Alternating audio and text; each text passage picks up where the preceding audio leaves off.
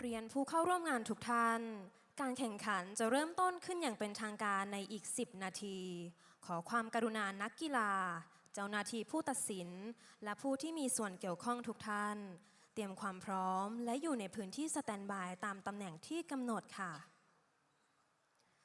May I have your attention everyone The competition will officially begin in 10 minutes We kindly request all athletes referees and officials to proceed in their designated standby area.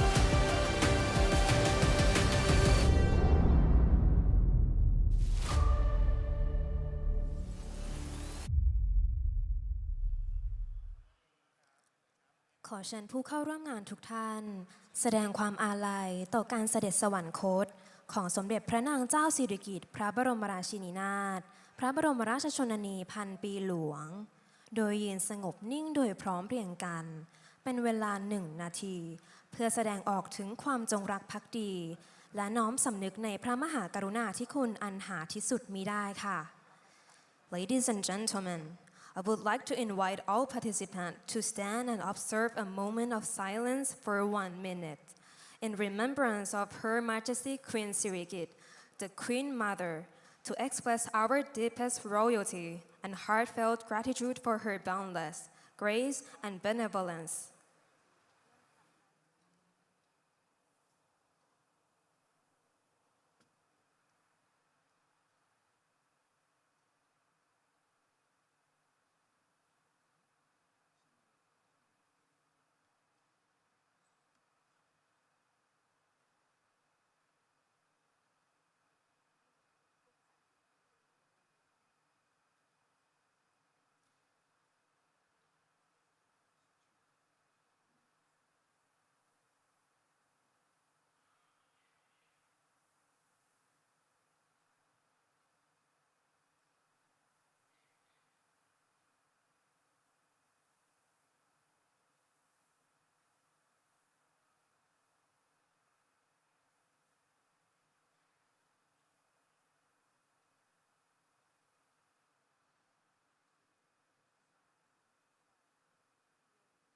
Thank you. Please be seated.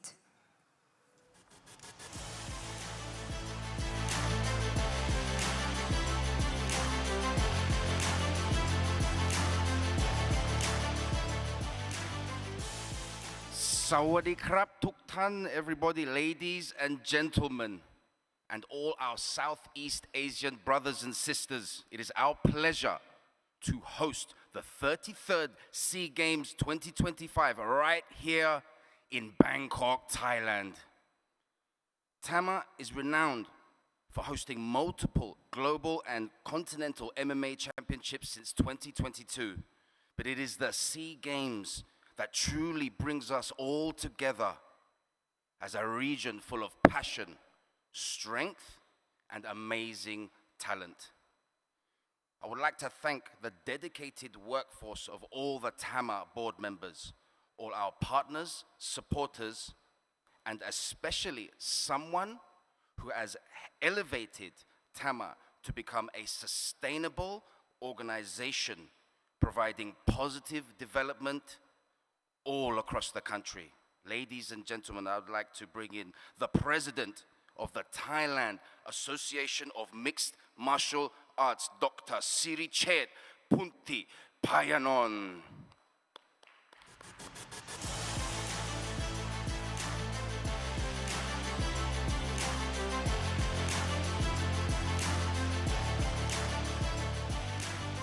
Good afternoon, Your Excellency, distinguished guests, honored athletes, ladies and gentlemen. Today, we make a history. For the first time, mixed martial arts entered to Southeast Asian Games. This is a proud moment for our sport, for ASEAN, and for every athlete who dare to dream of this day. You inspire us, your discipline, your courage, your journey. This reminds every person watching that greatness comes through dedication and unbreakable spirit. You are the role models for our youth and prove that no challenge is too great.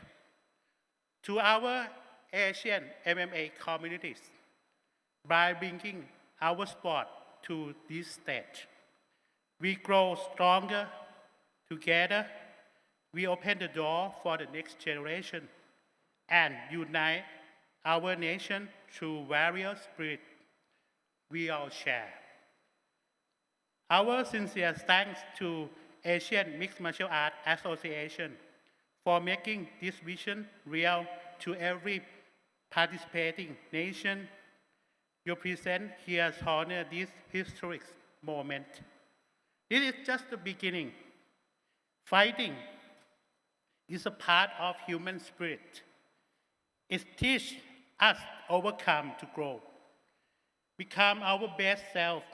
We will continue to engage and encourage the people across ASEAN because the warrior within each us deserve to shine.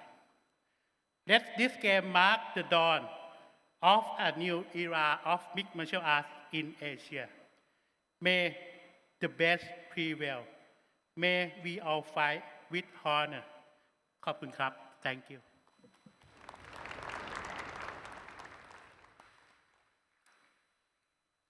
We'd like to invite all the presidents and representatives from each of the 6 participating countries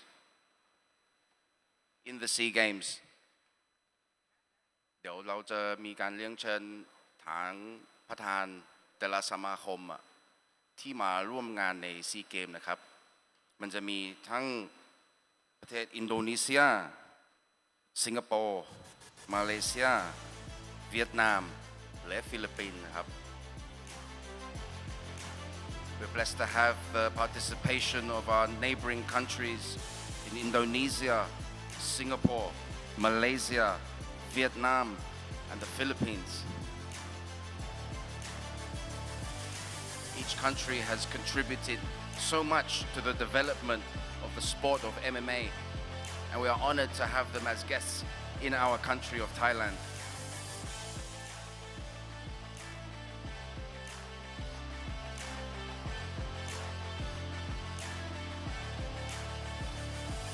First, like to invite the president of the Indonesian MMA Federation, Petachami, Mr. Tommy Paulus Hermawan.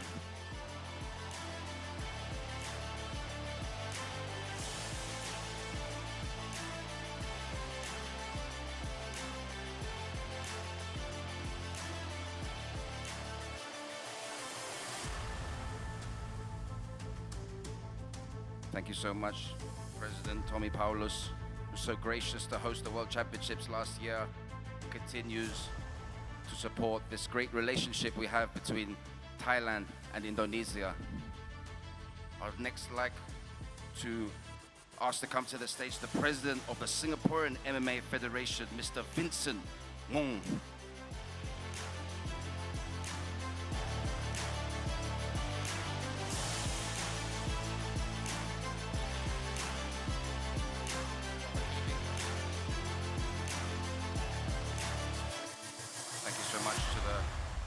President Vincent bringing the team and supporting the SEA Games. Our next guest I'd like to welcome to the stage from the Philippines, Mr. Lester Del Rosario, the team manager for the Philippines.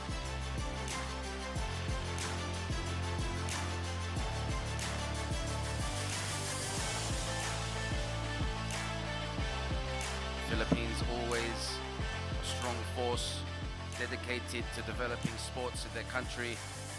Blessed to have them with us here in Thailand for the SEA Games. Our next guest, I'd like to ask to the stage the president of the Malaysian MMA Federation, Mr. Alvin Chong.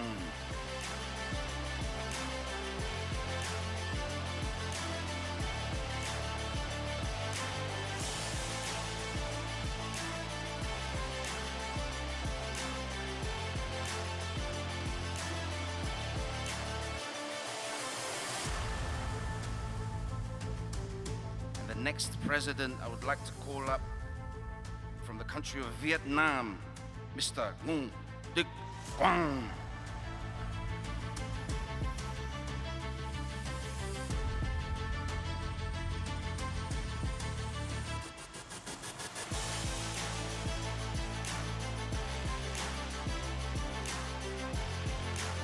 Thank you to the President Ngo from Vietnam, always supporting the events.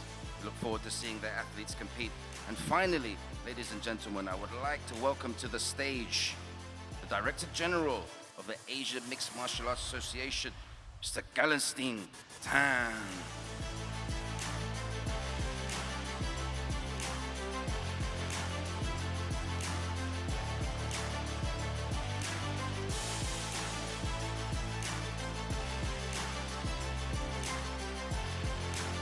Thank you so much for Amma for all the assistance. We'd like to take a group photo with all the esteemed guests.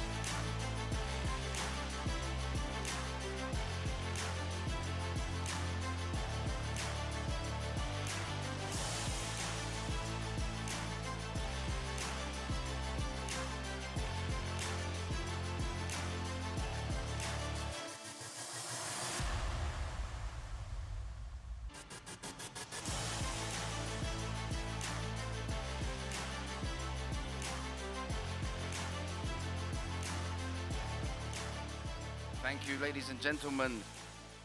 The time has come, finally. We get to see these warriors compete in the 33rd SEA Games 2025. Ladies and gentlemen, welcome to Bangkok, Thailand.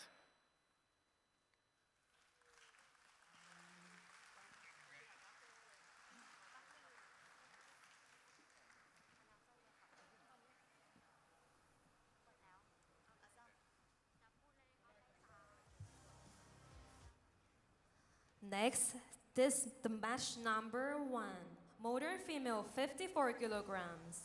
The red corner is Aravos Gina from Philippines.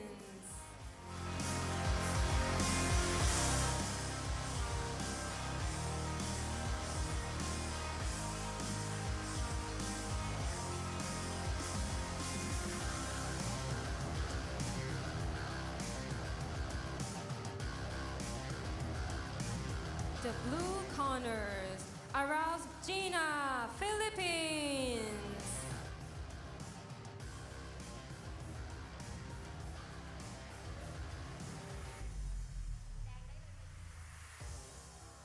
The blue corner, the red corner, Patrapunson Kanchuta from Thailand.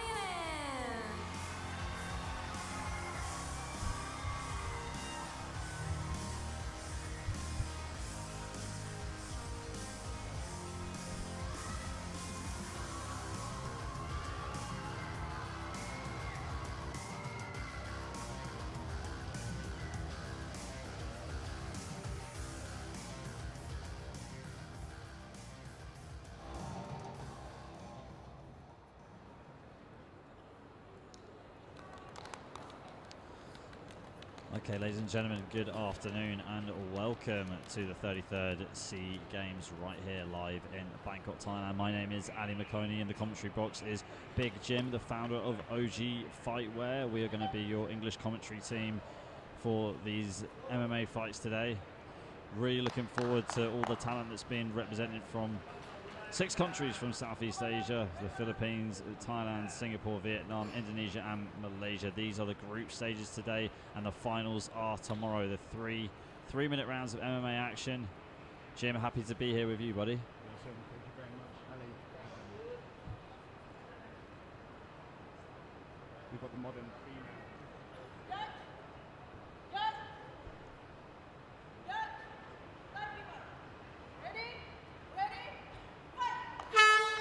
to start us off right here, we've got Gina Aros in the blue corner representing the Philippines, and in the red corner we've got Ganjuta Patarabun Sorn representing Thailand.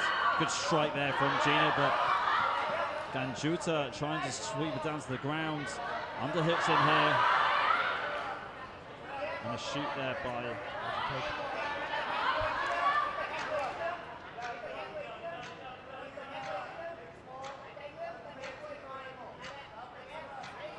Here they are in the sight of her back right here. Ganjuta's got a good grip on Gina. So she's trying to go for a guillotine, but Gina just pops her head up and transitions to an armbar. Has she got it right there? Looks like it's locked in tight. Gina's not putting them up of too much defense, and that is it. Wow, what a start for Thailand. Getting a win by armbar in the very first round, very first fight. Fantastic win. But the official in the blue corner is throwing up a yellow card.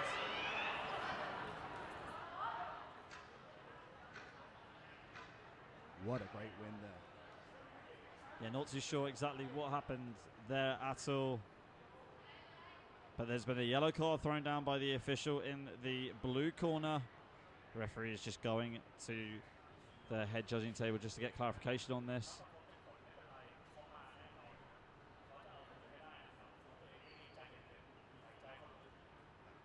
But that was a very impressive stoppage, a very impressive submission, transitioning as soon as Gina tried to escape, just scrambling and getting the armbar straight away. This was the attempt at the first submission, and then as soon as Gina unloaded with the strike, she just locks up that arm straight away. She already had a hold of the right arm as Gina was trying to strike down and just rolled straight into the armbar.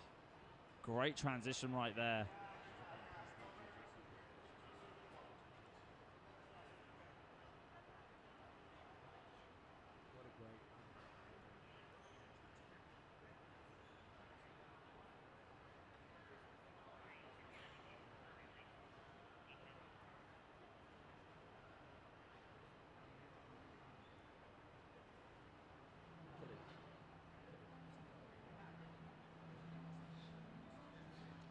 There has been a technical decision here. It looks like the fighters are coming back to the field of play. Oh no, we have a decision. And it is a win for Thailand. Ganjuta Patarabunson comes away with the armbar. Wow, what a stoppage that was for Ganjuta. And Gina Aros' corner were protesting the stoppage because they're saying that she hadn't tapped. But I think that armbar was locked in way too tight, Jim. There was no way that she was getting out of that one. No way at all. She is an extremely high-level grappling practitioner. She got her black belt this year. There was no way out of that armbar for the Filipino athlete there. Definitely not. Okay, we move on to fight number 2, which is coming up next. And here's that armbar one more time. Jim, just talk us through this. So she lost the guillotine right off the back, and then as Gina popped up, she's thrown the legs over the head there, as you can see, and the opponent has rolled through. She's got her, and she's pulled the arm there, as you can see, at the elbow. That's where the pressure is. That is extreme pain for the Filipino athlete there. And as you can see, Ganjuta knows that armbar worked and that she is coming away with the win. She'll be in the finals tomorrow. Yeah, incredibly impressive performance there by Ganjuta representing Thailand. Getting a win on the board for Thailand already in our first bout of the afternoon. Amazing start for the home nation, Thailand, with Ganjuta there. She is a veteran of the Thai national MMA team. She's actually a current MMA world champion as well. So. Oh, okay. Wow. So lots of experience and showed it off right there, especially getting a black belt in jiu-jitsu, right? Yes. Black belt in jiu-jitsu. Okay, there you go. So it paid off in the end. Looked like she wasn't in too much trouble off the back, attempting 2 submissions. Well, look, first was the guillotine, and then the armbar just on the... You can see on the screen right now the Filipino team, I think they're still protesting the decision, but according to the officials here, the referee can stop the action if they feel like the athlete can't defend a submission, or if it's on the point of a break, because this is an amateur rule set. We're trying to make sure that these athletes can keep competing. And that is it. At the end of the day, safety for the athlete is always going to be at the paramount, at the front of this sport. And I really do feel that referees have worked, for the athlete here, for the safety of the Filipino athlete. That armbar wasn't tight, as we can all see from the replays. But of course, the Filipinos believe they have something to contest, and this will be dealt with by the officials. Yeah, just as we're waiting at the moment, so SEAGAMES in 2025 will feature around 50 medal sports. The range of sports includes traditional Olympic-style competitions like athletics, swimming, tennis, etc., but also regional sports as well, such as mixed martial arts that we're having it right here, right now, and what a place for it in Southeast Asia, which is a hotbed for martial arts, of course. And it's also being supported by TAMA, so the Thailand Mixed Martial Arts Association. TAMA is a very good organisation that aims to promote and regulate the development of MMA in Thailand to get it, spread more wide across the country, get more people involved, and get more athletes competing to represent Thailand. Yes, TAMA have done a fantastic job in building the sport of mixed martial arts here in Thailand. Only recently, about a year ago, recognized under the Sports Authority of Thailand the actual sport of MMA. So this shows how new actually MMA is, and of course history today with MMA being in the debuting here at the 33 SEAGAMES. Yeah, I mean, what a great thing that is today, especially for the sport in Thailand. And this is where the growth really starts, and your grassroots start for a nation like this. You start doing games like this and get all the athletes to sort of get the experience in. And then we move on to bout number 2 right now. Blue corner, Nonthaburi Valencia Fahira from Indonesia.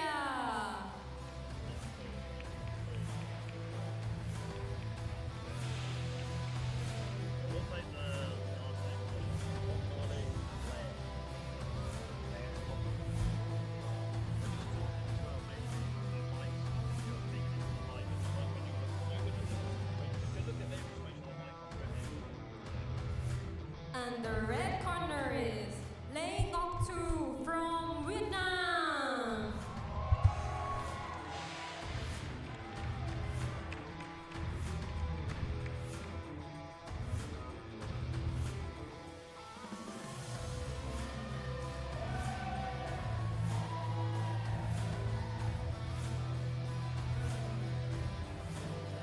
Oh, this looks like an exciting one, Ali.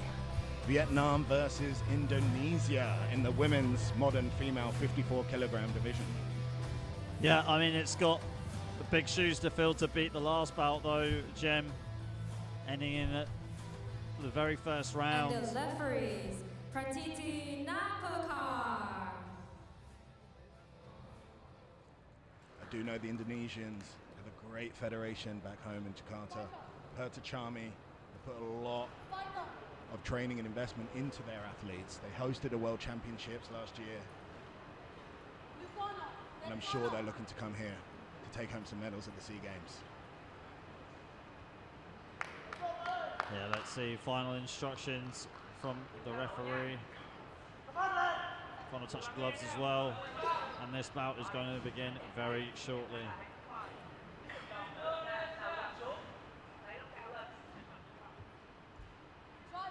So we've got Valencia Faria Hotmorley in the blue corner representing Indonesia, and Noctu Lei representing Vietnam in the red corner.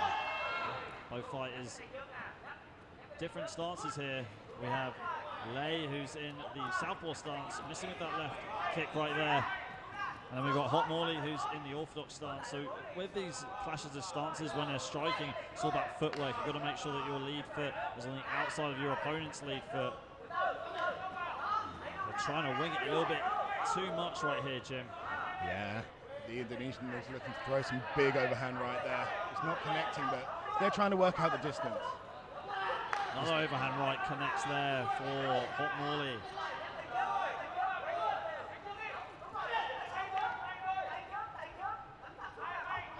Swinging it, almost connected there for Lei. Oh, a lovely overhand right there. But this is the thing, though, with as orthodox versus a southpaw, it's your power hands that are going to unlock the guards of your opponent. So it'll be the right hand for Hotmorley and then the left hand for Lei. But it's just trying to line it up. Lei's got the height advantage, only by a bit, but Hotmorley is beating her to the punch with these overhand rights.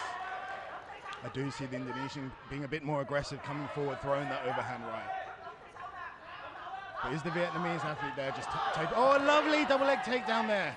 Straight into side control from the Indonesian. She's looking to stabilize the position here. She's got her left arm under the armpit. That's the underhook. The crossface straight into mount there. It's one of the best positions to be in now whilst they're on the ground. Yeah, that was really a real smooth transition for Hot Morley, and now she just unloaded with the ground and pound as Lei tries to escape, turning over. She's given up her back there, the Vietnamese athlete, and the Indonesian's taken the back. You can see that the hooks are in, her legs are around the body, and she's looking to get the choke. The left arm is still by the ear there. Right, she's moving back up to the mount to establish the position. The rear naked choke. She threw the arm under the chin there of the Vietnamese athlete. Now it's all about fighting the hands, right, Jim? If you're Lei, the Vietnamese athlete, she's got to fight the hands and try and twist around the other way. Yes. That's exactly what she needs to do here. Oh, the arm bar's there. The Indonesian is throwing the arm bar. The referee's looking very, very clearly if there's a tap, but there's not been. Wow, they're really it's very scrappy on the ground here. But the Indonesian looks to dominate position here with the side control. Yeah, I mean, she had so much success in side control when this grappling started. Straight into mount there again. Such an easy pass there for Hot Morley, getting into mount. And it is so tiring being on the bottom. I was about to say, Lei must be absolutely exhausted, and there goes the clapper. Twist over there from Lei. Looks like she's going to survive the first round, and she does. A very dominant round on the ground for Hot Morley. Couldn't agree with you more there, Ali. That was some great control on the ground there of the Vietnamese athlete. The Indonesian came in strong, great jiu-jitsu, held positions, moved to the next position from the side control to the mount.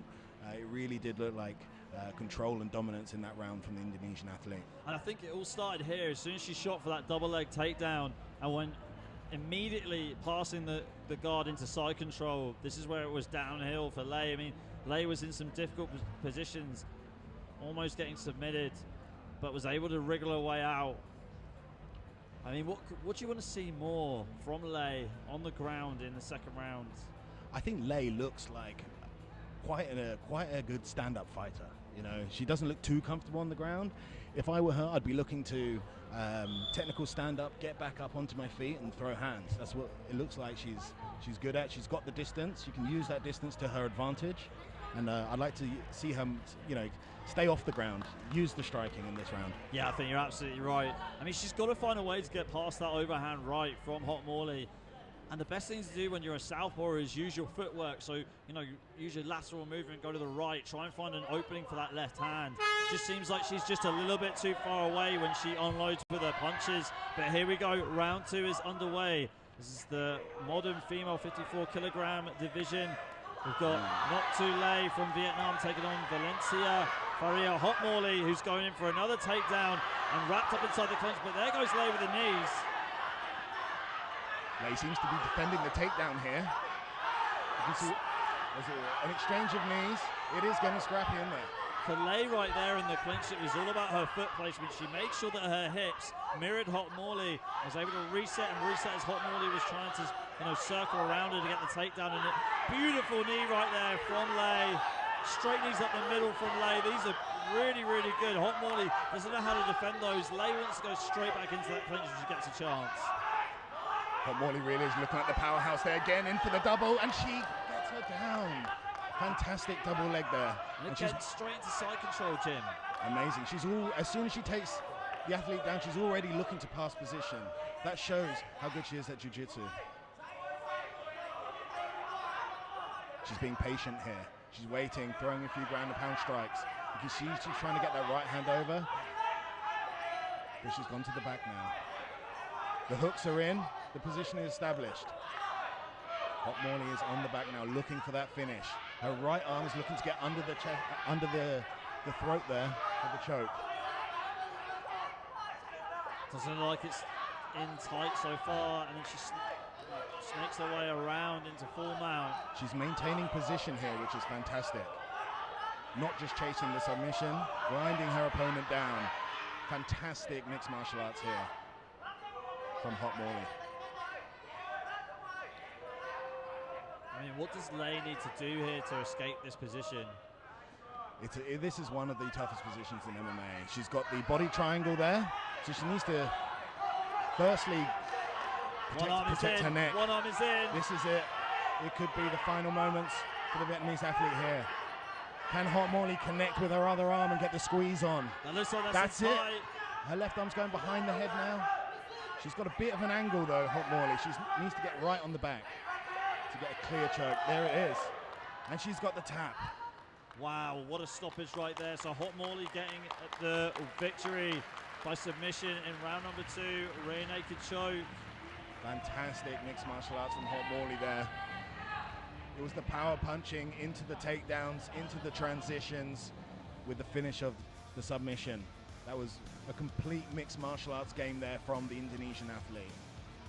But I mean, what a clash of styles as well. Like you said, Lei seemed like the better striker. She showed that in the second round with her clinch work. Those knees were strong. They really did land and cause a lot of issues for Hot Morley, forcing her to take this fight to the ground, and that's where she got the job done and got the finish. And this what makes mixed martial arts so exciting. You know, they say styles make fights in all combat sports.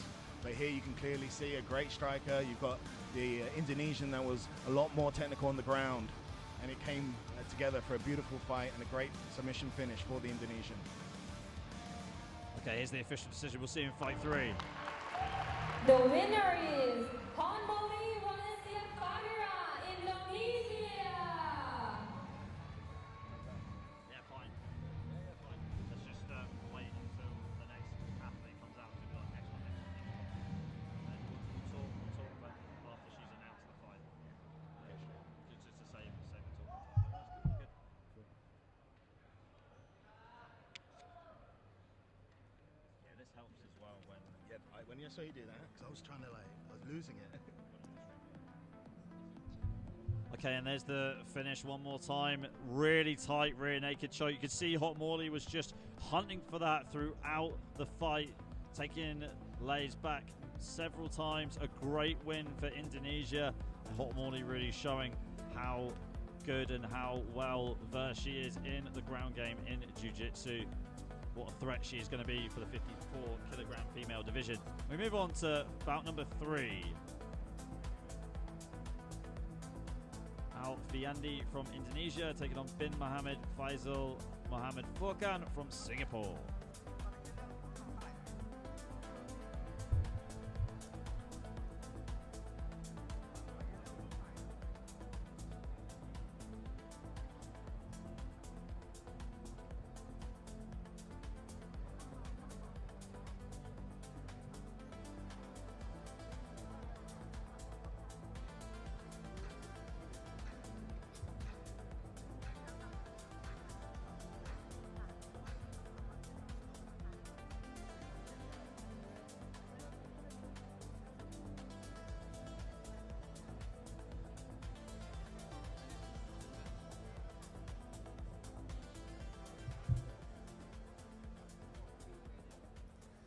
Next match, modern male, 60 kilograms.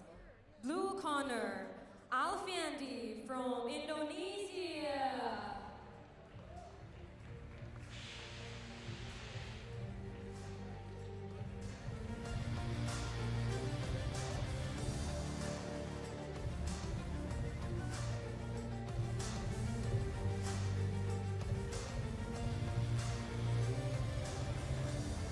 Red corner, Muhammad Fukwan bin Muhammad Fatai, Singapore.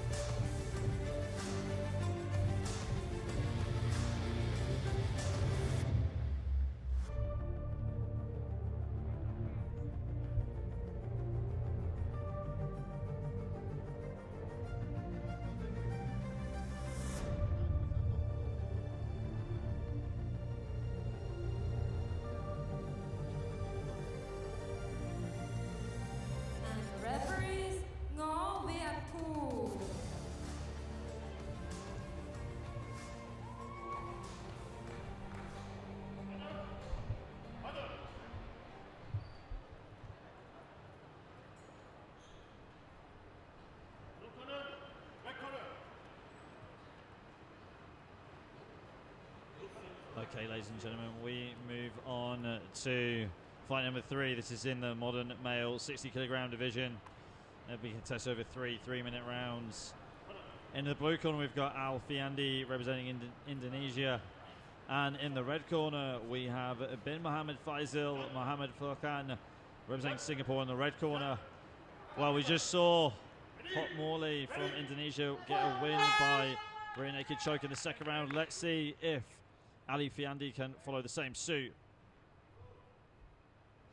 Both fighters in the orthodox stance. Looks like they're quite handy, especially in the blue corner, Alfiandi. Great shoot there. Lovely double leg there from Alfiandi. And again, straight looking to pass the guard. He's passed straight into side control. Now he needs to stabilize this position. Ooh, the Singapore Mohammed Furkan able to get a good pass there, get back to his feet, but it gets taken down again by Ali Fiandi, who's in full guard at the moment, trying to posture up. So from here, he needs to pass the guard. He's got the Singaporean athlete's legs around him. He wants to get, he's got one leg over now. He's in the half guard. He's just moved the right knee through, and now he's into side control. Fantastic transition. Now he wants to stabilize this position. Hold the athlete down and wait for his moment to move. He's looking to put that left arm. North-south position now for Alfiandi, the Indonesian. He's looking for a Kimura. He's got the Kimura grip there, you can see. But he needs the Singaporean to get onto his side. The Singaporean's on his back. Now he's on his side. The Kimura grip was let go. That was looking very dangerous there from the Indonesian for a moment. Yeah, still staying busy here. Alfiandi, Mohammed Furkan fighting off this relentless pressure, trying to get a submission in the first round. Still looking like Alfiandi's going to pass guard yet again. It goes into half guard from full guard. And almost there's a sweep. A sweep there from the Singaporean, yes. Yeah. Let's see how Alfiandi can work from his back now. He's throwing the legs over for an armbar. And the left leg has... time has been called. And the referee resets them.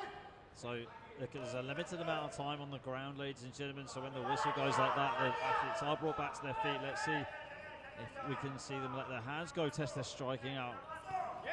Shoot there, good stuff off the takedown by Mohammed Furkan.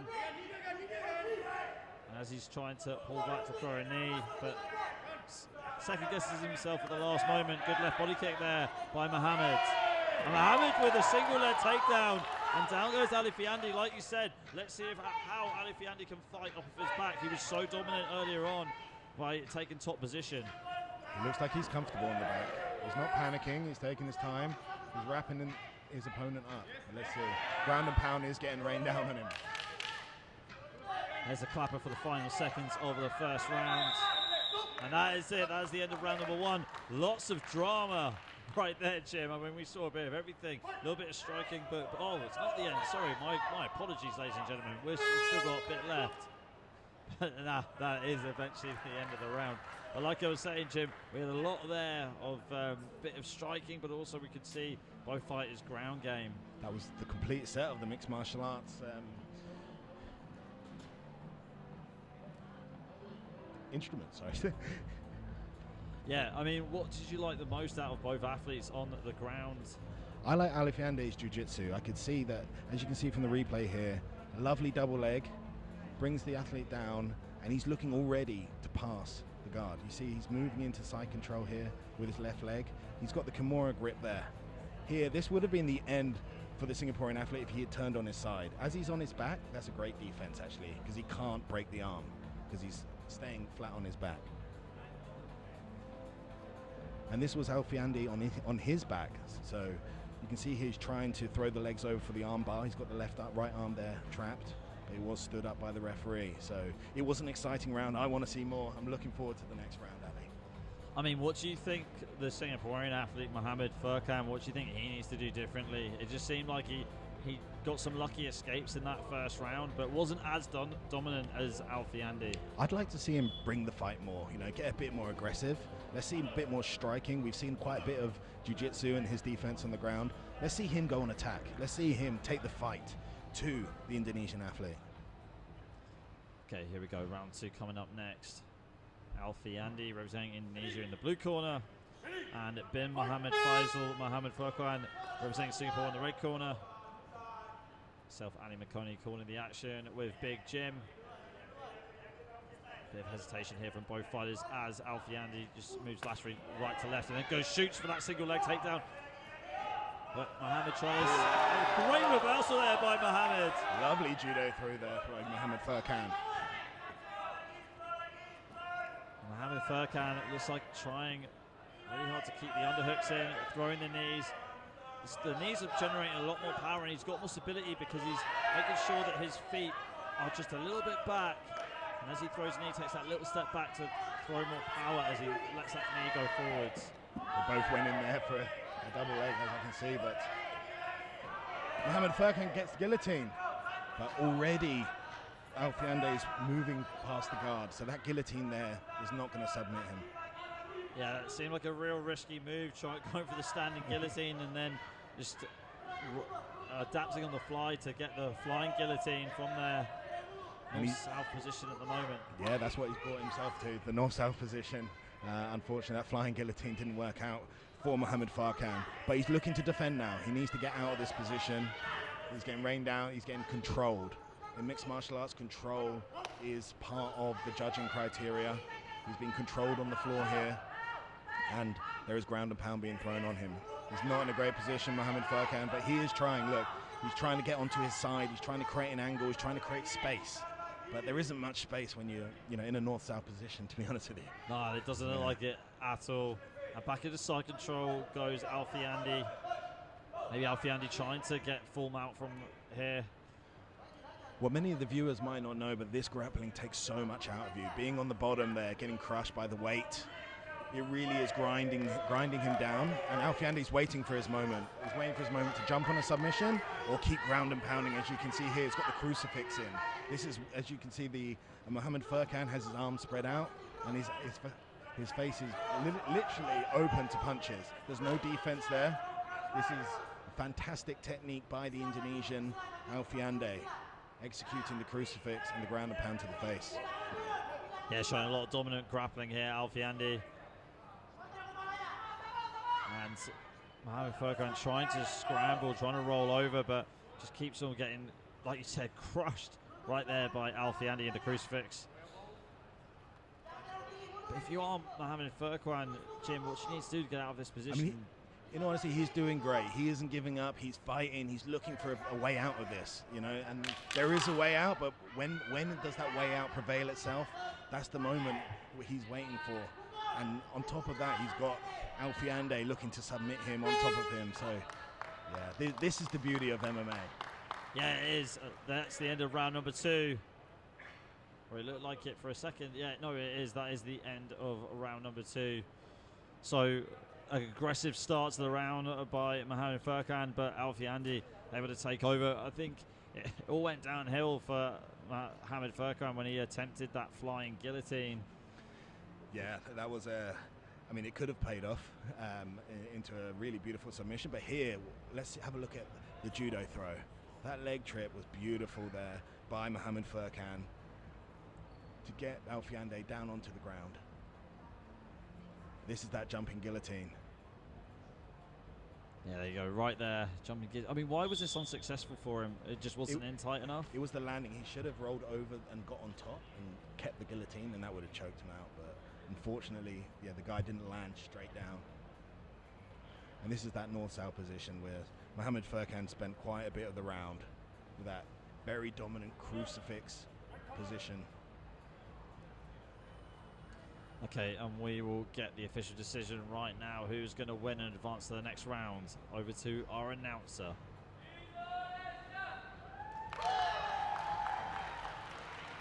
There you go, Alfie-Andy getting the victory. Is blue corner, Alfie-Andy, Indonesia. No surprise there. Alfiandi was dominant on the ground, was very good at adapting to his opponent, and secures the win. Another win for Indonesia this afternoon. We'll see Alfiandi later on. Great sportsmanship from both fighters, both athletes competing here at the 33rd SEA Games, right here in the heart of Bangkok. As we move on to our next match, which is also in the modern male 60 kilogram division. The next match, modern male 60 kilograms. Gongsi Kristada, Thailand.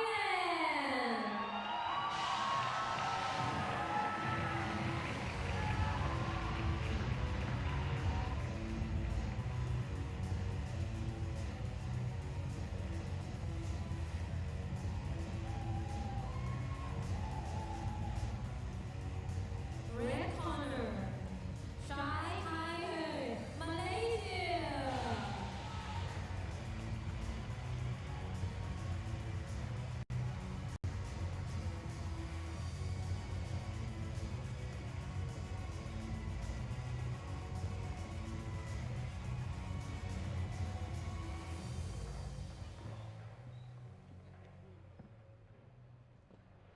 And referees, Nonthaburi.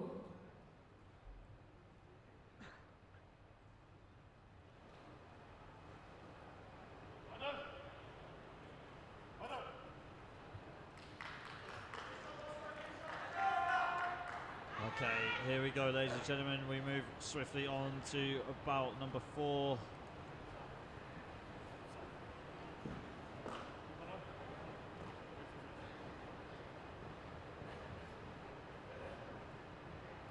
So in the blue corner, we've got Kitsada Gongsi representing Thailand. And in the red corner, we've got Kai Hei Chai representing Malaysia. Gongsi already has won 2 silver and bronze medals in the SEA Games. Not in MMA, that is. But let's see if he can do the same here for Thailand in this competition. Yeah, what an exciting matchup for the home crowd fans here. Lovely striking from Gongsi Chai. And into a double leg. He's taken the athlete into the air. And a big slam! Beautiful from Gongsi Chai. Wow, that was impressive from Gongsi Chai. Let's see what he can do from here. Inside control at the moment, trying to pass into full mount. And he gets it. Beautiful transition there into the full mount. And now he's going to rain down some heavy ground and pound. Doesn't look like Kai Hai Chai can defend himself at the moment. Scrambling, was really struggling when he was in full mount. And now trying to get back up to his feet, but Gongsi Chai is all over him like a rash. There's some lovely control there on the back.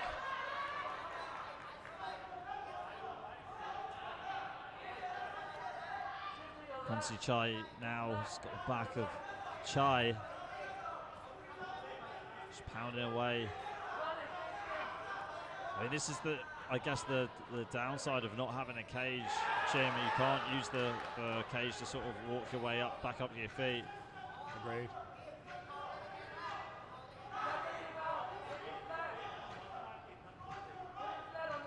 And Chai gets in a better position at the moment compared to what he was before. Looks like he's in half guard, trying to pass at the moment into side control. And their athletes are forced to stand up. That was too much time on the ground. The fight is going to continue. I did like the stand-up of Gongsi Chai. Let's see if he can unload that right now. Almost reminded me of Rodtang. He looks Rodtang-esque for sure. The style, the power. Going into the clinch right now. Both fighters have got some good positions. Underhooks there by Gongsi Chai, and gets the trip down to the ground, and looks like he's in full guard at the moment. So the tempo is now gradually calmed down a bit more, Jim. We had the fast and furious start at the beginning of the round from Gongsi Chai, and now it just seems like they're just trying to make sure they don't blow a gasket so they can last the whole fight if it goes that far. For sure, can definitely see them settling into this fight now, taking their time. Again, too much grappling time, so the fighters are forced to back to their feet. You can hear the corner of Chai just shouting at him to unload his hands, and he does. Clocking Gongsi Chai twice to the left hook. Looks like Gongsi Chai is dazed as he retreats into the clinch. Good knee there by Chai, and that is the end of round 1. What round that was. Gongsi Chai doesn't know where he is. Stumbling back to his own corner, and what a turn of events at the end of the first round. Chai looks like he really did rock Gongsi Chai near towards the end of the first round with those punches. Yeah, it was a heavy exchange of punches there, and Gongsi Chai looks very dazed. Looks tired as well. He put a lot into these takedowns, you see. I mean, this look was the at first that. one, the walk and slam. Lovely slam. Straight into side control as well. There's another takedown here. Not as powerful as the first one we saw on the replay, but just as effective to get Chai down to the canvas. And here is the punching from Chai, where he landed with the left hook. You can see that as soon as that left hook connected, that really did rock and daze Gongsi Chai. I don't think he's fully recovered, Jim. Let's see how this break intermission, how much he has been able to recover. But he's ready to go out there and fight, that's for sure, for his country, Thailand, here at the 33rd SEA Games. There's something wrong with the eye, though, of Gongsi Chai. He's robbing it a lot before this round began, and there he goes again with another takedown using the underhooks. And he is in full guard. We saw this was the end of the first round in full guard. But Gongsi Chai just, put all his weight down on Chai just to take some more power out of him, zap his energy. And Chai trying to use his hips to escape, and that is it. The referee pulling him back to the feet. It's too much grappling time, too much of a stalemate.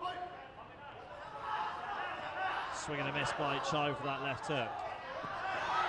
And Gongsi Chai comes in for a takedown, but gets reversed by Chai, the Malaysian athlete here. Straight into side control. But then there's another reversal by Gongsi Chai. The Thai athlete takes his moment when it's most needed and is able to get out from the bottom and straight back on top. He's in guard now. Where can he work from here? Well, what can he do to work from here? I mean, it seems like Chai isn't too bad off his back.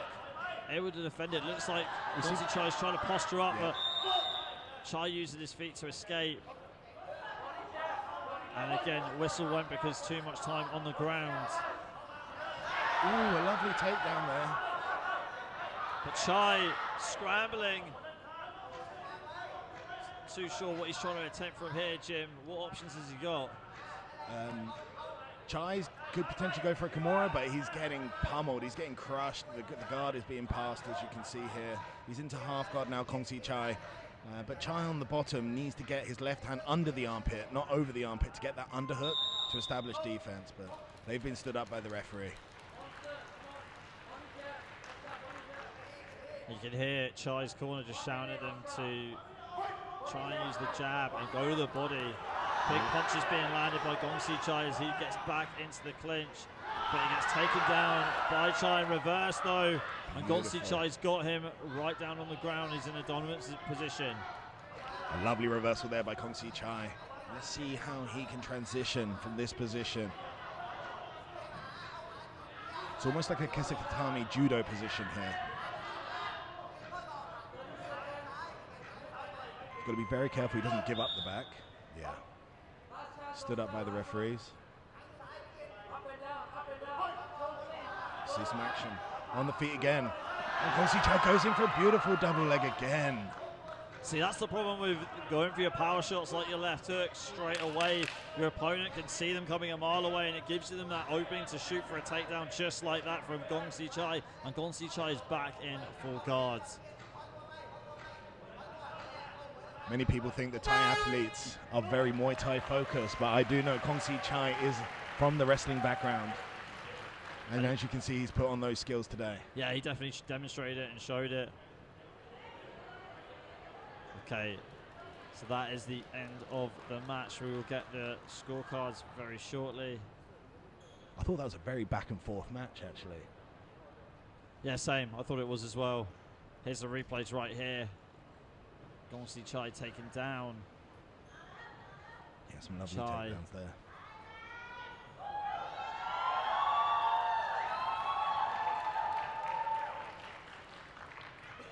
The question to the judges, those punches at the end of the first that really rocked Gongsi Chai, how much will they be taken into account? Yeah, that's for sure. Gongsi Chai was so dominant on the ground, though. I think we're going to a third round. Looks like it, doesn't it? I know, here comes the decision. So who's going to be Chai from Malaysia or Gongsi Chai from Thailand? We'll find out right now. The winner is Thailand!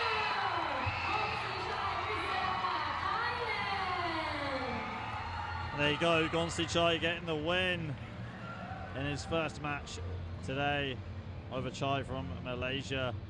A great applause from the home crowd here in Bangkok, Thailand. Their hometown athlete, Gongsi Chai, comes away with the win. He'll be in the finals tomorrow at the 33rd SEAGAMES.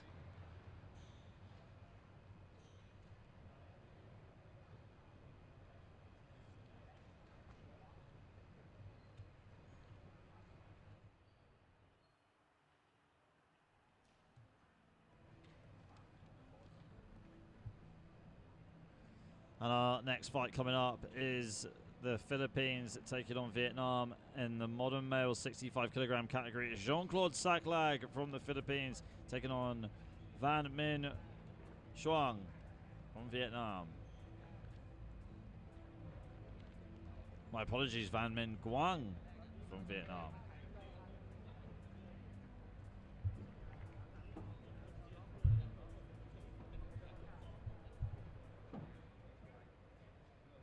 Next match, modern male 65 kilograms.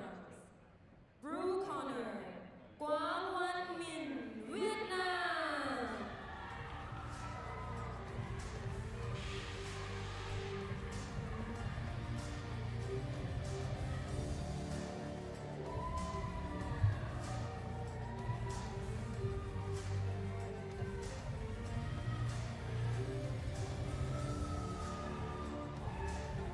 Red corner, Seventeenth, Philippines.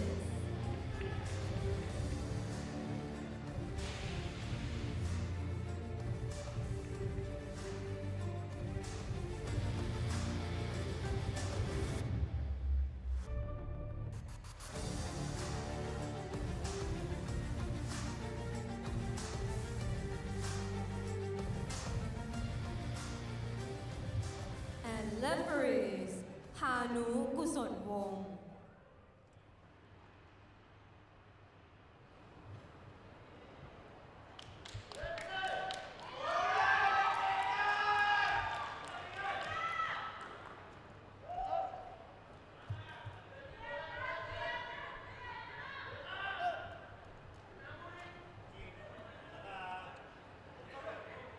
Okay, ladies and gentlemen, we are moving on to bout number 5 in the modern male 65 kilogram division. It is Vietnam taking on the Philippines. Van Minh Nguyen from the Philippines in the blue corner taking on Jean-Claude Saclag from the Philippines in the red corner. Jean-Claude Saclag, familiar face to me. Jim, a massive fan of One Championship, and Jean-Claude Saclag had 4 fights in One Championship on One Lumpini, winning 3, losing 1 in his last one. He won by TKO with ground and pound, getting a bonus of 350,000 baht from Chachu Siriatong, looking like he's trying to elevate the Philippines to superstardom, join many Filipino athletes that have put the Philippines on the map in fighting sports. I mean, fighters like Denise Zamboanga, Edward Folang. Let's see if Jean-Claude Saclag could be the next household name. Good clinch work from both fighters here. Looks like Jean-Claude Saclag trying to fight for the takedown, but just coming out of the clinch, spinning straight out of it. Good punches there by Nguyen. Some extremely strong punches there. Seems very scrappy at the start here, though. No one's settling into their rhythm. It seems very, very tense. Yeah, not a lot of planning behind the strikes either. Not too much so at the beginning, but see if Saclag can get something going with the jab. Good left hook there from Saclag. Amazing to see such high-level athletes here, Ali. Good low kick there from Saklag. An overhand right, good punch to the body too. And a left hook right there from Saklag. Looks like Gwang is hurt. Gwang is hurt. Going with the low kicks again, and Saklag puts Gwang down momentarily with that left hook, but Gwang gets straight back up to his feet. He's asking for it. Saklag wants the fight. He's trying to draw his opponent in. No doubt for that left hook he just threw again and missed. Oh, and looks like Gwang is complaining. Oh, sorry, Saklag complaining about a knee to the head. That happened very, very fast. Underhook's being established here by Gwang. Saklag fighting the pass there, just putting his hands on Gwang's hips and escapes.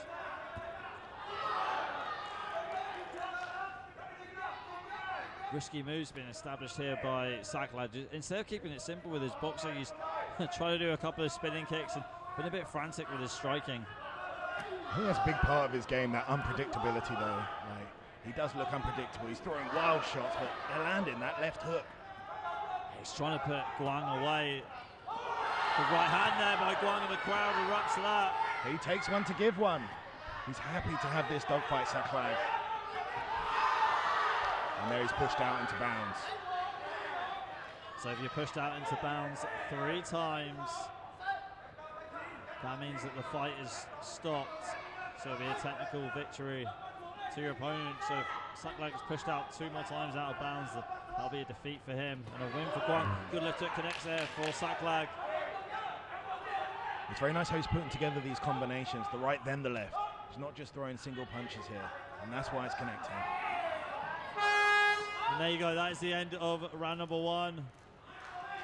A great energy round that was from Saklag and Van Min.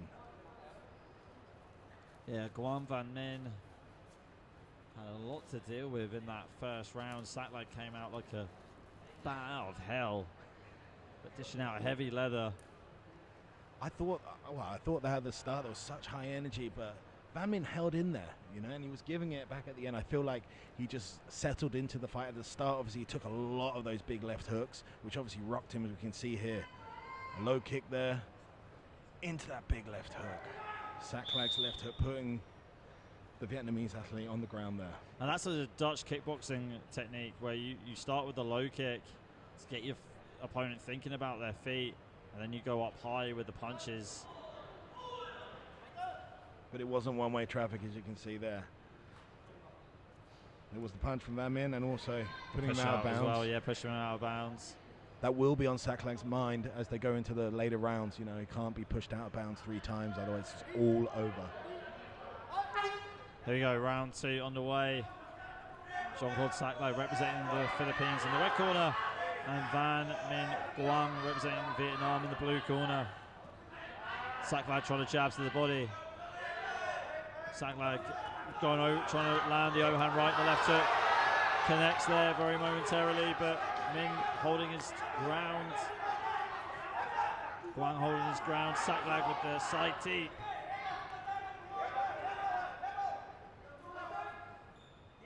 Saklag being smart with his footwork as well, doing the short full starts, and there's a takedown. Straight back onto the feet, but Saklag's got the back. He's got a great grip on the back there. And they clinch. But Van Min's not going down without a fight. He's coming back. He's throwing the dog fights there between both of these athletes. They both want it. Now Van Min letting his hands go in round number 2, but Saklag gets a single leg takedown. Wonderful transition there from the striking to the takedown. Van Min thought he was going to get, you know, ducking a right hand, but he went in for the, Saklag went in for the takedown, and look where we are now. A dominant position for Saklag on the back here, but Van Min manages to get out, and he's coming back fighting.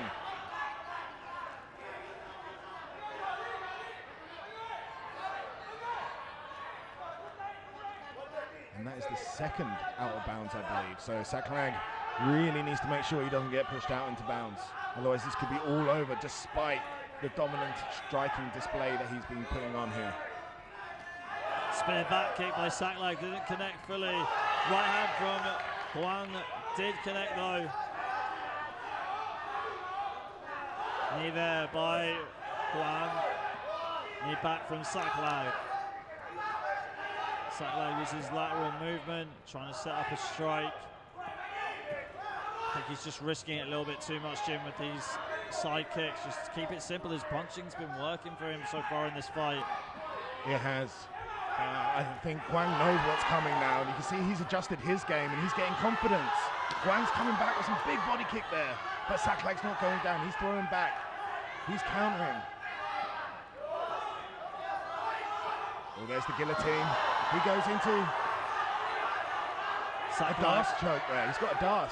Saklag has lost he's lost 2 fights in his professional career, 1 on points and 1 to submission. That was an armbar, so I could tell you the stats there that Saklag's weakness is the ground. But watch Gwang come back here. He's really putting on a strong performance throughout this round. It's going to be a tough fight for the judges to score. But this round maybe not so much. Gwang has been very dominant. Good right hand there from Gwang, and that is the end of the round. That was a fantastic round there. I mean, what a great fight so far. I mean, there was such great dominance in the first, but then I can see Gwang coming back with that resilience and strength in the second there.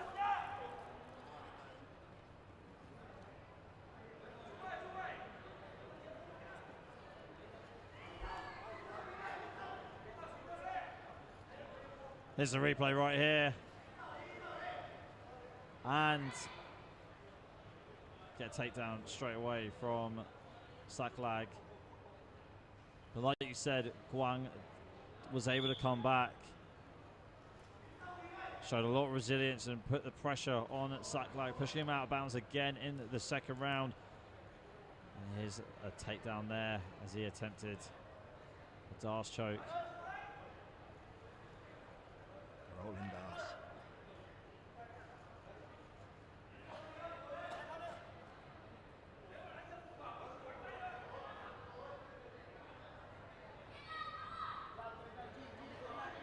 So we will be having a third round now.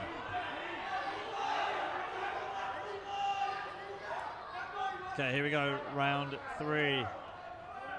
This must be the deciding round between these two. I wouldn't want to be a judge. I feel like Saklag had the first round and Gwang had the second. Gwang's coming out firing. He wants this. Saklag trying to time Gwang on the back foot, get a bit more confident as he comes forward. Watch out for that low kick from Saklag. Swing and a miss there by Saklag. Gwang still on his tail though. Good body kicks coming in from Gwang. Gwang, as Saklag locks up, straight knee from Gwang. And Saklag's corner urging him to come forward. But it looks like Saklag is overthinking this a little bit too much and trying to find the same shots, not adjusting to what's in front of him. Yeah, both corners screaming at their athletes to go forward. This is it, the final round. Who's going to get them into the final tomorrow? Saklag or Gwang? They both want it, you can see. This is a dogfight. Both of them are trying to come forward. And it's going to be down to the judges. Very interesting round there by both fighters, who decided to keep it standing.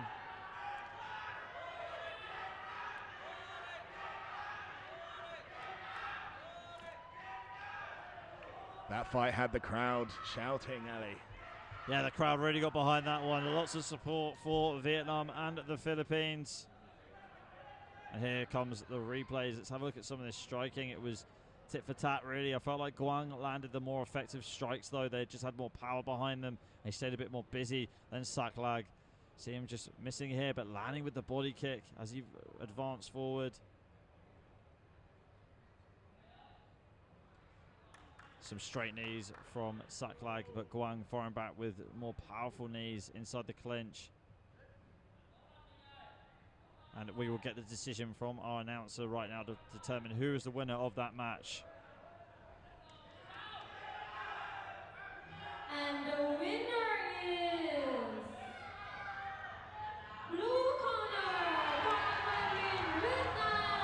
What an impressive performance there by NagmwongWan from Vietnam. Yeah, it's a great performance. A real story of it's never over until it's over. You know, he had a first round, he definitely lost that, I think, Ali, and he just came back fighting, stronger. He stood up, he came back, fought for his country, and now look, he's coming away here at the SEA Games with a win over somebody that's fought in one of the highest leagues of mixed martial arts in the world. Yeah, exactly. Just stuck to his game plan, was able to just slowly chip away at the defensive sack lag with good forward pressure and good solid basics, straight punches and body kicks. And in that second round as well, has some good work on the ground. Here we go with the next fight. Brew Connor Albert from Indonesia.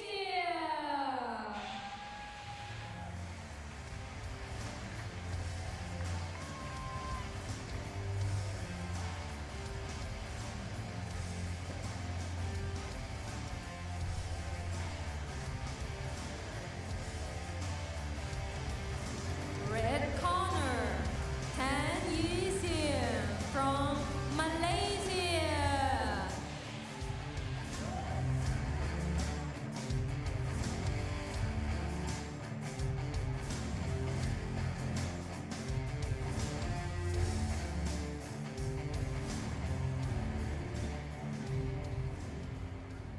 And referees, NagmwongWan.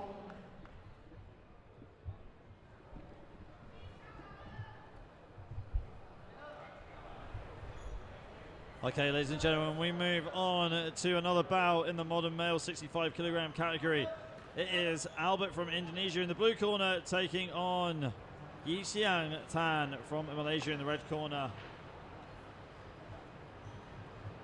So Albert and Tan do battle at the 65 kilogram division. We just saw Guang win a very close decision over Jean-Claude Saclag in our previous bout in the same category.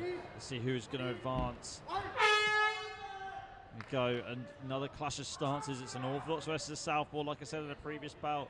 It's all about who has the better footwork of the two right now. It's the fighter in the red corner, Tan, with better footwork. His right leg is on the outside of Albert. It'll give him a lot of good angles for that left straight and left body kick if he chooses to use them. There it is. I'm missing with the high kick from Tan. Tan almost stepping out of bounds. And there goes Albert attempting the single leg. He's got a hold of that leg very tight. He's able to take Tan down to the canvas. Yes, that was a lovely single leg there that he was able to take him down, but the referee stood them up slightly out of bounds there. Reset, back on the feet. Lovely teep up the middle there from Albert. Now Albert just has to move a little bit to the left. Open up an angle for that right handle for the right body kick. Good outside low kick there by Albert. Touch of gloves as well from both fighters, and Albert goes for his own single leg, but has to let it go. As Tan is very strong in the clinch, and goes for a toss and gets it. But Albert again straight back up to his feet. This is a real chess match between these two. Very evenly matched they are. Albert's trying to step back here. If he steps back a little bit more, he can throw the knee up the middle, which he does.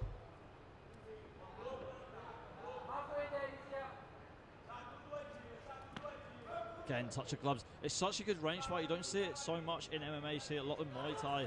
The fighters will touch the glove. It's a very good way of finding your range. It's almost like a jab, but you're not fully committing to it. You can pull that hand back and put it back to your guard to defend yourself. Albert getting his takedown stuffed, and Tan just scrambling alone on his back.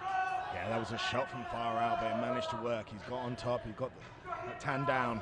But how's he going to work from here? Tan looks comfortable at the moment off his back, though. We got a half guard situation here with Albert. He needs to be patient now and work to move forward from this position. Yeah, that wasn't quick enough work on the ground there. The referee wants to stand them up. Let's get the action going again. Good defense from Tan. Tan charging forward, getting good positioning, underhooks inside the clinch and throwing the knees. But there's a turn there by Albert that was negated by Tan, and Tan with a little trip. But back up to the feet they go. There's a push out of bounds by Albert, quite a cheeky push out of bounds. Jim, like we said, if you get 3 pushes out of bounds, then that is a defeat. Yeah, that just encourages fighting in the middle. They want to see action. But this has been like a grueling wrestling kind of round here. I think both athletes are going to be feeling, you know, the strain of wrestling that they've been grappling with each other, clinching with each other for a whole round here with high energy, high strength. First round, I think, you know, the fitness is going to be a real thing that's going to help these athletes win this fight or not going into the second and third round. Yeah, completely agree. Here comes the replays right now. Like I said, very well-matched wrestling between both fighters. It was very back and forth with the grappling. See a takedown here by Albert. But the referee had no choice to attempt there. Bring him back to the feet. And there's a trip here from Tan. Tan gets back to his feet from that as well. And the straight knees. I liked the straight knees from Tan inside the clinch. Just seems like he's got more of a lanky, stringy frame for the weight class. We move into round number 2. Don't forget Albert from Indonesia in the blue corner and Yi Siang Tan representing Malaysia in the red corner.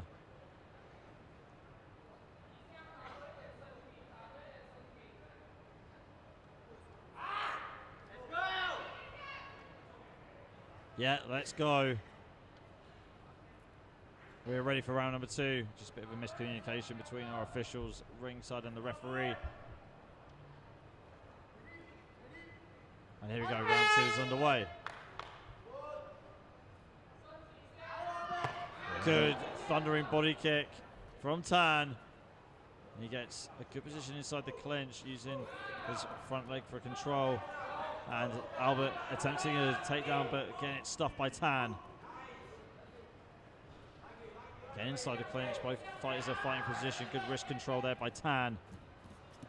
And being pushed back, but a turn from Tan inside the clinch. Good redirection. Yeah, that was out of bounds, but no athlete was penalized for that as they were both out of bounds. Outside low kick from Albert. Starting to relax a bit more now, both fighters trying to just read their opponent and find the right strikes at the right time. Spin it back in there by Tan. And that folded Albert. He gets back to his feet, trying to scramble for a takedown, doesn't get it, gives up his back. And Tan has his back again, trying to throw the knees. But again, there was no penalty for being out of bounds. Both fighters were out of bounds in that scenario. On the hooks here from Tan. Straight knees from Albert and a short right hook as well. Albert again lunging in for the single-legged takedown, but he looks tired compared to Tan, Jim. Yeah, Tan almost tried to put in the Darce choke there, but knew he didn't have the energy to pull that off, and he's ended up on his back here. Albert's on top, looking to throw some ground and pound. This is what scores points here in mixed martial arts. But Tan is not down and out. Let's see what he can do off his back. He looks like he's got a triangle in there. One arm's in, one arm's out, as you can see. He needs to get Albert's left arm across the body to finish this triangle. You can see Albert's left arm is actually under Tan right now, so it's very hard to finish the triangle from here. A referee asking the fighters to stand up from here. Was that a tap from Albert? No, the referee shook his head, no tap. That's interesting. Anyway, the action continues. Still a dominant performance so far from Tan. So Albert is blowing quite heavy in the second round. Good kick there by Tan, but Albert catching it, so he's going to attempt to take down. Trying to scramble into side control, but not in the best position. You can see that Albert now is looking to transition from this position, almost like MMA Khabib style, Dagestani wrestling style, climb up the body, get into that mount position, smother his opponent, and then lay down the ground and pound. But that's the end of the round here. Yeah, that's the end of round 2.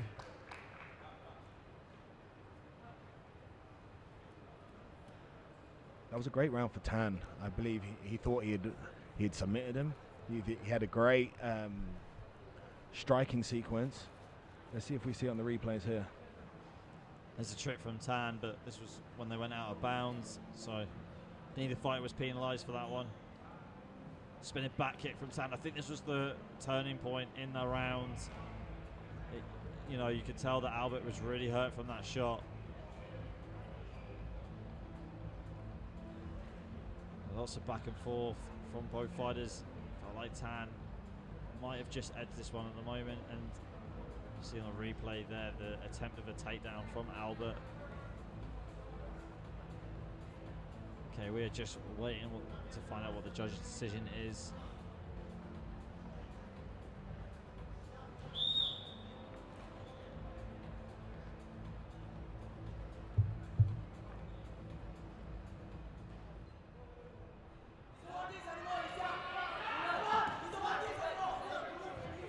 And we're going to be back for a third round now. So it must have been one round each, and this is a deciding round here at the 33rd SEA Games as mixed martial arts makes its debut as an exhibition sport. We have Albert from Indonesia versus Yi Tan of Malaysia. So we're in round number 3 at the moment, so both judges, all judges determining that the previous 2 rounds were a draw, so we've got a final round. This third round is a deciding round. It's 1 minute. Wow, 1 minute to work. So this is going to be exciting. Tan throws the double leg there, and he's managed to get the back. Good work taking the back by Tan. Albert's defending with that leg there. You can see he's got the left leg in the air, and he's looking to take him down. But Tan's already looking to transition to the back. Very scrapping, very even actually in this grappling exchanges. Both of them getting up on each other, but then reversing. We're in a clinch position now. Unhooks in here from Tan. Tan throwing the knees up the middle. Knee there from Albert. Back and forth with the knees, but Tan getting a takedown with a trip. Lovely inside leg trip there. Could they have won it for the Malaysian athlete? We'll see. This goes down to the officials now. Potentially, I mean, what relentless effort from Tan. Yi Tan. He gave everything right to the end there. Let's see if that last ditch effort inside leg trip, may have swayed the judges in their decision here.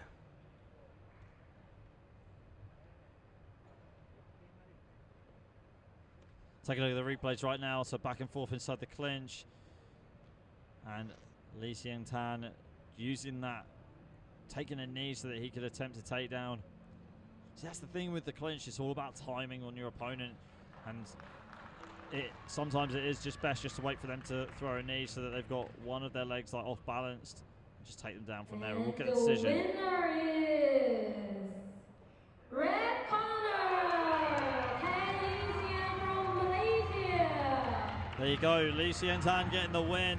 No surprise there. He was very dominant in that deciding round with the grappling. Able to take down Albert at least twice. And he advances to the next stage of the tournament. Congratulations. Yeah, great fight, and it did come down to that last round. 1 minute of action, and that takedown at the end there, that inside leg trip may or may not have been the deciding factor, but he comes away with the win. Okay, and then coming up next, we've got Van Nam Pha from Vietnam taking on Elu Frederick Sevilla Traditional male, from the Philippines. 76 kilogram. Blue corner, Sevilla Aloy Frederick from Philippines.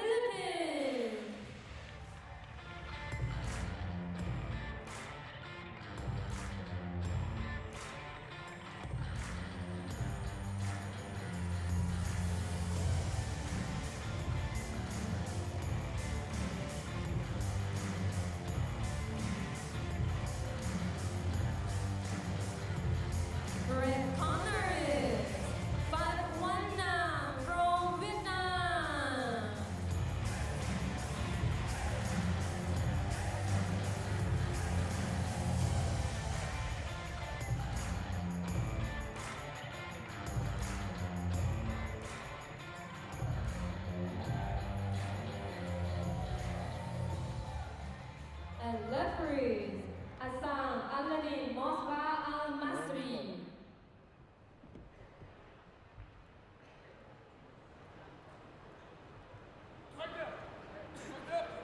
Okay, ladies and gentlemen, we move on to fight number 7. So this is in traditional male 56 kilogram MMA bout. So we have Eloy Frederick Sevilla in the blue corner from the Philippines, taking on Van Nam Pa from Vietnam in the red corner. And as we can all see, it is visually different. They are wearing the kimonos. This is used when fighting. We can grip that outfit that they're wearing. They can use that to throw each other. They can use it to submit each other. So this is the traditional male 56 kilogram category. Yeah, we haven't had this yet where they're wearing the kimura. And a clash of stances again. Good takedown right there by Far, sorry. Far trying to advance, trying to transition. But Sevilla very good at working off his back. Sevilla looks like an experienced jiu-jitsu player there. He inverted and then he's almost got to the back there. You can see he knows what he's doing on the ground here. He's pulled guard. He's using his legs very well, Sevilla, as a good defense. He's wrapping his legs like arms around his opponent.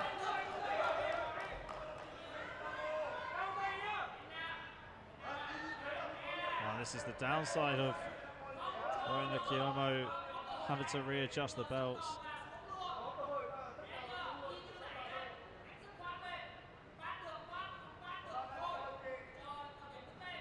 Okay, here we go. This match is going to continue. Punches there from both fighters, but Far getting the takedown. Again, Sevilla wrapping his legs around Far. And he's got the triangle. It's not locked in, but he's gone for a De La Riva grip there now. This guy's clearly a jiu-jitsu player. He's got high-level jiu-jitsu. How can he work off his back? He's inverted now. Now he's looking to get to the back of the Vietnamese athlete. Look at that. He gets his back. Beautiful inversion. That was incredible. Using his legs very well to wrap around the legs. And he's climbing up. Far. That was lovely jiu-jitsu on display there.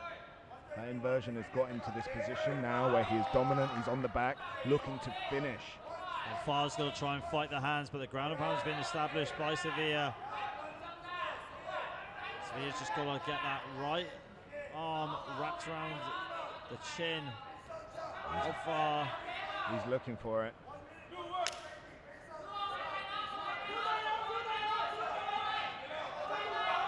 I mean, at the moment, Far's doing a good job of fighting the hands and turning over. I think Sevilla's being very methodical and patient with his jiu-jitsu. You can see here, he's wrapped up Far. He's not getting off him now. Yeah, Sevilla still got the back of Far, trying to go for another takedown with his legs. The ground and pound here from Sevilla. And Sevilla wrapping his legs around yet again. I mean, what else can Far do from here, Jim? He needs to escape one of the legs. So you see the hooks around his legs. He needs to escape one and roll over it so he can escape. Unfortunately, not enough time to do that. That is the end of round number 1. Yeah, some great jiu-jitsu on display there from Sevilla. Some aggressive strikes at the beginning of the round, actually. They came out swinging. But I mean, you've got to give it to Sevilla with the jiu-jitsu. I think that's this must be the most high-level jiu-jitsu practitioner we've seen today. Such a unique way of, pulling guard and then snaking his way around and getting around Far's defense with his legs. Very impressed with that. Yeah, it was excellent jiu-jitsu on display. And, a lot of these jiu-jitsu techniques they're able to be used here within the traditional category here because they are wearing the gi. You saw him pull De La Riva because he gets a grip on the gi, which allows him to control his opponent a lot more. So those are the main differences, really, when you're talking about traditional and modern MMA, is this gi, and they're using it to attack each other. Okay, here we go, round 2 underway. We've got Sevilla representing the Philippines in the blue corner and Far representing Vietnam in the red corner. Round 2. Right hand there by Far, trying to go for a double leg. It gets it. But Severe has his leg wrapped around Far's head yet again. Severe very defensive off his back, almost reminded me of BJ Penn, Jim. He's using his jiu-jitsu to like create space, create guard, use it, like establish a guard. You can see what he's doing here. He's got the overhook on the left arm. He's holding that left arm in, and now he's trying to climb up into that triangle. You see what he's got here? One arm in, one arm out. So now he needs to work to get that right arm across the body, and they've been stood up, unfortunately. There was solid grounds there for a triangle finish, which I'm sure Severe was looking for, but the referee stood them up. They're back on their feet. But Severe still showing dominance in round 2. Overhand right again by Far, getting taken down. But it's almost like Severe doesn't mind if he gets taken down, Jim. He's so comfortable off his back. He likes working there, you can see. He's had to work already. You know, he's on the bottom, but he's moving. He's trying to hip escape. He's trying to create angle, create space, so he can move into those submissions. Let's see what he can do from here.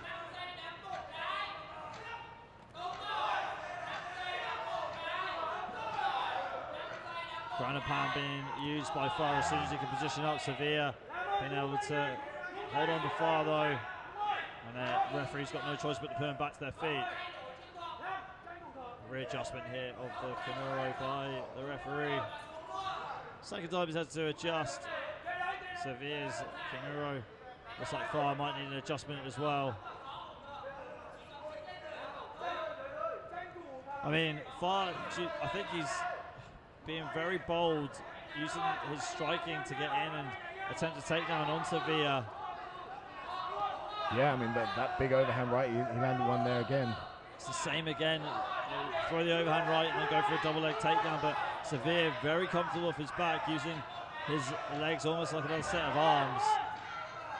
He literally pulled guard there. He wants it to be on the ground, as you can see. This is where Severe feels comfortable. And he's going to be waiting for his submission or to advance a position. There is a time limit on the ground here. We do want action. Right hand there by Far, missing with the left hook. This is a bit better from Far though. He needs to let his punches go.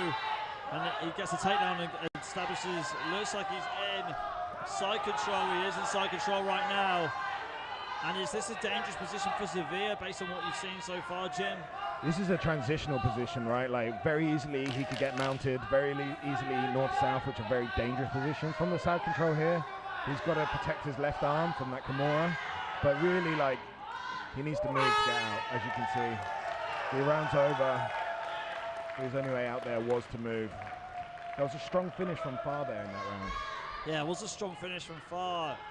See from the body language of Severe, very disappointed in himself. Not too sure which fight is going to get that one. As we get the scorecards collected and added up for you, here comes the replays. This is where Far was successful by landing an overhand right and attempting the takedown. He did this a few times. Like we said, Severe very comfortable off his back. Didn't mind going down to the canvas against Far and pulled guard a few times. You see him put it right there. Yeah, he wanted the fight to be on the ground there. And this is where obviously he feels comfortable, but you know, this is mixed martial arts. There's ground and pound getting rained down, there's strikes, there's, you know, a lot of different forms of combat here. It's not just, you can't just rely on your jiu-jitsu. And I think this is where Severe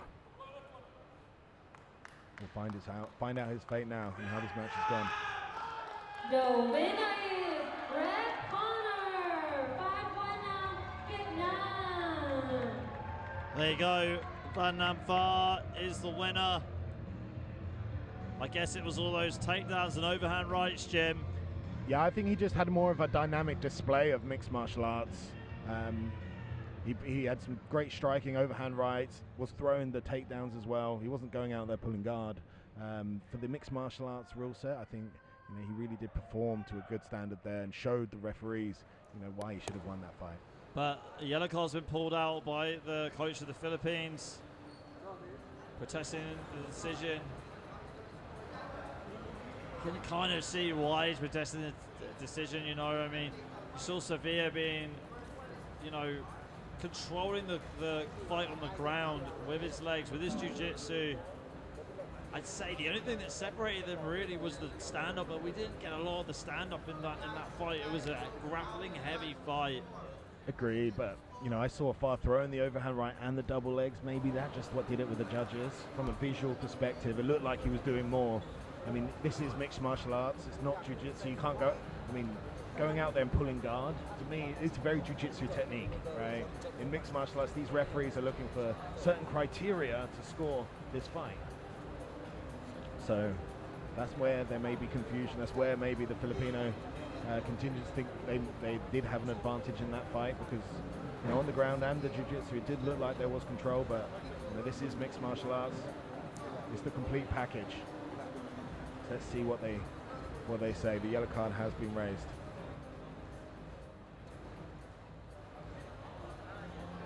Yeah, just discussing here with the representative of the Philippines national team, where Far has left the mat. So even though this is being disputed right now, the decision has been made. So we will be moving on to our next bout shortly.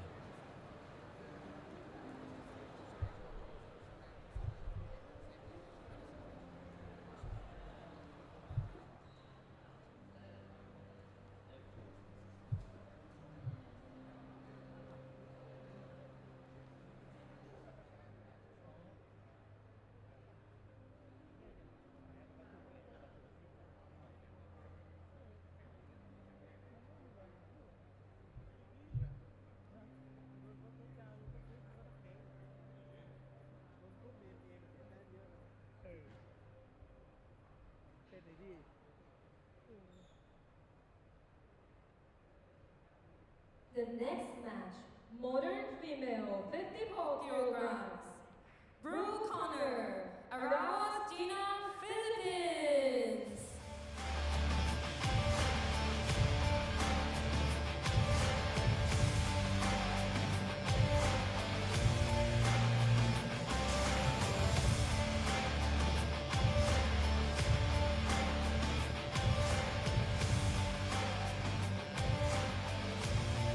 Red corner, Costello Bernadette, Holland, Singapore.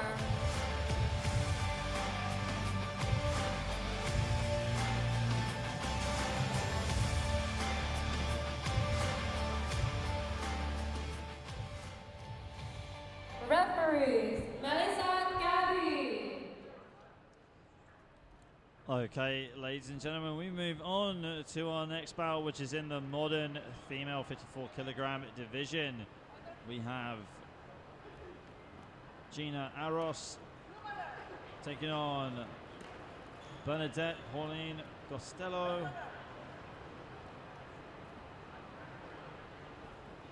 We saw Aros fight earlier on. She lost in the first round to an armbar by Patarabun Sorn. But back in action right here to try and stay in the group, try and stay relevant.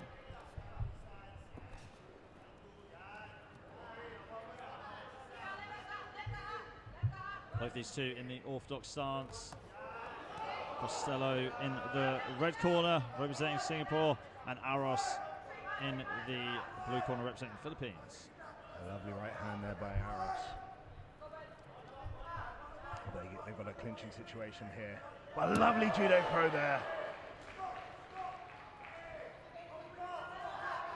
And you can see the Keskatami here.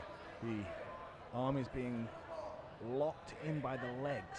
And this is an elbow lock, if she can get it. Very painful situation there. Ah, but it's reversed. Costello reversing it, and down Costello is on top, trying to go for a choke. It's like she's trying to go for a guillotine. She's got it in very tight. Aros has already been submitted today. She got submitted by an armbar. And now she's fighting her way through in the clinch. Good knees being thrown by Aros. takes that little step back and points her toes down to the ground as well, which makes the foot a lot more tense, generates a bit more force. Good right hand there by Aros. Another 1-2 from Aros as well. And straight back into the clinch with the knees. Yeah, some lovely straight punches there from Aros. And they end up in a clinch position here. But Aros gets the takedown.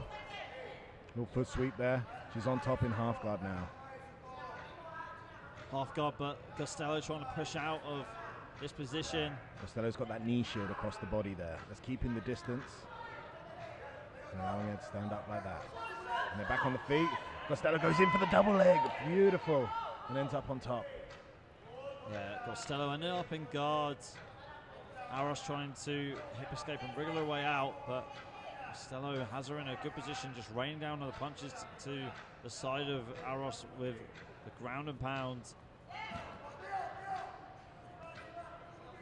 Kicks from the top here by Costello.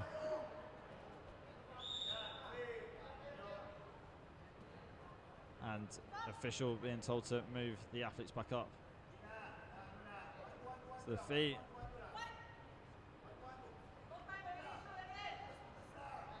Bit of a stalemate between these two as they just read each other. It's all about timing in fight sports. 1-2 there from Aros. Didn't connect, but that right hand did. She's got lovely boxing there. Throwing bombs. Costello looked like she was hurt. Her legs look wobbly. Her legs look like they were going to give away. And that is the end of round one. Aros came with some lovely boxing there. I thought that, to me, was something that was really decisive in the round. That, to me, looked like she took it.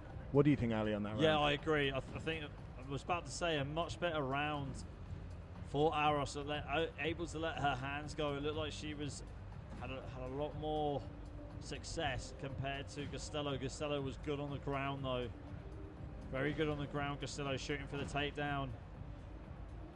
There's Aros on the replay with the hip toss. Good judo throw that was able to get her on the ground.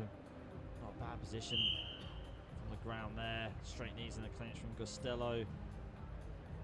Yeah, I agree. I think the separating factor between the two of them is the striking of Aros, and she just needs to let her hands go in the second round. This is where I thought Costello's legs starting to go. Yeah, there were some heavy punches there getting rained down on her from Aros. Coming straight down the middle as well. I love those straight punches that she throws. Straight punches are the best way to build a good offense, because you can pull them back straight away. You don't have to overcommit like with a left hook or with an uppercut. You can throw the straight and then bring it back to your guard. And scrambling here in the clinch, and Aros shoots for a takedown and gets it. But Costello is straight back up to her feet. Costello in the clinch now and trying to get a judo throw, and she gets it over Aros. She needs to stabilize this position now. Costello on top. Yeah, she's moved over into guard, but Aros has got the knees in, giving her space, giving her time to get up, but Costello's on top of her there. Aros again trying to get the takedown, but Costello reversing it, and they are out of bounds. Yep, so no athlete will be penalized for that one there. We're back on the feet, action back underway.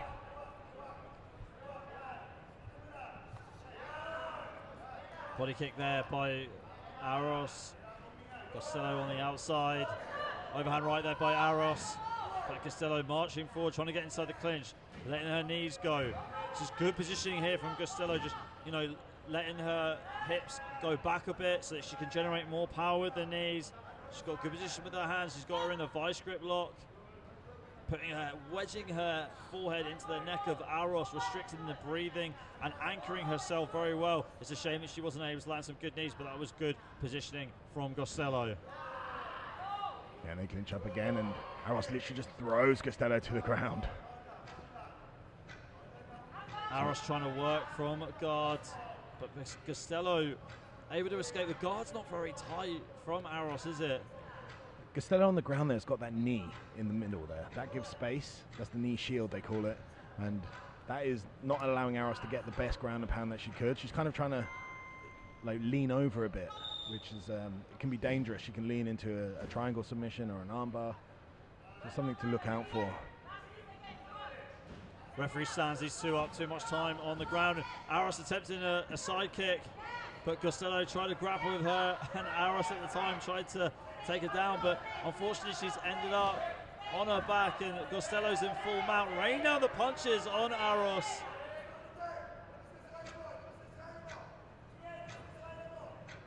Yes, this is a hard position here for Aros. Her corner is screaming at her to defend, to keep moving. We want to, she would obviously not get submitted here. She's managed to get some space here and stand up. So she's still fighting here. She's almost got a takedown again as well. Aros is fighting back with some heavy shots there that she's throwing. These connect. Costello's going to feel it, and that's the end of the round. That's the end of round 2. We'll get the replays first before we find out the decision, or if we're going to a deciding round. Don't forget, at the SEA Games for MMA, deciding rounds are a minute in length. If the judges have it even between these two fighters.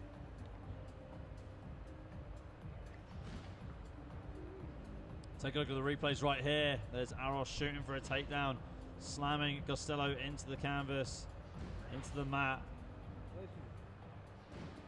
Again with the takedown there. Aros able to land and guard. I mean, this knee guard off her back was so effective for Costello, wasn't it, Jim? Yeah, it just creates space, and that's what you need when you're on the ground. Space allows you to work, allows you to attack, allows you to defend. You know, if there's no space, then you know it's a lot harder to execute your defense. So Costello had great use of the knee shield, as you can see here. She's in the full mount.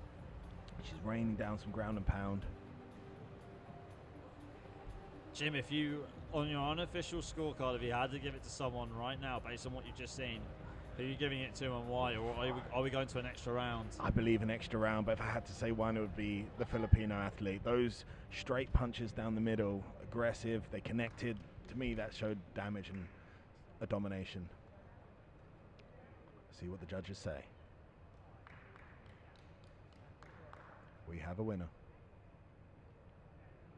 And the winner is blue corner, Argentina, Philippines. There you go, Gina Aros getting a victory right there. She lost in her first match earlier on this afternoon by armbar to Patarapunsorn from Thailand, but gets a victory here over Costello from Singapore. Yeah, it was a great fight. Definitely believe those strikes really made the difference there with the judges. Yeah, as soon as she let her hands go, she was able to get that victory.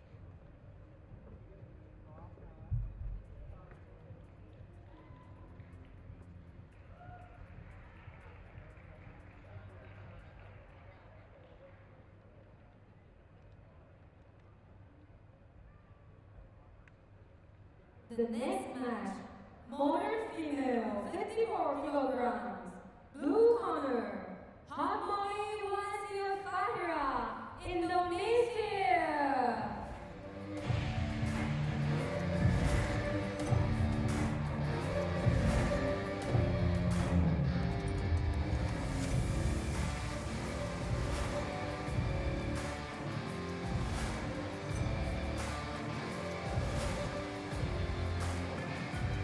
Red corner, Isabel, Malaysia.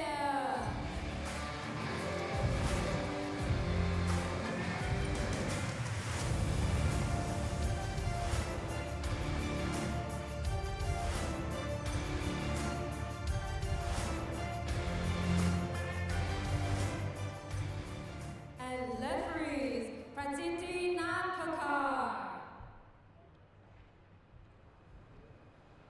Okay, ladies and gentlemen, we move on to our next bout, which is also in the 54 kilogram female division. We've got Valencia Faria Hotmorley from Indonesia taking on Gloria Isabel Hung from Malaysia. Well, we've already seen Hotmorley earlier on this afternoon. She got the victory in the second round against Lee from Vietnam with the rear naked choke. see if she can follow suit and get 2 in a row in the 54 kilogram division. Really did like the grappling from Hot Morley in her first bout, Jim. Yeah, she displayed some excellent jiu-jitsu in her first bout. Let's see if she can put it on display here. And we're off, first round. This is the modern female 54 kilogram category. Fast start there from Hot Morley with the punches and the body kick. Catching the kick of Hung, and she takes it straight down to the canvas. Yeah, lovely takedown there. She needs to stabilize the position here. Ooh, that could have been an illegal shot. A kick to the athlete on the ground as she was getting up. A warning from the referee. But we want to see action continue. Okay, and the action resumes. Again, Hot Morley going in with her striking, but now they end up inside the clinch. Good knees being thrown by Hung. Right hand there by Hot Morley, and then missing with the left body kick. Inside low kick as well from Hot Morley. And down they go to the canvas. Like Hot Morley attempted a trip, a takedown, but it got reversed by Hung, and Hung's got her. But Hot Morley gets straight back up to her feet. That was a good escape by Hot Morley though, Jim. She was in a lot of trouble. Yeah, she went for a takedown then, ended up on the bottom, and she didn't give up, and she was out there. She defended very well and was out of that danger very quickly. But Hung is dangerous. She knows what she's doing on the ground as well. She instantly took that better position. And she's looking for a takedown again. Outside leg trip there. Can she stabilize Hot Morley on the ground though? Hot Morley is a very strong athlete, as you can see. She's not stopping moving there. You can't control her. Hung can't, but that's what she's attempting to do now. The half guard. Yeah, Hung in half guard. Hot Morley trying to defend it. Trying to scramble back to her feet, but struggling, holding on to one of the legs of Hung. Hung using the ground and pound. Hung in the sprawl. That's the sprawl. To control Hot Morley, keep her head below her hips. When that happens, she's in control. As you can see, Hot Morley's not giving up here. She's got the underhook on the left side. Good. Which gives her that takedown there. Brilliant. That is an amazing fight from the athlete there. But it wasn't in tight enough though. We saw this earlier on with some other athletes attempting the guillotine from standing up and then going down with it and losing it when they got to the canvas. Here's Hot Morley's opportunity to work on the ground. And the referee stopping the action because it's not enough activity on the ground.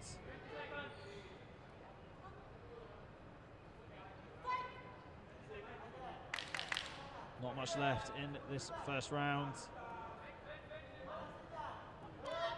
Good low kicks from both fighters. Hot Morley with the overhand right, again with the overhand right from Hot Morley, and that is the end of the first round. Great finish from Hot Morley there with 2 overhand rights. She wanted to finish that round strong. Yeah, she definitely did. But I mean, you've got to give it to Hung. She was really able to fend off Hot Morley and kept her on the ground in some dominant positions. But Hot Morley was able to just be patient and escape eventually. Getting back to her feet and also getting a position, a top position on the ground. Take a look at the replays right here. Here's the first takedown from Hot Morley. But I liked the redirection, the reversals from Hung. She was able to hold her own on the ground, Jim. Yeah. As it's gone to the ground, I've seen, some awesome takedowns from Hot Morley, but I want to see really control of the position when it goes down. It's very scrappy once it goes down, which is not allowing them to do their jiu-jitsu, but let's see how the second round goes. Hot Morley representing Indonesia in the blue corner and Hung representing Malaysia in the red corner. Bit of a stalemate between both fighters as they feel each other out at the beginning of the second round. We know that they're both dominant on the ground. Good punches on the outside here from Hot Morley. Not giving away too much, just using single strikes. Yeah, she's been very successful so far with the single strikes, her shot selection. Good right uppercut and the left hook from Hot Morley. Seems like they're both accepting this striking battle right now, but they've gone into the clinch. And Hot Morley's throwing those knees up the middle.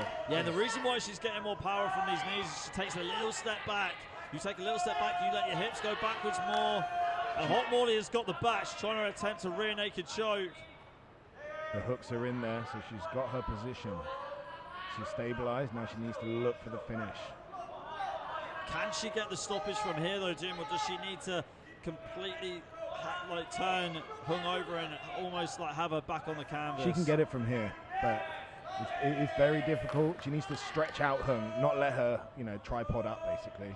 But now you can see Hot Morley's kind of fallen to the side a bit, which is her losing the position if she needs to get back on top to have more control. Yeah, as you can see, she's moving back on top now. And now she's trying to spread her out. Yeah, this is one of the worst positions to be in. If she can spread Hung out on the floor, but Hung's very strong, you can see. She's trying to crawl out the back, and she has. Great defense from Hung there. Right hands here, a bit dirty boxing from Hot Morley. Again, Hot Morley was very effective with single strikes at the beginning of this round. Good left hook there by Hot Morley as well, using the body kick. Overhand right there by Hot Morley. This is the problem, but this is the breaking point between these two fighters. Hot Morley has got better shot selection on the outside. Hung is better off inside the clinch with the grappling. Hung gets that trip there and ends up on top and is looking to throw down some ground and pound. Great ground and pound from Hung in full guard. But Hot Morley's looking to armbar there. You can see she's put the arms over, but I think Hung's got the elbow past the hips. Well, Hot Morley was able to get a win with a rear naked choke. Can she do it with an armbar? She needs to pull the elbow closer to her hips. It looks like Hung's a bit far away at the moment for the finish. She's escaped her elbow, so that's why you can see she's kind of comfortable. She's not tapping at the moment, and she's run out the time. There goes the klaxons to end the round. What a round that was between those two. Like I said early on, I really liked the striking from Hot Morley. The shot selection was just so clever, so well calculated and executed perfectly against Hung. She was dominant on the ground as well. Hung was able to escape a few positions. But for me, I'm going to say on an official scorecard, Jim, that I think Hot Morley's got that round. Yeah, I mean, to me, she looked like the more exciting fighter. She was throwing the bigger shots. She was throwing the takedowns, but Hung was, you know, she was escaping all the positions, nullifying Hot Morley. You know, she didn't go down, get knocked down, and she had her own moments. She had her own takedown, as we can see there. But that armbar at the end, I mean, it was Hot Morley's chance of a submission, but it just wasn't locked in. Let's see what the referees say. And the winner is blue corner, NagmwongWan, Indonesia. And it's a win for Indonesia. Valencia Fahira Hot Morley. Congratulations. What a great win there.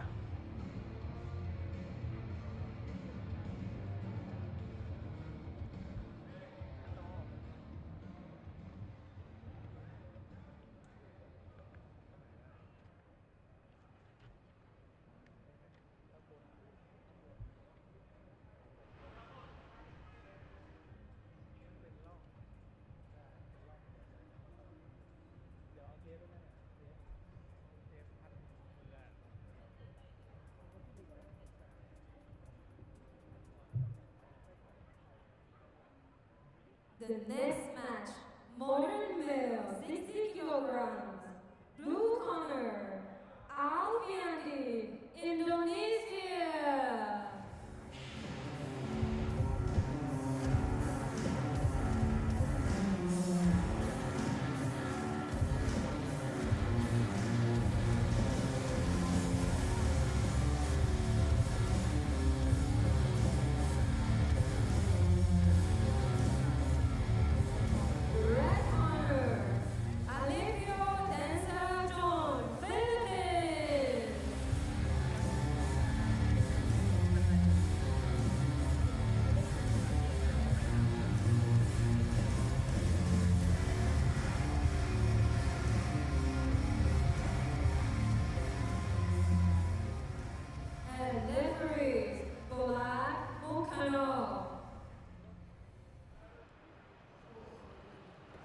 Okay, ladies and gentlemen, we move on to bout number 10. This is in the modern male 60 kilogram category.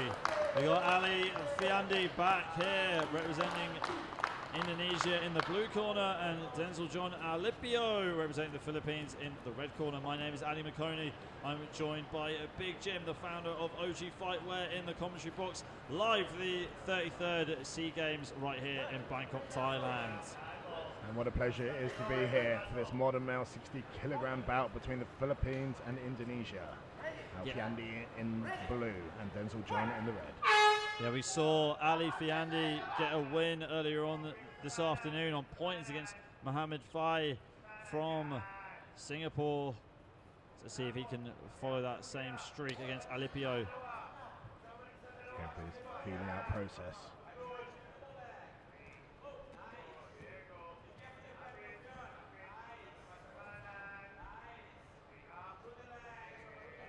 Bit of grip fighting going on here on the ground. And trying to fight the hands. Ali Fiandi in the sprawl. He's almost got the double underhooks there. He has, which is the control of Alipio, but the referee stood this up. Looking for action. Whoa, swinging it, almost catching Alipio with that kick, Ali Fiandi. Ali Fiandi moves laterally around his opponent, trying to counter him with the uppercut, but misses. Fiandi sprawls there, stuffs out the takedown, but they're still grappling. Alfiandi goes for the single leg. He's managed to get one, he's managed to take him down. But Alipio's strong on the defense, straight back up to his feet. It is all about the scramble when you get taken down. Can you get straight back up?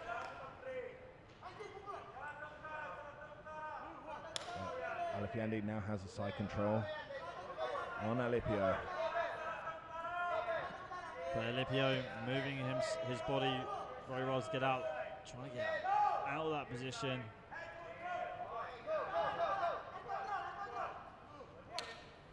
He doesn't. Alipio here, he's got that leg, the right leg, you can see. That's what's helped him get out of that bad position. He's fighting for that leg, but he's managed to stand up. That was impressive work there from Alipio, getting back up to his feet. But Ali Fiandi's got him straight back. He's got the Das grip there, you can see. The right arm's under the chest and it's connected to his left arm. But the referee has stood this up. A real stalemate, a real chess match between both fighters. As Alipio is in the southpaw stance, using the outside low kick. Alfiandi going to the body twice there and sprawling and taking the back. Oh, but Alipio had a brilliant judo throw there. Completely changed the tide. He's back on top now. How the tides can change in mixed martial arts with one technique. But Alfiandi's not down and out. He's got that single leg. Some brilliant transitions here from both athletes. Yeah, they've been really creative with the transitions and the reversals. Just when you think one of them is in danger, they just seem to escape. Good knee there from Ali Fiandi. And that is the end of the first round. What a chess match that was with the grappling. I'd hate to be a judge for that round. It would look very, very even to me. Just thought some of the techniques and some of the tactics they both used in the grappling were just brilliant. Really high-level grapplers we've got right here, Jim. For sure, and to be able to execute this at this level under the lights, it really is because they put in the work. It's all muscle memory. They know how to, once they're in a certain position, where the escape is, and they're looking for that under the pressure. It just shows how much training and how elite these athletes are here at the SEA Games. Yeah, we see a look at the replay here. Takedown attempt there by Alipio, getting stuffed by Ali Fiandi. I mean, these two are judo throw, boom. They're so well versed in the grappling, Jim. What are you looking to see from both fighters coming into round two? Really, I think because it's so scrappy at the moment when they do grapple, to hold a position, grind that guy down and then attack the submission. Don't just try and go for the submission straight away because they're both good athletes, both got energy. You need to position before submission, they say in jiu-jitsu. This is MMA, it's all different. There's ground and pound. And we're in the second round. It's a lovely teep up the middle by Alfiandi. Alfiandi on the outside, catching Alipio twice with 2 kicks, the teep and the body kick, but Alipio heading straight down into the takedown.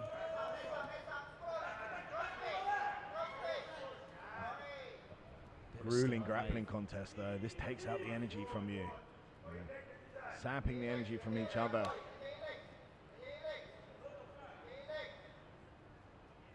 See Alfiandi again. There's been instruction from the corner to roll. Let's see if he saw it. He's looking for that DAS on the neck. Alfiandi's... Both of them have stood up now.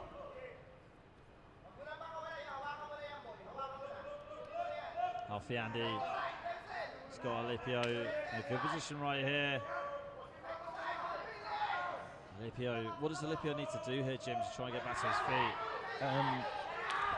He needs to move. He needs to get out. I mean, of course, he needs to, but a step out, they call it. So he needs to go under one of the armpits, choose a side, and step out and try and get round to the back of Alfiandi. But a lot easier said than done when you're under this pressure. And Alfiandi's doing a great job of control on the ground. Every time they get reset, Alipio starts off in southpaw. Trying to get some looks here in southpaw from the Filipino athlete. Shoots for a takedown, but gets stuffed yet again by Alfiandi. And back to this grappling situation. Very scrappy on the ground here. 1 minute, Alipio's up, now Alfiandi's back up, and then they're standing. Real grinding each other down. This is very tiring work here. Fighting for position, fighting to get that underhook. Alfiandi's trying to get that left arm under his opponent's armpit to control. That's what they're trying to do when they come together. Shoot there by Alfiandi, and he gets stuffed by Alipio. But Alfiandi now is taking the back of Alipio. He wasn't unable to secure the position, and Alipio's managed to get back on top here. Into the half guard. Let's see if Alipio can rain down some ground and pound from the half guard. Alfiandi's got the underhook on the left there with his left hand. He's able to use this for defense. You can see he's getting up, he's wrestling up, he's got the single leg now. Great defense from Alfiandi. Can he finish with the takedown? But he's stopped by the bell. Well, that is the end of round 2. Again, I wouldn't like to be a judge on that one, Jim. I'm sure you're all the same. Exactly the same. That was a tough round to call, I believe. I mean, there was back and forth. The grappling exchanges, both of them had their moments. What will be the deciding factor, do you reckon, Ali? Yeah, you know what? I'm really not too sure. They just seem so even in the grappling. I think a third round. It could potentially be a third round. If it is going to be a third round, that'll be 1 minute of action. And we'll see, but we'll get the replays for you first. A beautiful knee in the clinch right there from Alipio. As Alfiandi and him just tussled back and forth in the clinch on the ground. And Alfiandi was good at just as soon as Alipio tried to scramble, readjusted, grabbing an arm or grabbing a leg and then getting a good position himself. But yeah, really back and forth. It's going to be interesting which way the judges are going to decide whether someone's won on points here or we're going to a deciding round. Trying to add up the scorecards ringside at the moment. Just waiting for the official decision.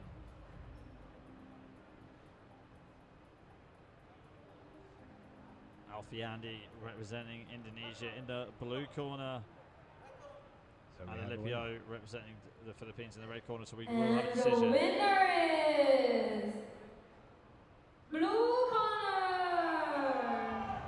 Alfiandi That's a win for the Indonesians. Alfiandi comes away with the win over Denzel John Alipio from the Philippines in the modern male 60-kilogram category. That was a really, really tough bout to call. And I think the Filipinos are putting in the yellow card again. Yeah, so with the yellow card, they can watch the fight back and challenge the decision. They can watch the fight back and challenge the decision, but it is $1,000 to challenge a decision. And if they don't get the decision right, then they'll have to pay that $1,000 to AMA. And but if it does go their way, then they'll get that money refunded. Yeah, extremely high stakes here at the 33rd SEA Games. Very passionate. Everybody's very passionate, of course, for their country to win. And mixed martial arts being a new sport here as well, we're all excited to see who's going to come out as the SEA Games champions. In our next bout, we have the modern male 60 kilogram category. This is our 11th match of the day. Ngoc Long Tran from Vietnam will fight Kritsada Kong Siri Chai.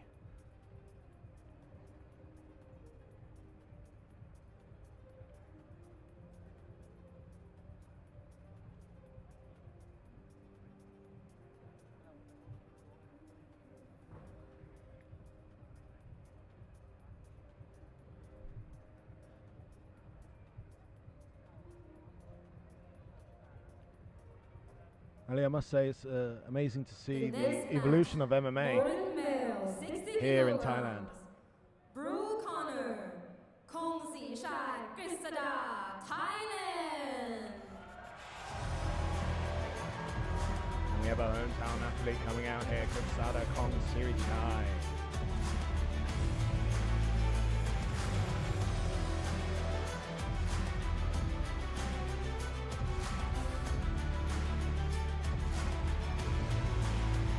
Red corner, Tan Ngoc Lua, Vietnam.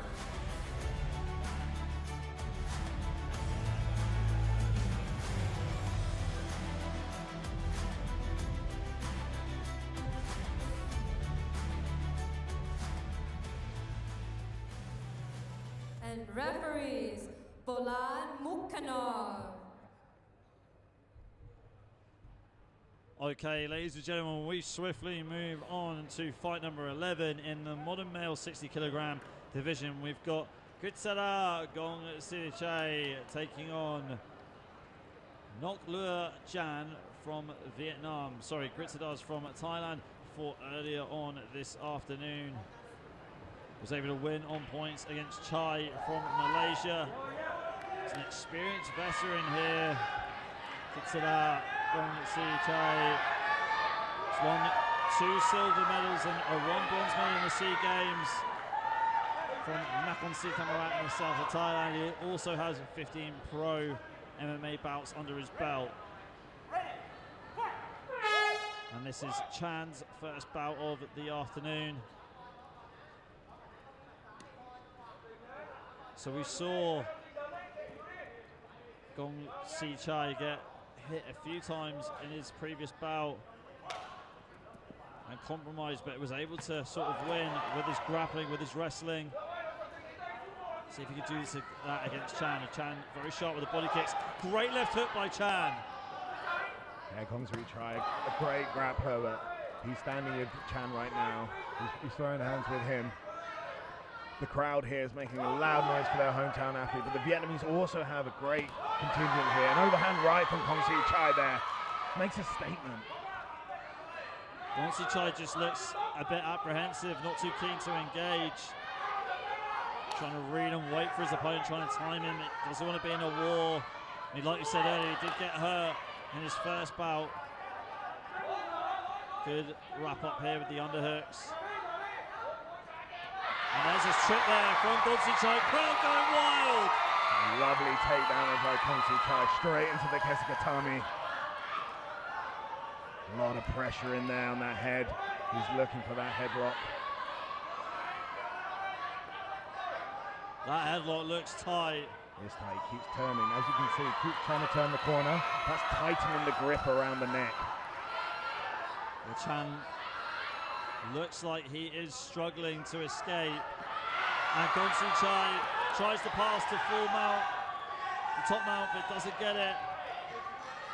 It is reversed by Chan, who's now inside control. Great reversal from Chan there. He moved exactly at the right time to get out of that dangerous position. Timing is everything in combat sports. And now Kong Si Chai is now on the bottom with Chan looking to take the back, but Kong Si Chai could be, oh, he's got his back taken here and the hooks are in. Kong Si Chai's in a bad position now. Chan is laying down the ground and pound with those hooks in the back. Can he get out of this? And that is it, the referee is stopping the fight. Well, that's what it looked like for a moment. Yeah, he is, he's waving this one off. I mean, like we said previously, Jim, the fighter's safety is always a paramount here for us, but the Thai corner team is challenging the decision. Kong Si Chai was complaining of a hit on the back of the head there. So I guess we're going to have to rewind this one back and check if there was punches that landed to the back of the head. Kong Si Chai did look like he was in a lot of trouble, but here comes our referee turning in the yellow card.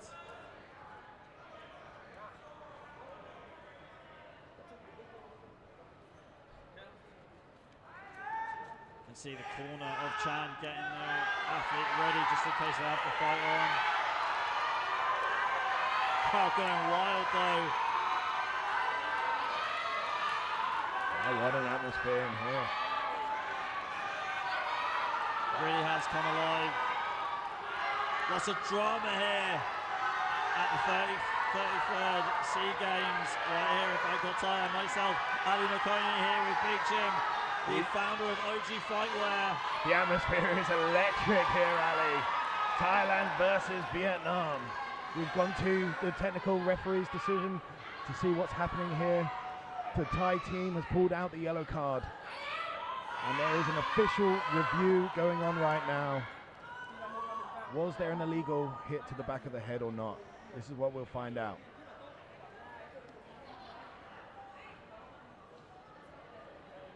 So looking at the corners right now, Chan's corner, they're getting him warmed up, getting him ready to potentially continue, but Kong Si Chai is staying relaxed, just patiently waiting to find out what the judge's outcome is going to be.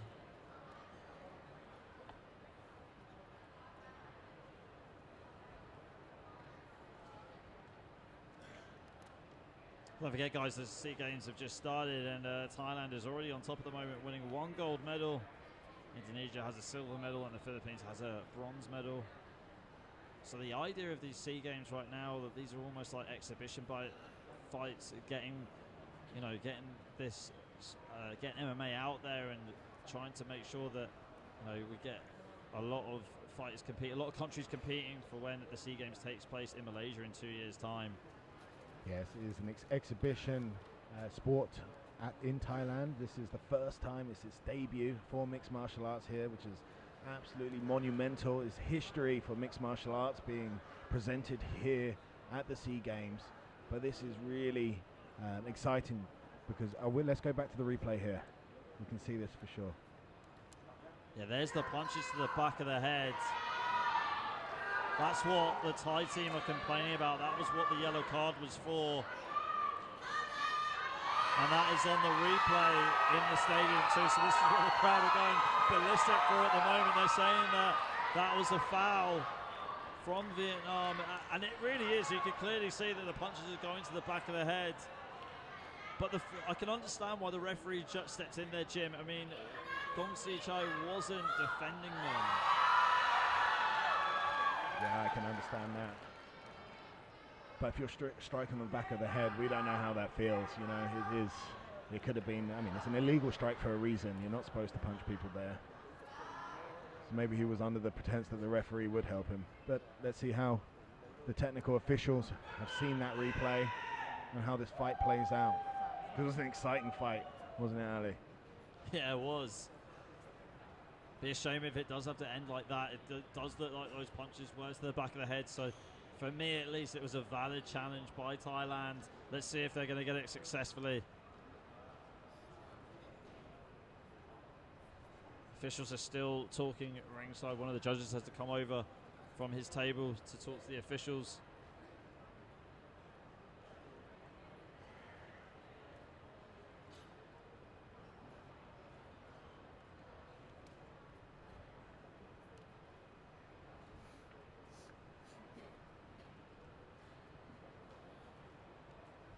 Ladies and gentlemen, if you're just tuning in to the 33rd SEA Games here, we have mixed martial arts. We're just waiting on a technical decision to see if there was an illegal strike to the back of the head or not. This will let us know if the bout will continue. So the SEA Games, the Southeast Asia Games, this is a biennial multi-sport event. So almost Olympic-like competition for Southeast Asian nations. And right now the yellow card is being returned to Team Thailand.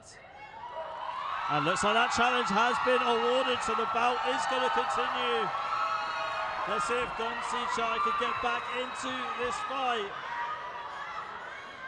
Oh, and a yellow card has been offered up right now by Vietnam, who are challenging the decision. Which is not what we want. We want the fight to continue. Oh, here we go. We go to the court scorecards. Red corner, Vietnam. I'm really confused, not too sure what went on right there. It looks like the Vietnamese team pulled out a yellow card to contest, and I think if there's two contentions in a match, it goes through the judges' scorecard. We will confirm that. It's very unfortunate for the Thai athlete there. Yeah, very unfortunate turn of events.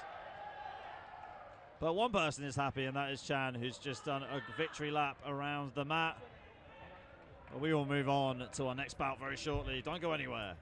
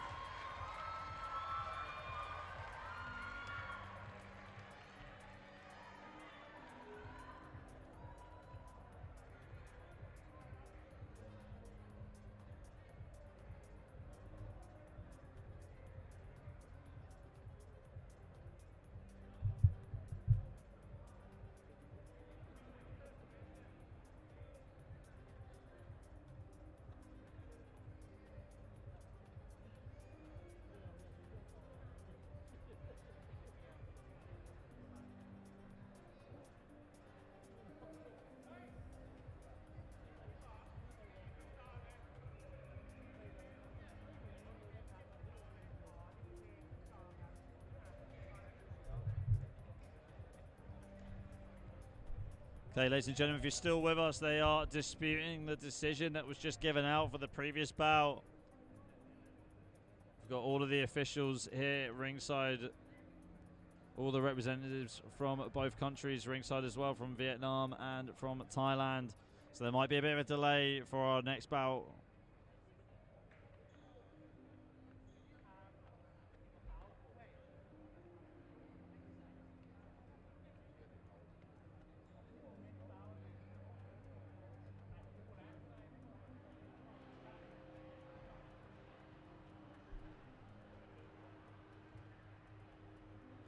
But anyway, great afternoon of fights so far, Jim.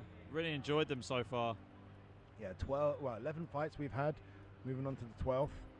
And this is just the replay, actually, of the last fight we've got on the screen here. The punches to the back of the head. I mean, I can understand. Yeah, see, right at the back of the head, you're not allowed to do that. It's the side of the head that you have to hit. And Chan did not do that at all. He's hitting the back of the head, which is a foul. And that is why the officials are looking at this one more time.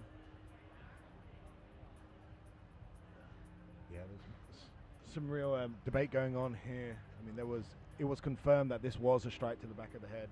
Debate and confusion.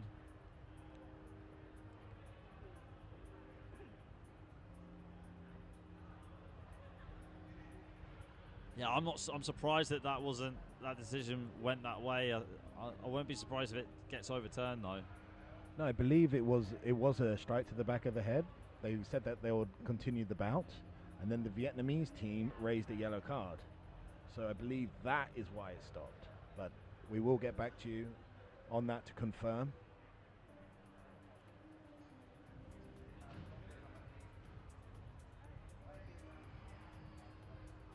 Yeah, you can see us in the commentary box, and also Achilles Riley, the head of Tama, trying to settle everything down between all the officials.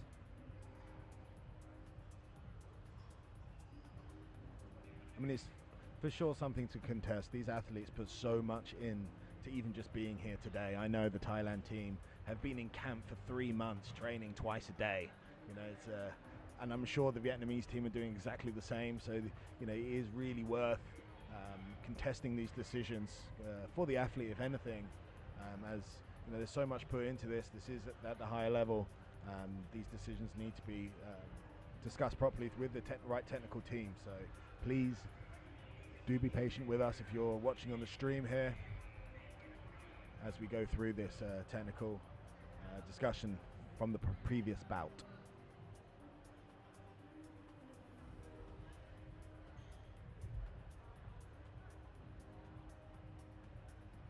For those of you who are listening at home, we are here at the 33rd SEA Games in Bangkok, Thailand. So mixed martial arts is making its debut The next match, as an exhibition sport, and we're on to the next fight. 65 kilograms. Blue corner, NagmwongWan, Vietnam.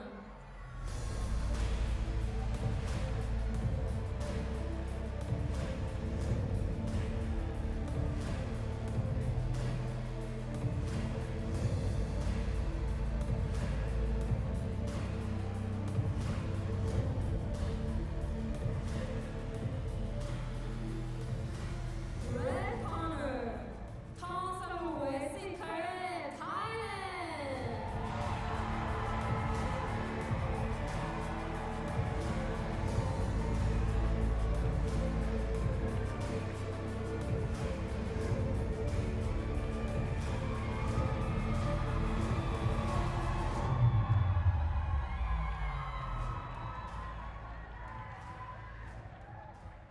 And referees, San Kai.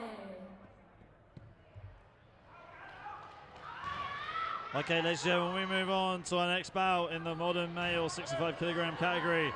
We've got Van Minh Quang from Vietnam in the blue corner, taking on Cigarette Thong Sa Luai in the red corner from Thailand. So we've already seen Van Minh Quang earlier on this afternoon. He was able to get the win on points against Jean-Claude Saclag. This is Cigarette's first fight this afternoon. Let's see who is going to be victorious right here. I mean, we know that Quang is good at just attacking his opponents in straight lines, got good boxing, good body kicks. He's able to adjust and defend himself well on the ground, but don't know too much about Cigarette. And there you go, cracking low kick from Cigarette. Quang was quite slow to start in his previous bout, and he came through with 2 strong rounds after the first. So let's see how he starts now. Underhooks here from Cigarette, trying to go for a trick. Interesting trick right there. He's able to reverse that takedown. And he's going again with a Richamata, but it's reversed again.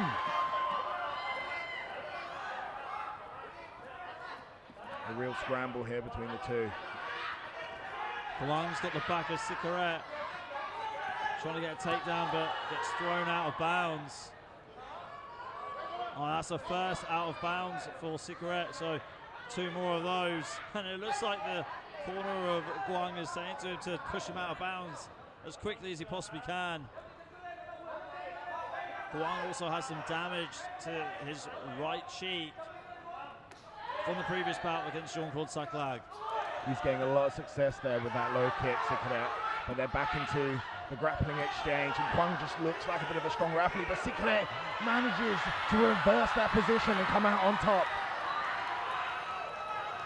He needs to square up now and not let this triangle sit in. He needs to get both arms inside that guard, which he's doing. He's getting his posture. He's not in a triangle danger position for now. He's got 2 arms inside the legs, as you can see. But his left arm has just got the hand in. And now that triangle is in. But unfortunately, the referee stood them up. The action didn't happen quick enough.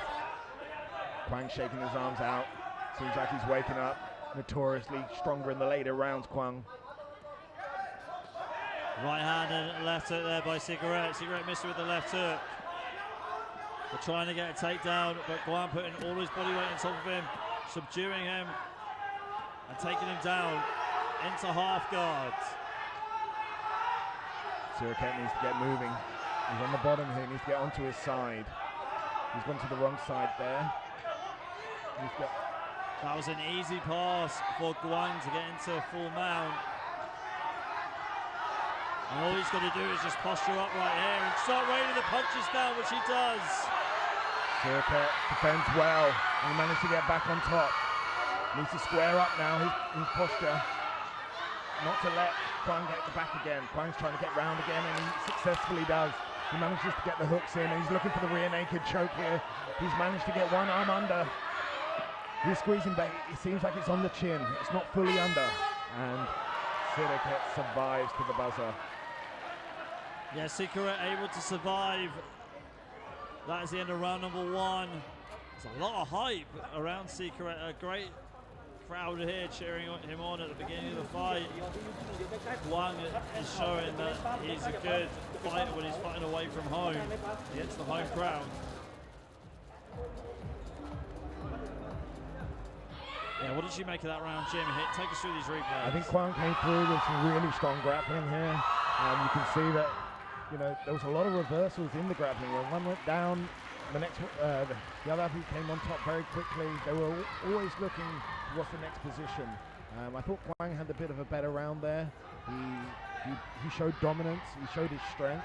But Sikaret, had his moments. That low kick was beautiful. He threw that out a few times. I could hear it from the commentary table, and you can see from the replay here, the coaches are screaming at their fighter to go. The hometown athlete here, the Thai athlete, he's got a massive crowd behind him.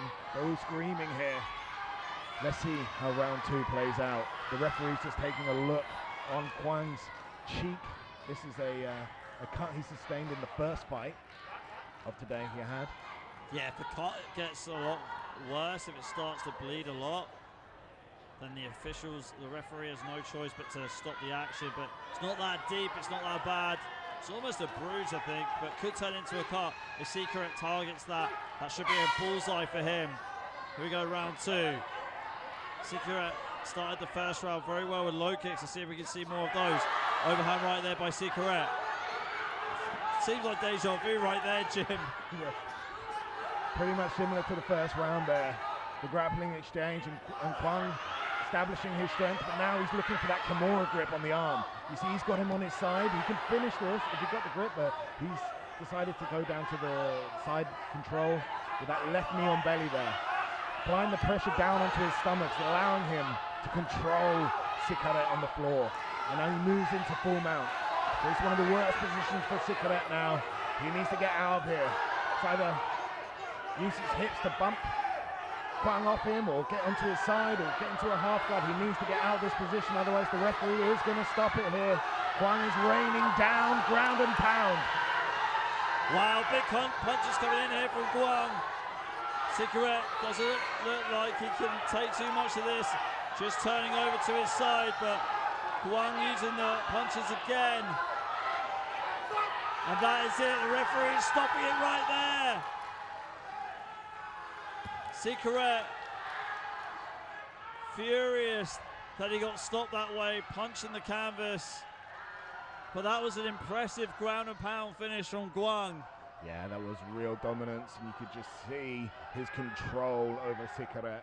He was methodical, and then we saw his strength coming through. That ground and pound was heavy, and unfortunately, there was nowhere to go for Sikaret, and the referee had to come in and stop the bout.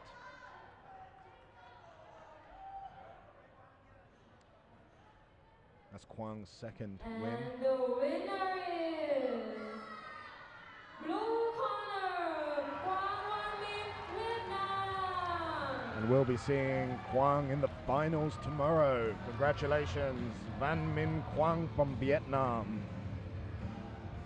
Yeah, it was an impressive performance from Kwang. And here it is one more time, some of the action from that second round. Just the way that Kwang was able to maneuver himself into full mount like this, and start posturing himself up and rain down the punches. It's probably the best dominant ground and pound that we've seen so far this afternoon, Jim. For sure. And Sikara, you know, look, you can see he's trying to defend, trying to move, but Kwang was controlling the position. And we're on to our next match. Blue corner, Albert, Indonesia.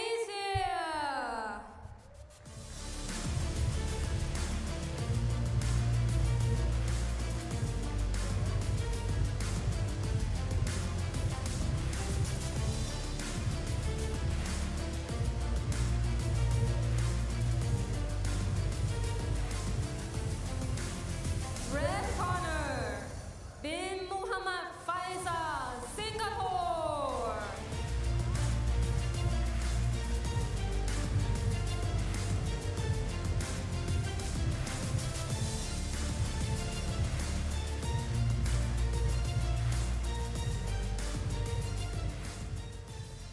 And referee San Nian Kai.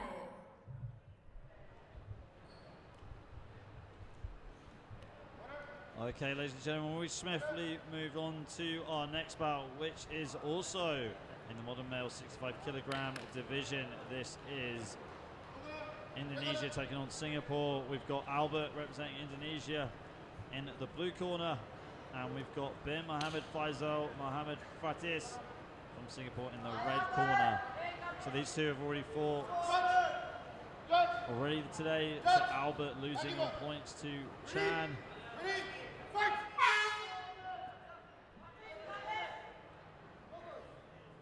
Both athletes trying to dominate the center of the circle there. Mohammed Faris coming out with a low left kick, but Albert comes in with the double leg. Yeah, my mistake. We haven't seen Bin Mohammed Faisal Mohammed Fatis fight yet. There's an athlete with a similar name from the Singapore team, so my apologies. Mohammed Faris was a nasty knee up the middle there. I could hear it from here. It's beautiful. Let's see how this match plays out. Albert with a lovely double leg there. He needs to establish the position on the floor. Mohammed Faris getting very quickly up off the floor, not allowing Albert to settle into his positions. Good adaptation there by Mohammed Faris. Albert taking him down to the canvas. Some lovely wrestling being showed by Albert here. And he's taking the back, but good takedown there by Albert, but it's out of bounds. Since both fighters were out of bounds, then there's no point deduction, no penalty for either fighter. And here we go, back to the stand-up. Good double leg takedown there by Albert. Beautifully timed by Albert there. As Mohammed Faris was coming in, he changed levels and threw in the double leg. Now he's looking to stabilize the position, hold him down, establish this side control now. Thought about the mount there, but Mohammed Faris defended with his knee. Yeah, Albert trying to get the mount, but it's vital right now for Mohammed Faris to have his knees bent like this, right? Isn't that right, Jim, to block that transition from Albert? Massively. That's one of his best defenses right now to stop him being fully mounted and ground and pound, is that knee. And you can see here he's using the legs to create space between him and Albert. Oh, a lovely little takedown from the ground there. You saw a little foot sweep from Mohammed Faris, but Albert's back on top. Albert's got this very wrestling style. You know, he's just smashing past the guard, using his head like a tripod on Mohammed Faris, using his weight. But we can't just stall here. He needs to progress the position. He needs to look for a submission, otherwise the time is ticking and the referee will stand them up. But he's looking active, Albert. He's looking to try and get into that Kesagatami position. He tried to stand over the right leg over the arm there, but unfortunately Mohammed Faris saw that coming. So he's still in this side control position, and there he steps over into the mount. Just getting the mount there, Albert, but the buzzer went for the end of the round. His coaches are happy. Albert's coaches are happy in the corner there.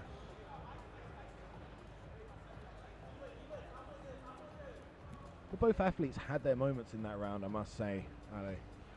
Mohamed Fatris had some beautiful knees up the middle that I saw. He was taken down, but instantly was getting back up. Let's have a look at some of the replays here. Yeah, that's the knee.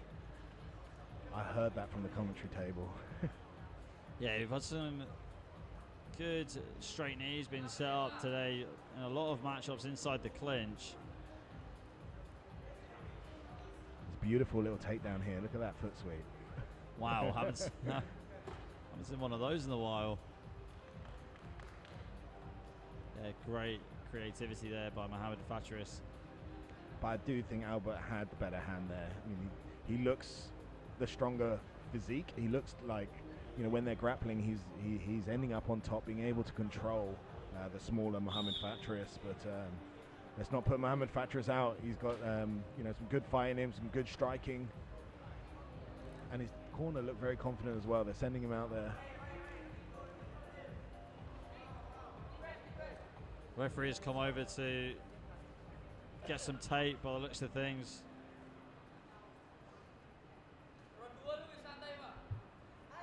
But it doesn't matter. I think this fight is going to continue.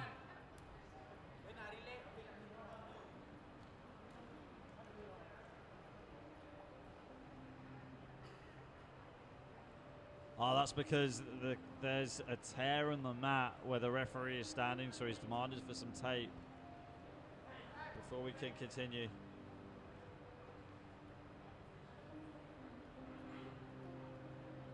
So like we said earlier on, ladies and gentlemen, the athlete safety is one of our main concerns here at the SEA Games. So the referee's just going to quickly tape up the canvas. Man of many talents, our referees here at the SEA Games. Yeah, you wouldn't want to get your foot caught in that and tear a muscle. I mean, Jim, what do you want to see from both athletes coming into the second round? I'd love to see Albert, like, you know, continue doing these takedowns, but actually hold him down for a few seconds and then really rain down some ground and pound. I feel like he's a big frame. He's got strength and power. I think Albert can finish it this round. Let's see. Okay, the action is going to continue. The athlete's getting a bit of extra rest because of that rib on the mat. Overhand right, swing and a miss from Albert. We've got Albert representing Indonesia in the blue corner. Mohamed Fatris representing Singapore in the red corner. Mohamed Fatris coming forward gradually, but gets taken down immediately by Albert as Albert transitions to the back. Takes down Mohamed Fatris yet again. Pure grappling control there from Albert. Mohamed Fatris just looks overwhelmed here, Jim. Yeah, he needs to pull something out of the bag here, but the grappling exchanges, Albert looks like he's winning them more times than most. Good wrist control at the moment from Albert. Albert trying to get the back of his opponent, and he gets it and gets the takedown. A lovely takedown there from the back. He ended up in side control. Let's see if he can pass the guard and get into full mount. Tries to do that a lot in the first round. Was successful at the end of the first round with it. And he's successful there, but takes the back of Mohamed Fatris. And he's got the hooks in now, so he's looking for he's got the body triangle. So the body triangle with the legs, extremely difficult to get out of for Mohamed Fatris.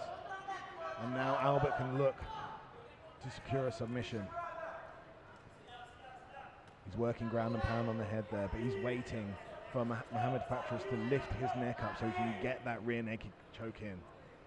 He's using the punches to open up his opponent. You can see the body triangle there, which goes across the body. That's extremely difficult to get out of. So right now, Mohamed Fatris got to fight the hands, right, of Albert and just try and break that leg guard. Yeah. He's done well there, but I think there was almost an armbar, but Mohamed Fatris, very scrappy in the scramble. He's managed to get on top, but Albert's strength here, you can just see it. Winning every time there is that grappling battle. Albert in full guard, trying to rain some punches down. getting held down by Mohamed Fatris, who's trying to defend and look for an opportunity to escape. But Albert is not giving that opportunity to him at the moment as he tries to transition around into side control. He's in half guard right now, but a bit of a stalemate on the ground, so the referee has to bring them back up to their feet. And the action continues. Mohamed Fatris is now in southpaw, swing and a miss from Fatris. Oh, and a new blue corner stepping out, but that is the end of the second round. So we'll go to the scorecards to find out who has won this fight, or if we're going to a 1 minute deciding round. What did you make of that second round, Jim? Great energy from both athletes. I don't think Albert was as dominant as he was in the first. I thought that Mohamed Fatris, you know, there was a point in the round that you can see here where he really went for it. You know, he tried his hardest. He really tried to throw some hands, throw some kicks up the middle. But that grappling of Albert, the strength of him. Look at that takedown there. Boom. He was being controlled, Mohamed Fatris, for a lot of that round. So it is grueling when you're just defending for so long, and you know you've got Albert on your back there like that. The hooks in the back, the body triangle, as you can see there. But Mohamed Fatris didn't give up, kept fighting. And let's see how the judges see it. Blue corner, Albert, Indonesia. And that's a win for Albert of Indonesia. Congratulations. We'll be seeing him in the finals tomorrow.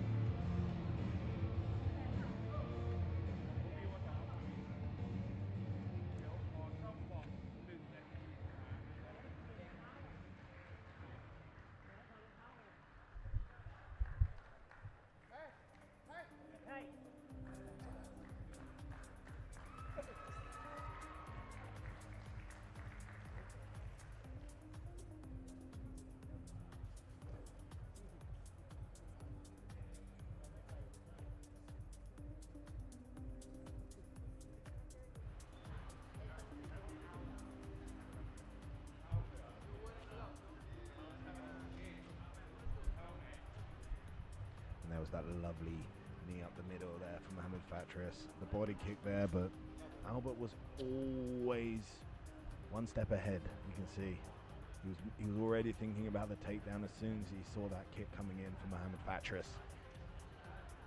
Great. This was a lovely takedown. You're not going to see many of those here or in any MMA fight, really. So let's appreciate that beautiful skill there from Mohamed Fatris. But Albert came out on top, the Indonesian athlete. There was a strong display of grappling. As you can see here, straight into the single leg, instantly looking to take him down. The right arm looks to chase the second leg. And now instantly he's looking to pass the guard from here. Some great MMA on display here from Albert of Indonesia. And this was the beautiful takedown from the back.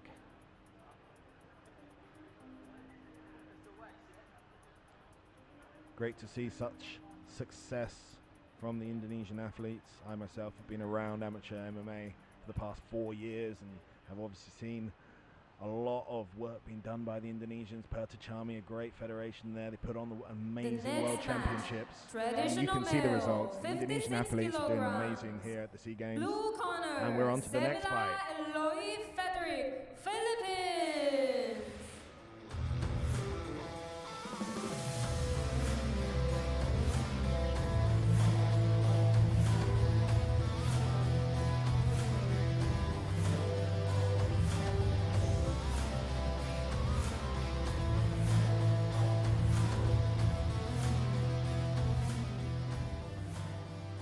Red corner, Sutarang Noreshad, Thailand.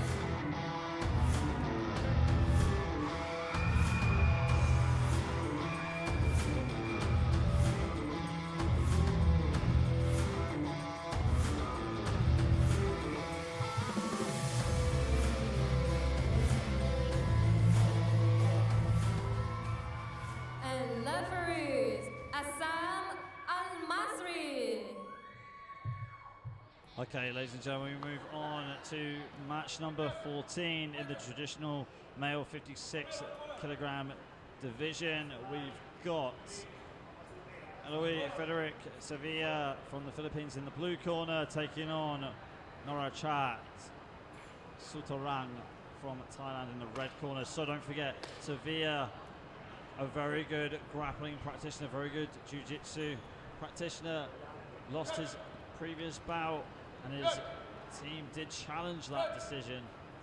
Sevilla very good off his back, almost using his legs like an extra pair of arms on the ground, Jim. Yeah, he's definitely a very good jiu-jitsu practitioner, but let's see what Norachat brings to the table here. Could be a heavy striking athlete.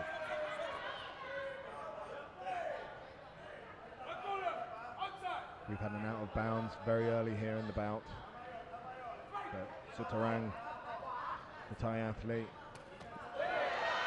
is getting into a lovely overhand right there. 2 overhand rights from Norachat.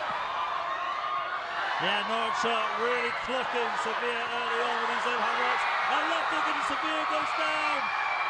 Norachat raining down the pressure. Sevilla trying to survive. This is where Sevilla really excels and got to collect himself as he shoots in. Almost went there for an armbar.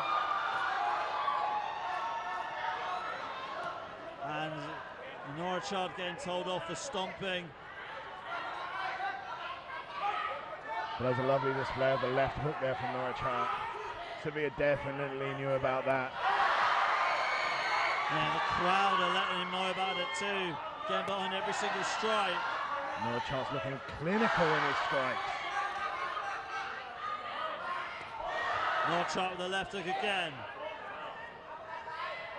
Sevilla wants to take this fight to the ground for sure. Another left hook for Norachat. A right hand, big left hook again from Norachat, a right hand, and Sevilla is down. The referee's waving it off. What a performance from Norachat. A beautiful striking performance there from the Thai athlete Norachat. Wow, that was very impressive.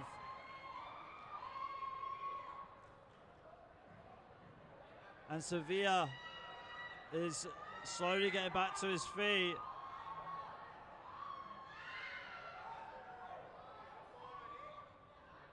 He hit the ground very heavily from that right hand. Yeah.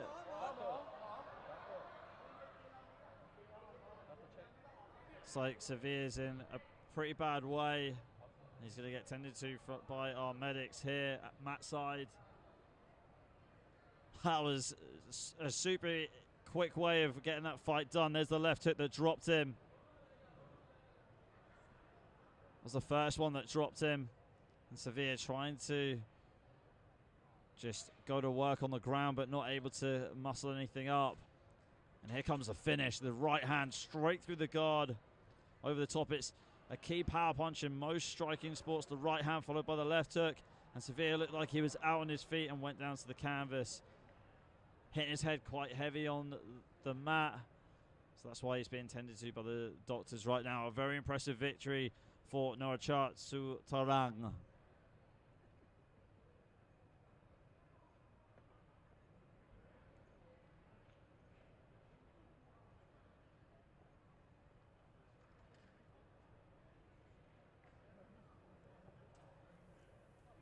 Okay, here's the official announcement from our announcer.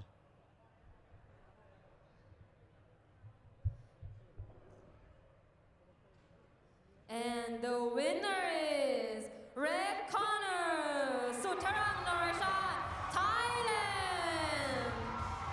What a great win there for Thailand. Norachat Sutarang with the knockout victory there over Louis Frederick Sevilla from the Philippines. Norachat really showing his striking prowess there. Beautiful boxing. Clinical and calculated, which got him the finish, and we'll see him in the finals.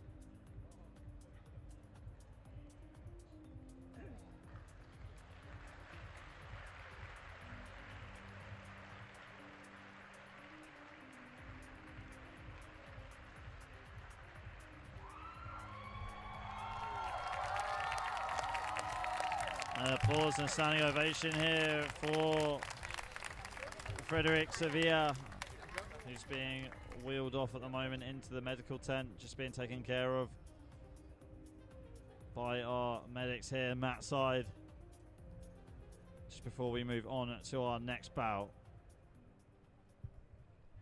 The next match, modern female, 54 kilograms. Blue corner, Pattara Bunsorn, Kanjuta, Thailand.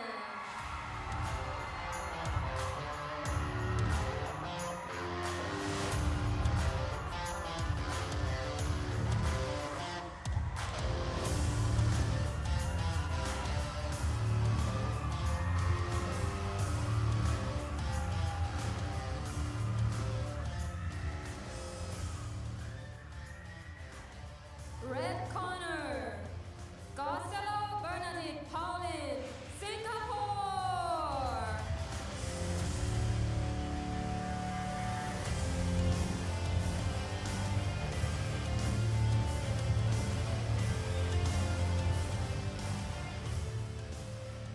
And referees, Melissa Gabby. Okay, ladies and gentlemen, we move on to modern female MMA at 54 kilograms. We've got Kanjuta Pattara Bunsorn representing Thailand in the blue corner, and we have Bernadette Pauline Costello representing Singapore in the red corner. We saw Pattara Bunsorn open up this SEA Games here with a victory in the first round by an armbar against Gina Aros. And Costello lost her first bout against Aros earlier on. And what an exciting fight this is going to be. Kanjuta, the pride and joy of MMA in Thailand. She is a world champion, black belt in jiu-jitsu, but she's coming out firing with that overhand right. She wants to show her striking prowess here. Yeah, and she really is. We just saw in her previous bout her teammate, her countryman, Norachat, getting a win over Frederic Sevilla with right hands and left hooks. But like you said, she is a black belt in jiu-jitsu. Getting pushed out of the mat. Great start there from Kanjuta. Yeah, Kanjuta with a great start. Costello is a good grappler though, but maybe she just feels like Kanjuta is too dangerous on the ground and trying to pick her off on the feet. Did see Costello land some good knees in the clinch in her previous fight too. Overhand right there from Kanjuta.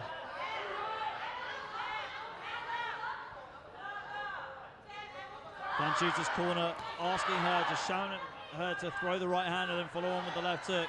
Seems to be trying to set that up, Jim. Just trying to chase your opponent. When they're on the back foot like this, it can be a little bit threatening. You know, you're almost walking into a trap. Good takedown there by Kanjuta. Lovely takedown by Kanjuta there, and this is where she excels. On the ground, in jiu-jitsu, a black belt in Brazilian jiu-jitsu, and an armbar specialist, as we saw from the first match this morning. But let's see how Costello can do here. She's actually got her into the side control now. And Kanjuta's a very skilled athlete off her back. Patience here. She waits for her opponent to move, both of them. I mean, what is Kanjuta trying to set up here, Jim? She's waiting for her opponent to move, because there's not much she can do when she's Costello's. There we go. She moved, and now she's got her neck. And that's a time up, stand up. Stalemate on the ground, so the athletes have stood up.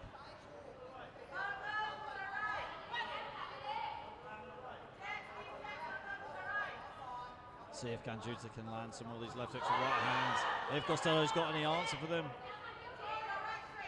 I mean, ironically enough, left hook is a good counter for a right hand, and right hand is a good counter for a left hook, so she'd almost be mirroring Kanjuta if she used those punches. Kanjuta again going down the middle with the right hand. She is looking like the more aggressive Kanjuta, coming forward, throwing those punches. Knees in the clinch here from both fighters. Ganjuta with a single collar tie and trying to take down. Costello gets the takedown, but it's on the buzzer. Looks like Ganjuta's enjoying herself in there. Last second buzzer, pull of the armbar almost. But that was a great striking boxing display from Ganjuta, and I know the Thailand national MMA team have been working hard on their boxing. They brought Manaus in for their camp, who's an Olympic gold medalist in boxing. So you can see that how that training is transferred to the athletes. I mean, look at these strikes from Ganjuta, predominantly a Brazilian Jiu-Jitsu black belt, but choosing to go out there and throw hands first and foremost, but she's always got these takedowns in her and that control on the ground. So a real complete martial artist Ganjuta is. Yeah, that was something we didn't really see too much with Ganjuta in her first fight, but it ended very, very quickly in the first round. What do you think Costello has to do in this round, Ali? In terms of striking, I think she just needs to maybe use low kicks against Ganjuta, because she's coming forward aggressively. Should she walk into something like that, or maybe start letting her own counters go? She's waiting a little bit too long, and just instead of being proactive, Jim, she's reacting a little too late to Ganjuta. And Ganjuta takes the back straight away, and she's trying to lock in a rear naked choke. That looks tight. It's in. We were waiting for a tap here. Patience is everything when we're choking an opponent out now. She's skilled and experienced. She's not going to rush this. She's going to wait for her moment. She's looking to get that left arm to regrip. You can see that Costello's actually pulling the glove there, which is not by the rules, but the referee hasn't seen it. But she still had this dominant position on the back. Again, a yellow card being thrown can in see here that. by Thailand. That was for the glove pull. But Ganjuta's extremely dangerous from here. Yeah, yellow card being issued by Thailand. I think you're right, Jim. I think that was for the glove pull when Ganjuta was locking in that rear naked choke. Referee not seeing it. Yeah, so, I mean, the best thing to do to defend a rear naked choke is to grab the wrist, try and fight the hands as best you can. But unfortunately, one of those hands slipped into the glove of Ganjuta. That is why that Team Thailand is disputing that at the moment. I think that the referee didn't see it. It happened quite fast. I'm not sure if the referee was in the right position. Costello was in a lot of trouble, and it looked like Ganjuta was not too far away from locking in that submission.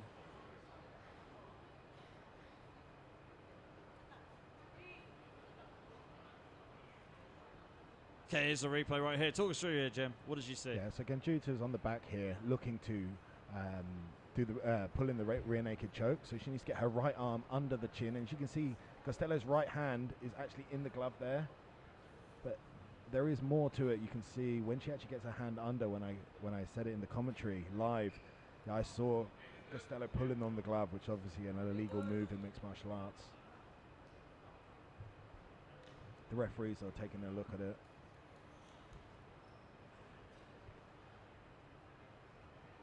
And it is match defining, really, because, you know, being a Brazilian Jiu-Jitsu specialist like Ganjuta is, being in that position on the back looking for the rear naked choke, that's where she wants to be. That's where her best position. So if there is any foul play has happened, then of course you can understand and sympathize with the Thailand team for pulling out the yellow card. And they're going to get it received back to them as it was a valid pull out of the yellow card. Yeah, because if Costello didn't grab the glove like that, Ganjuta would still have that position, that submission locked in. And looks like she's getting a warning from the referee. And the fight is going to continue.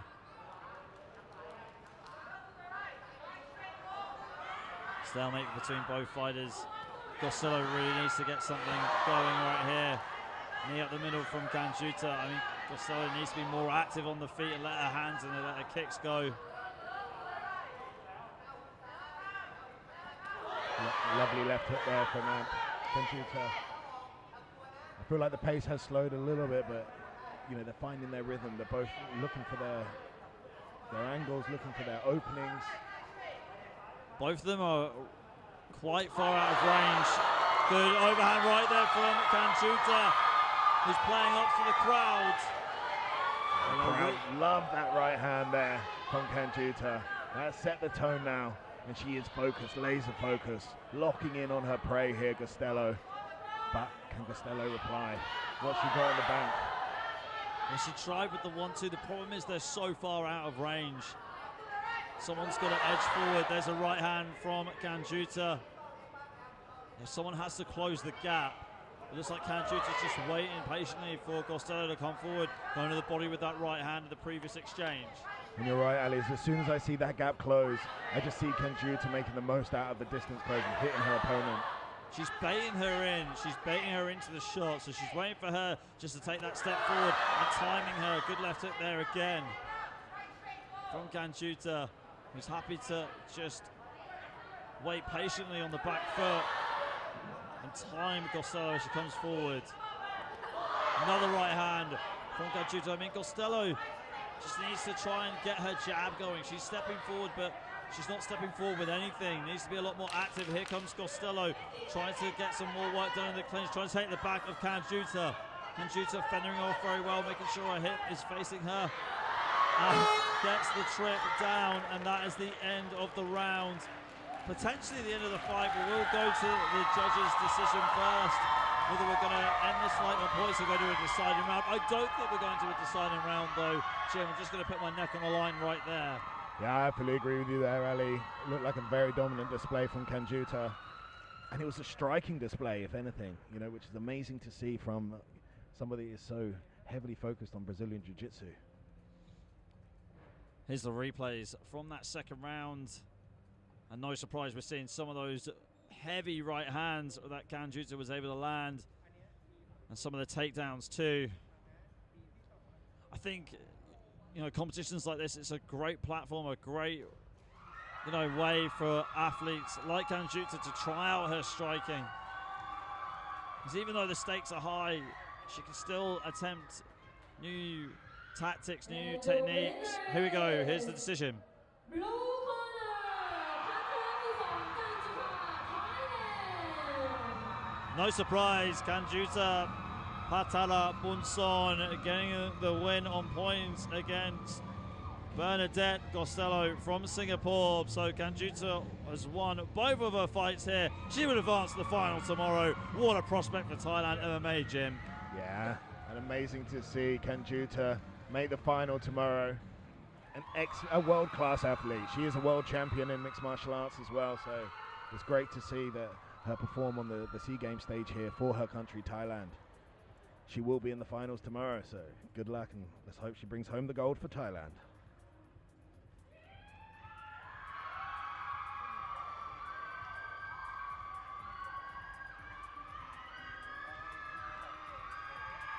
You can hear the crowd as she walks through the stadium here. She is the hometown hero, Kanjuta.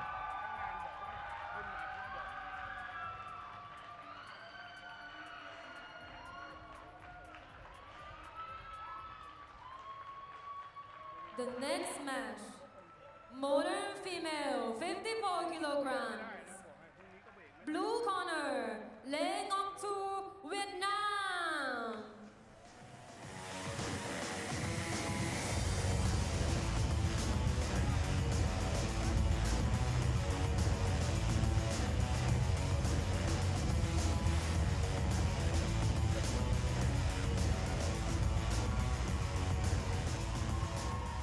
Red corner, Hung Gloria Isabel, Malaysia.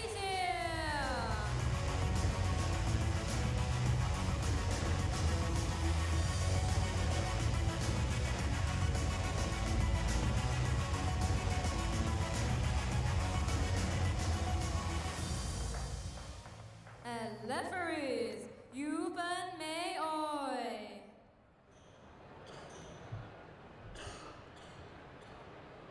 Okay, ladies and gentlemen, we move on to another bout in the female 54 kilogram division. We get Nonthaburi back in on the mat against Gloria Isabel Hung. So Nonthaburi representing Vietnam in the blue corner and Gloria Isabel Hung representing Malaysia in the red corner. So these two have already fought today. Hung losing on points to Hot Morley, and Lei losing by rear naked choke to Hot Morley as well.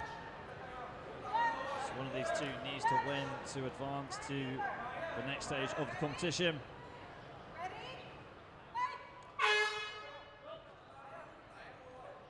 The southpaw stance from Lei. I mean, we said it before, Lei's very good on the feet, leaving her chin very high up though.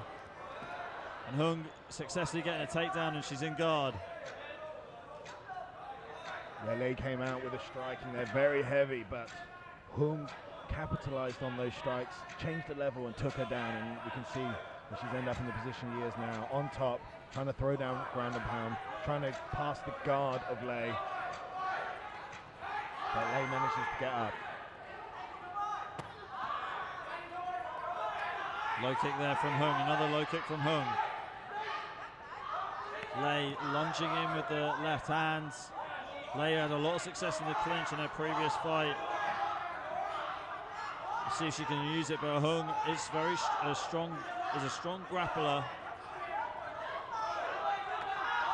Good body kick there from Lei, and again throwing these left hands straight down the middle. Throwing barrages of left hands, one of those caught Hung. But Hung retreating into the clinch again, a takedown. The takedown, Hung ended up on top here in the full mount position. Can she capitalize on this and lay down the ground and pound and get this fight finished? Well, Lei's already been stopped by rear naked choke this afternoon. Lei tried to defend there, but gave up her back, as you can see. And Hung's looking to set in that rear naked choke. So it's all about fighting the hands right now. Looks like that right hand is almost ready to go under the chin of Lei. Just got to make sure that we don't get a repeat of what we had in the previous fight, where we saw Costello, put her hand in the gloves of her opponent, and that caused a huge uproar from the Thai athlete. We can see here the body triangles in from Hung. Lei has done a good job of getting to the side that she needs to get it out. This is all she can do now, right, is try and fight that body triangle whilst not getting choked out. But she's in a bad position here. She needs to get out of this body triangle. And it's a grueling position as well. This isn't where she wants to be. It sucks the oxygen out of you as you breathe. It gets tighter. Whilst you're also looking at not getting choked out, you're getting ground and pounded as well. So Hung's in a very good position right now.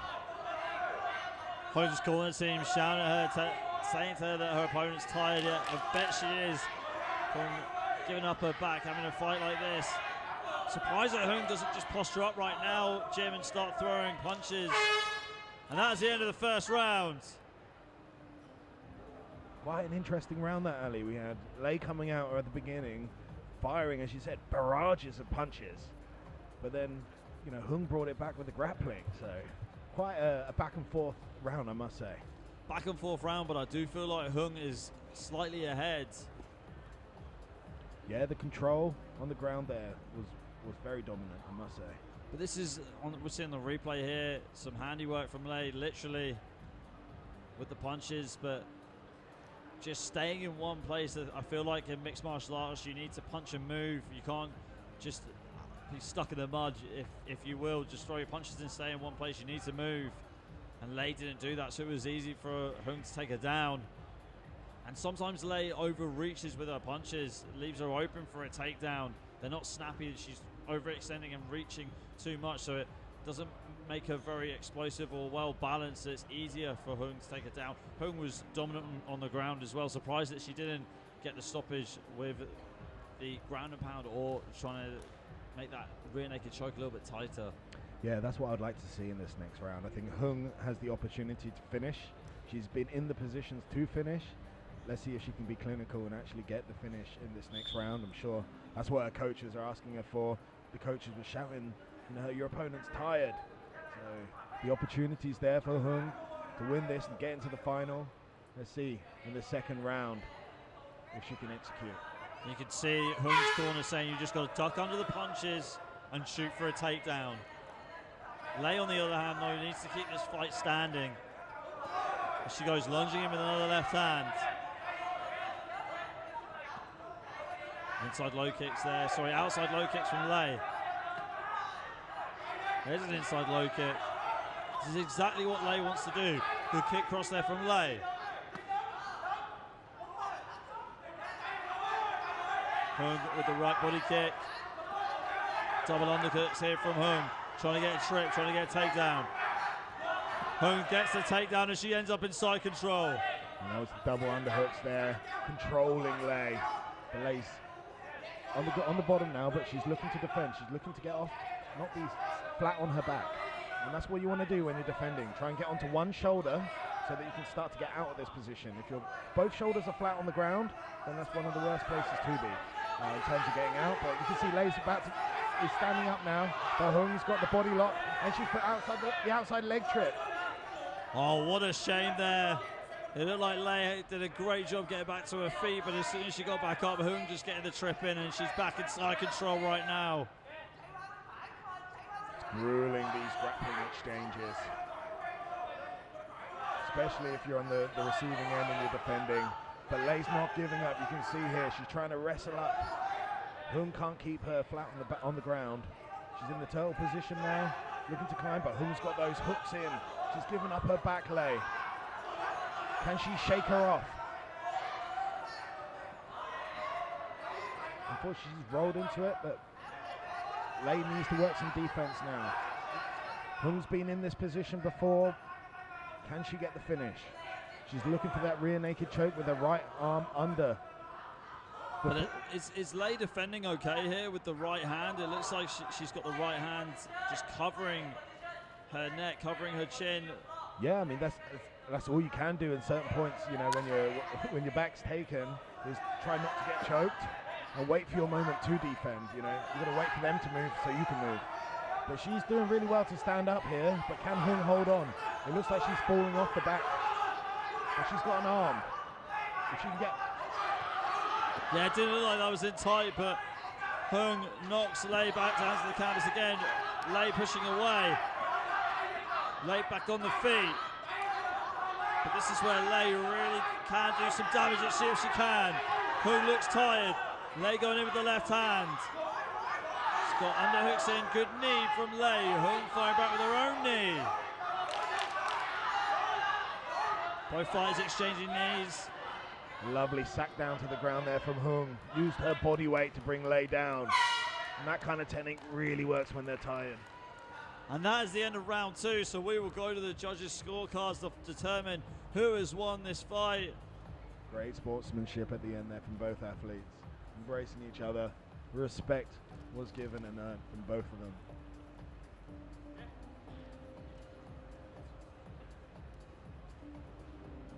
So let's see who is going to win that one. It was very back and forth. I mean, for me, Jim, I'm swaying towards giving that fight to Gloria Isabel Hung in the red corner. I just thought she was more dominant. Well, let me be controversial and go with Lei. Those strikes for me were impressive. But I can see where you're coming from with the grappling. Yeah, I mean, it was just she just seemed like she had Lei on the ground for the majority of the fight. And the winner see now. is...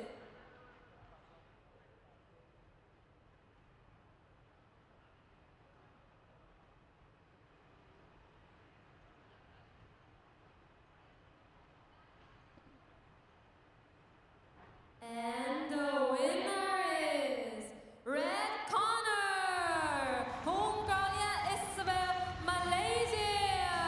So there you go, Hung turning that previous defeat to Hot Mali into a victory against Nonthaburi,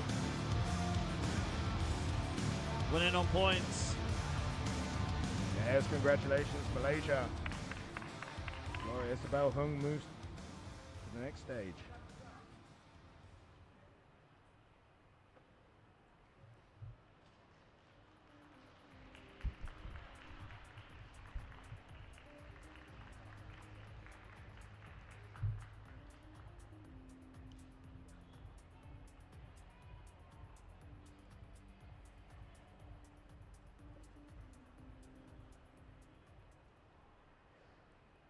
And the next match, modern male, 60 kilograms.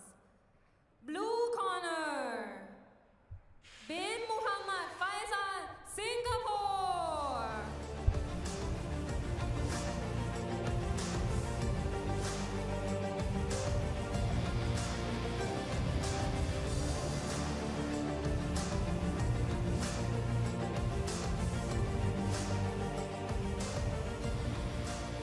And red corner, Alipio Denzel John, Philippines.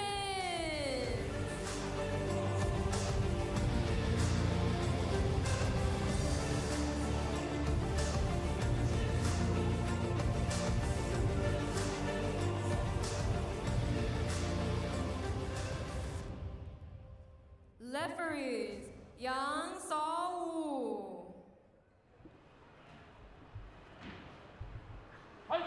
Okay, ladies and gentlemen, we move on to match number 17 in the modern male 60 kilogram division. We have Bin Mohammed Faisal Mohammed Furqan in the blue corner representing Singapore.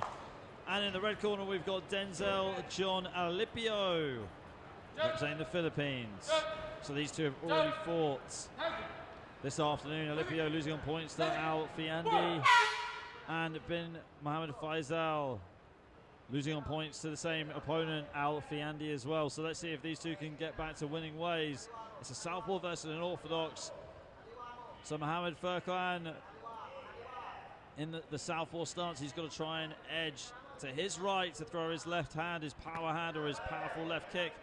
And then Alipio also in southpaw right now, so that negates any of those tactics I just mentioned by Mohammed.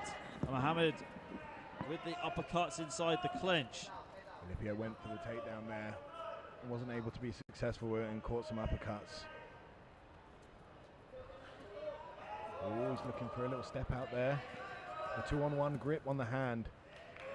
Alipio is using there, but Mohammed Furqan ends up on top and they end up out of bounds. But back to the action. They're standing.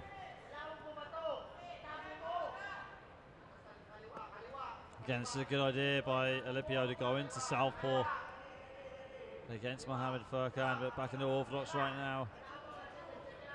And so is Mohammed Furqan. So both fights mirroring each other early on in the first round. Sprawl there by Mohammed Furqan and trying to pounce on Alipio, kneeing him inside the clinch and pushing him out of bounds.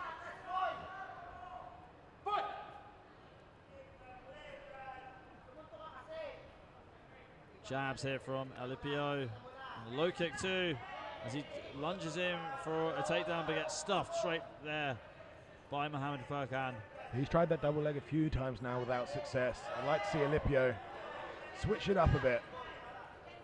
He's throwing that double leg, 1-2 double leg, or he's trying to shoot from too far out and he's getting sprawled on. Yeah, I was thinking that. Just doesn't seem like he's worked his way in, like build up the momentum enough to start shooting takedowns from that far. But this is better from Alipio, you know, using the jab. They're good combination builders, the jab, or even for, you know, attempting takedowns in MMA where you can just go take down off the jab. And out of bounds there by both fighters, so no points deducted, but a reset into the center of the mat. Let's see who really wants to make a statement here. I don't feel any athlete has really put their dominance on each other, on the opponent yet. This match really is open. And Mohammed Furqan getting pushed out of the mat. Oh, good shot there by Mohammed Furqan. Furqan with the low kicks. And as Alipio attempted the takedown, of good stuff there by Mohammed Furqan, taking the back, but that is the end of round number 1. Yeah, quite an interesting round there, I must say. Alipio tried quite a number of double leg takedowns, a lot of them unsuccessful. Mohammed Furqan as well, he had his moments, some nice strikes there. Let's see what the replays say. There's the uppercuts inside the clinch before this fight went to the ground. just taking him down in this position. Mohamed Furqan controlling it well. I mean, what did you make of Mohamed Furqan's grappling compared to Alipio's? I mean, he's physically the bigger athlete from what I see, and you can see that in the strength. And when they come together and grapple, you can see his strength dominates. He's ending up on top. Alipio looks like, you know, the faster athlete, and he's trying to, you know, shoot from distance, trying to use his strengths and his speed. But, you know, at the end of the day, I think Mohamed Furqan is using his strength to nullify the attacks of Alipio, and I believe he's just edging it a bit, but this is all to play for. Yeah, all to play for indeed as we go into round number 2. We got Mohamed Furqan representing Singapore in the blue corner, and Alipio representing the Philippines in the red corner. Both fighters have yet to get a win today. Let's see who is going to advance to the next stage of the competition as they jab at each other on the outside. Looks like Mohamed Furqan was going to attempt a power shot, but pulled it back. Shoot from the takedown there by Alipio, and Mohamed Furqan made sure that he didn't step out of bounds.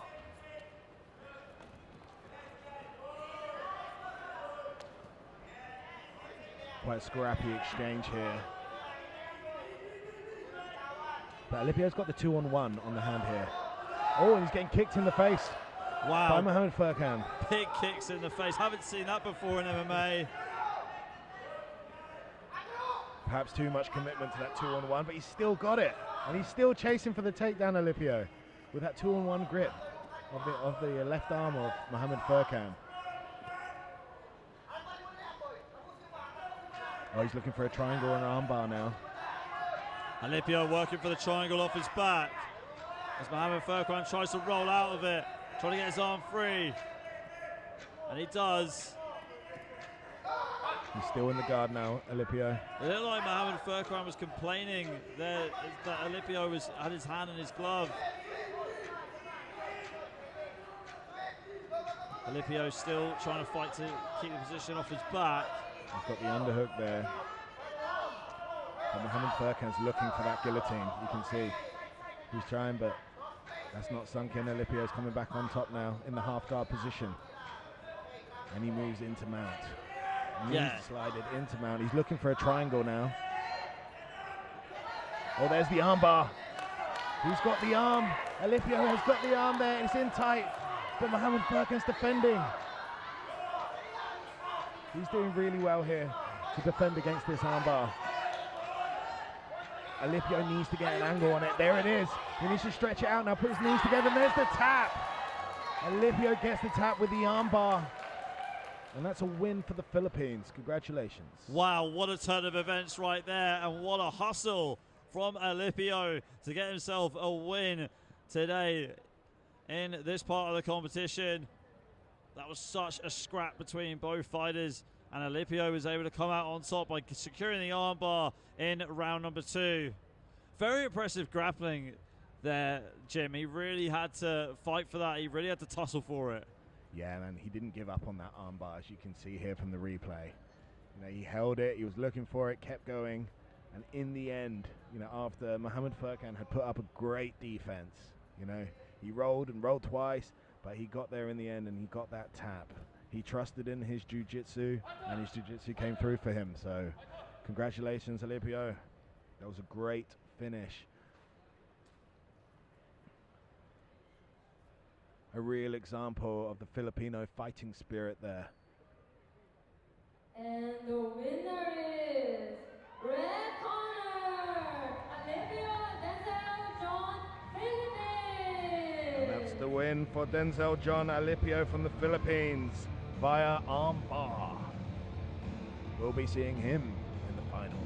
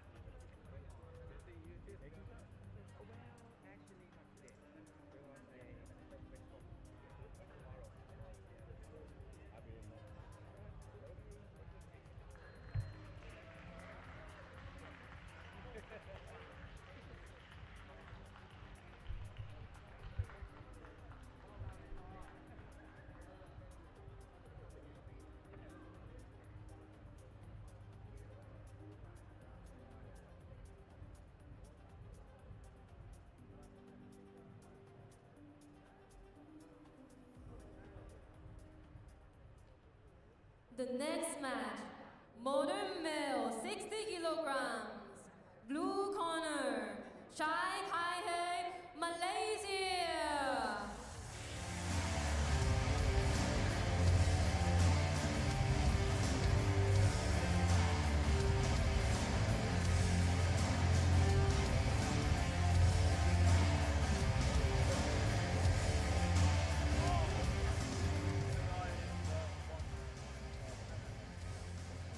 Red corner, NagmwongWan, Vietnam.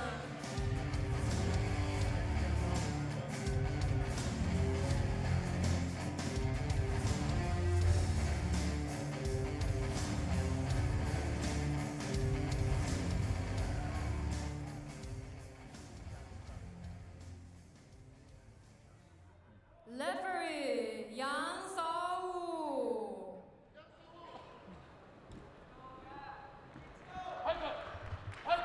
Okay, ladies and gentlemen, we move on to another bout, which is in the modern male 60 kilogram division. We've got Kai Hei Chai from Malaysia in the blue corner taking on Nonthaburi Chan from Vietnam in the red corner. So, Kai Hei Chai lost his first fight against Kitsada, and funnily enough, Chan won his first fight against Kitsada. It's a bit of a controversial decision though, but we move on with the competition right now. Good left body kick there to continue to start the fight from Chan. And coming out extremely aggressive there, Chan, trying to make a statement with his Malaysian opponent. And now he picks him up for a suplex. That was a huge takedown from Chan, who's come out of the gate really fast in this first round. Let's see if he can keep up this pace. Chai needs to find some answers now. Establish himself in this fight. Good left body kick there from Chan and going up high with the head kick. It's the takedown attempt here by Chan. But both fighters stepped out, so referee not taking a point away from either of them. Calf kick there from Chan. Chan showing a wide arsenal here against Chai, who's not really been able to land any significant strikes in this first round. Yeah, Chan's come out extremely aggressive here, straight into a grappling situation, and he pulls off a beautiful foot sweep to end up on top here. They're throwing down some ground and pound. The posture's up here in guard and moves past his guard straight away to take the back of Chai. Yeah, lovely guard pass there, just threw the legs to one side and passed round. Now he's looking to take the back. Methodically trying to get that rear naked choke in. But Chai is able to escape. But not for long though, because Chan's just reversed it straight into mount. Posturing up. And this is where Chan's in a very strong position here to finish the fight. We've already had one stoppage from full mount with the ground and pound. But Chan takes the back from Chai. Chai giving the thumbs up to referee to let him know he's okay. Chan's got a dominant control here, as you can see with his hips. He's using his hips to hold Chan down. The weight is in his hips and he's throwing down that ground and pound, which leaves Chai no option other than to just take the punches and try his best to defend and trying to move. But when you clamp down with that weight from the hips, there's just nothing you can do, and that's it. The referee has to step in. That's it, it's all over. Dominant performance from Chan, who's able to get another win. So Nonthaburi Chan getting a victory against Kai Hei Chai. So we will see Chan tomorrow in the finals. That was an incredibly dominant performance. He came out trying to make a statement. It's a bit of controversial, bit of controversy in his previous fight against Kitsada where he won on points. Eventually, let's take a look at the replay. Talk through his replays, Jim. Yeah, so he's established this mount position here on Chai. But Chai's obviously trying to get out here. He's trying to defend. He's not just lying there. The weight is holding him down there. And we come away away with a win for Chan. He came out with intention.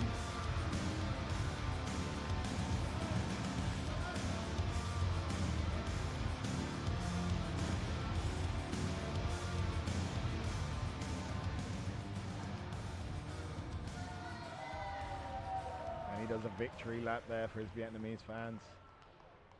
An exciting athlete there, Chan. Look forward to seeing him tomorrow.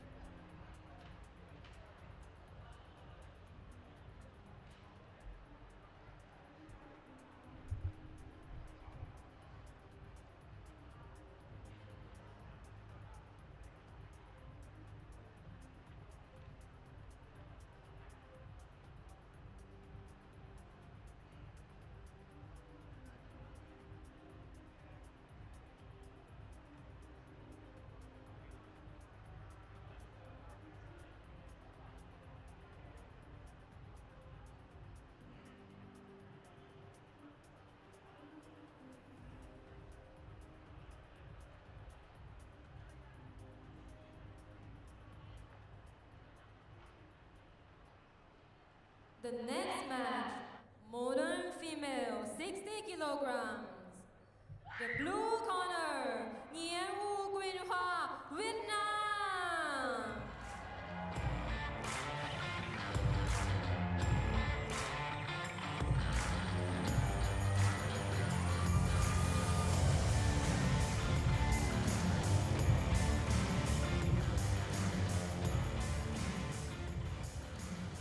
Red corner, Boulon Mariangeli, Philippines.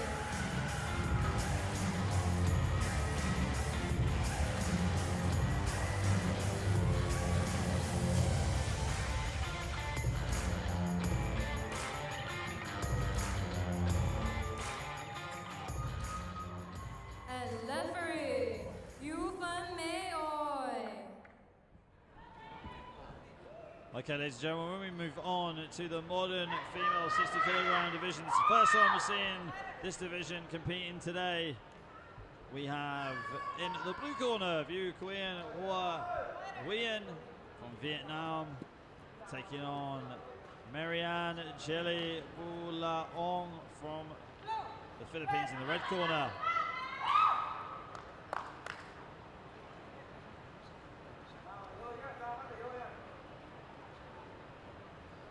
Okay, so this is 2 rounds of action. We will go to as a signing round if the fight is considered a draw at the end. There's some happy fans in the stands. I believe this is our first time we're seeing these two athletes fight today. Yeah, it definitely is. Nguyen with a quick clinch and just ducking out. Bulaong engaging in the clinch, trying to get a takedown, but they stumble out of bounds. Yeah, scrappy grappling exchange there. Both of them had their moment, but we're back on the feet here. Who's going to assert dominance? They're just a little bit out of range. One of them's got to step forwards. Good right hand there from Nguyen. Right hand misses there for Nguyen and pushes Bulaong out of bounds. I don't think the referee spotted it. Swing and a miss there by Bulaong. I just feel like she's reaching a little bit too far for these shots, Jim. Taking a bit too much for a risk with high kicks. And the tussling up. Trying to get the trip inside the clinch. Good side control inside the clinch by Nguyen. But Bulaong scrambles down to the feet. Bulaong's rolled into a almost 50-50 position here, but she's able to get up onto the back and assert dominance into this grappling position now. She's looking to step over into mount there, but Nguyen is defending well. She's moving. Very hard to hold somebody on the ground when they're moving. She's looking to step over into the half guard there to establish the half guard, but You can see Nguyen has that right leg in. She's got her hook inside the legs of Bulaong. This is giving her a defense. It's allowing her to create space, and she'll be able to use that hook to sweep, etc. later. But she was able to survive that, and now they're back on the feet. Time out there because too long on the ground. Bulaong looked like she wasn't very happy with being brought back to the feet. Inside low kick, good right hand there from Bulaong.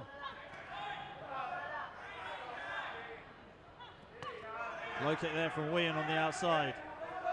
Bulaong looking to counter there off the leg kick she received.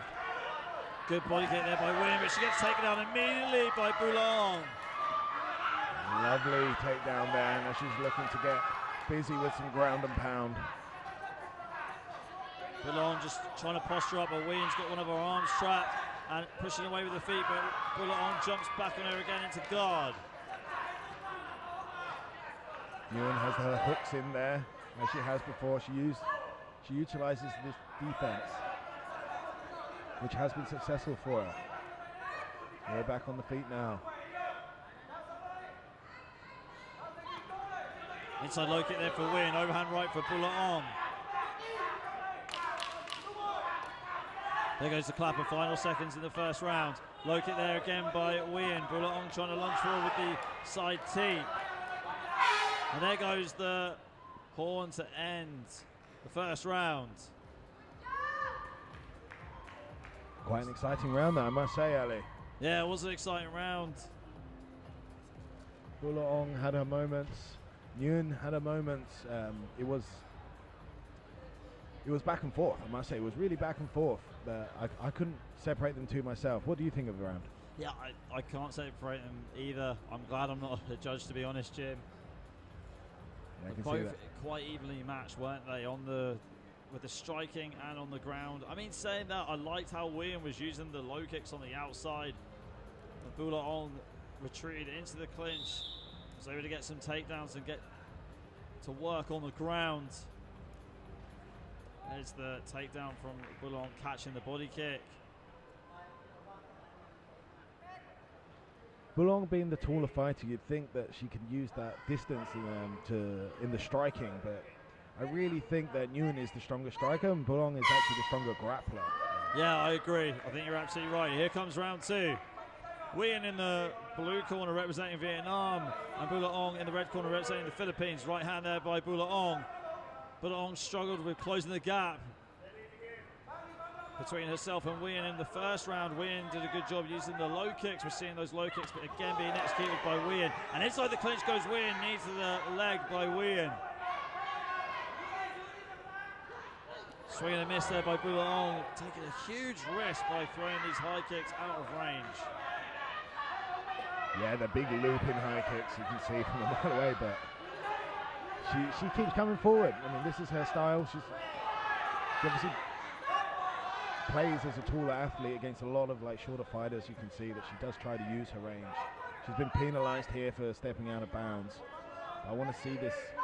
I want to see her range be utilized, Fire the jab. Keep her at your distance, not let Nguyen come in. That's where I feel like Bulaong can win this fight.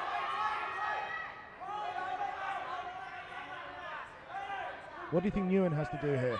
I think she needs to use her low kicks, like she has done. And just keep Bulaong at bay, and Bulaong's make her miss, make her pay. Well, this is the thing though, Bulaong is out of range, hasn't got the range dialed in, so she's already missing, so Nguyen just needs to pounce on her when she does miss. Use a low kick, use a straight right. Those have been her main punches. And she pushes her out of bounds for the second time. But the referee not calling it. Yeah, that's good refereeing. Nguyen on the back foot, trying to set up a counter. Lovely knee there. And again, trying to push Bulaong out. It looks like someone's mouthpiece just fell out. It's Nguyen's mouthpiece.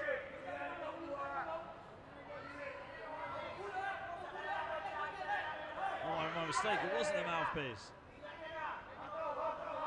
And we're back to the action here. A lovely right hand there by Bulaong. She's coming forward. Looping high kick there, unfortunately, we've seen But I think Nguyen is now penalised for stepping out of bounds. Okay, the action continues. See Nguyen utilising the back foot. I mean, this is dangerous because she is going to step out. She's puts herself in a difficult position, potentially stepping out of bounds and costing herself a penalty. Good left body kick there by Nguyen. Bulaong trying to make something of this inside the clinch. Knees coming in from Bulaong. Let's see if she can get a takedown. Tries to the chip. She gets takedown. She goes into half guard. Lovely outside leg kick there. And she finishes the round with some ground and pound. That will have an impact on the judges.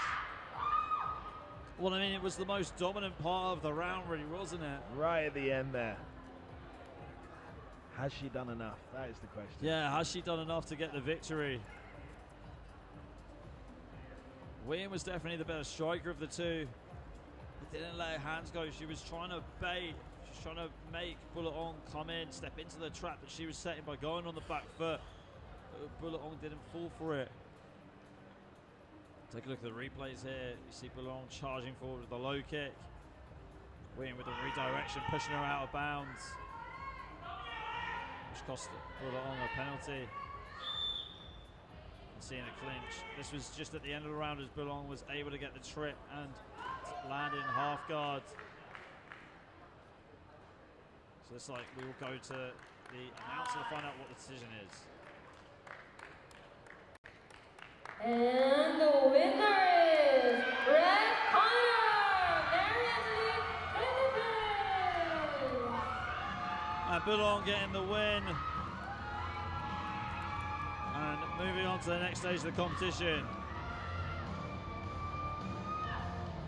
Congratulations, Philippines. Great to see a win here for Mariangeli Bulaong, and an awesome celebration she had there.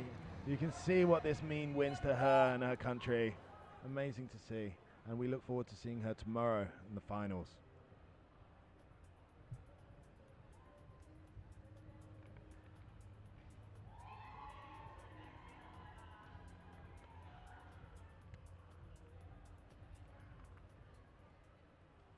And the next match, modern female, 60 kilograms. Blue corner, Sitobu Madeze, Indonesia.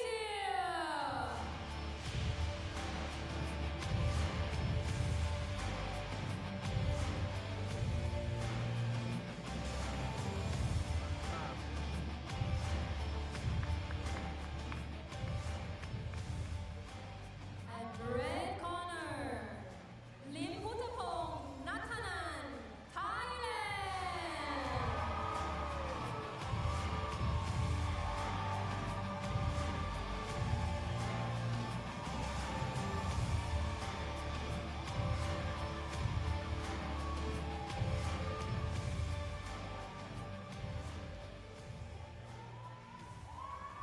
And referees, Pratiti Napuka. Okay, ladies and gentlemen, we move on to our next bout in the modern female 60 kilogram division. We've got Madelise Tepu from Indonesia taking on Natanan Limputapong from Thailand in the red corner. So one of these two is going to face the winner of the previous bout, Marianne Jelly Bulaong, in the final tomorrow. So Bulaong was a good grappler. Wasn't very good on the outside with the striking. So, but that doesn't matter right now. Let's see who's going to meet her tomorrow. Straight away, Sitepu is going into the clinch and getting the trip, taking Natanan down to the canvas. Lovely little leg trip there from Sitepu. Just off balancing Natanan and bringing her to the mat. The referee stopping the action as they were drifting out of bounds. And the action continues back on the feet in center ring.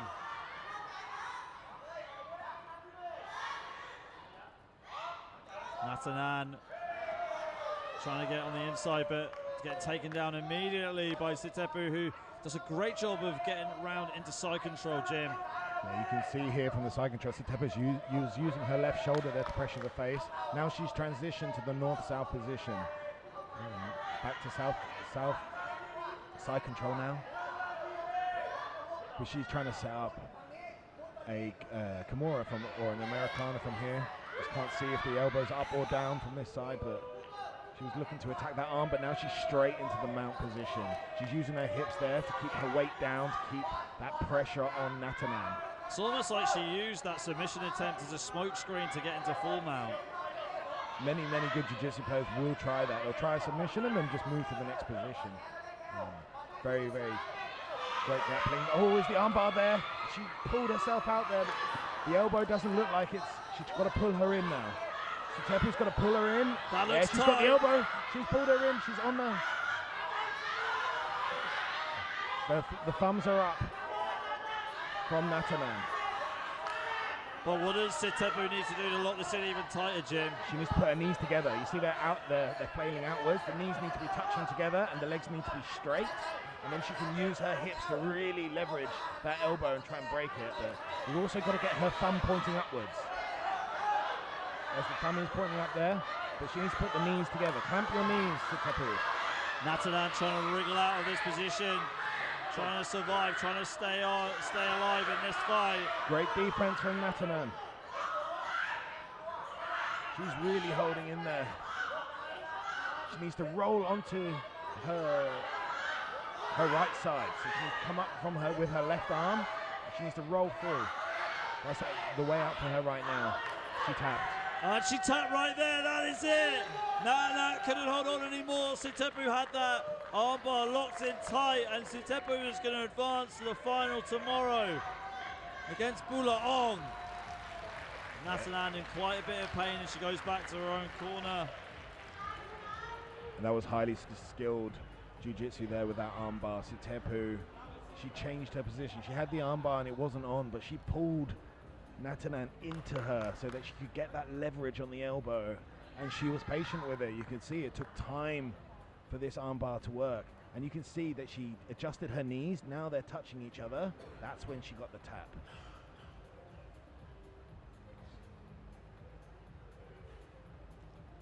Congratulations, Sitepu there with a lovely armbar finish.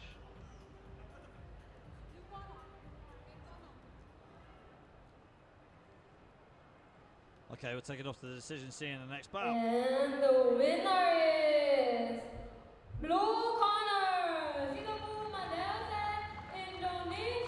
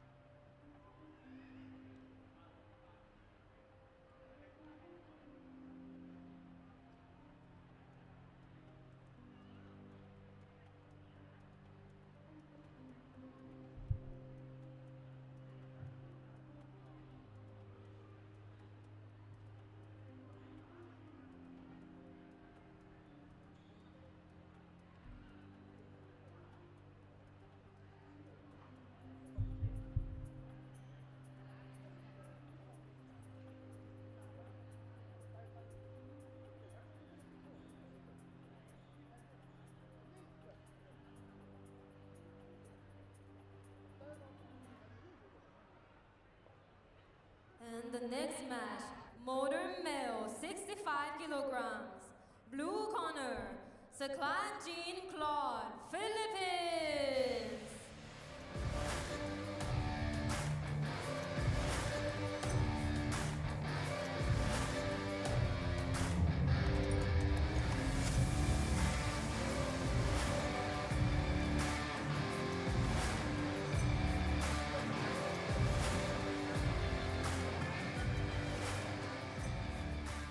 Red corner, Thong Saloi Sikharet, Thailand.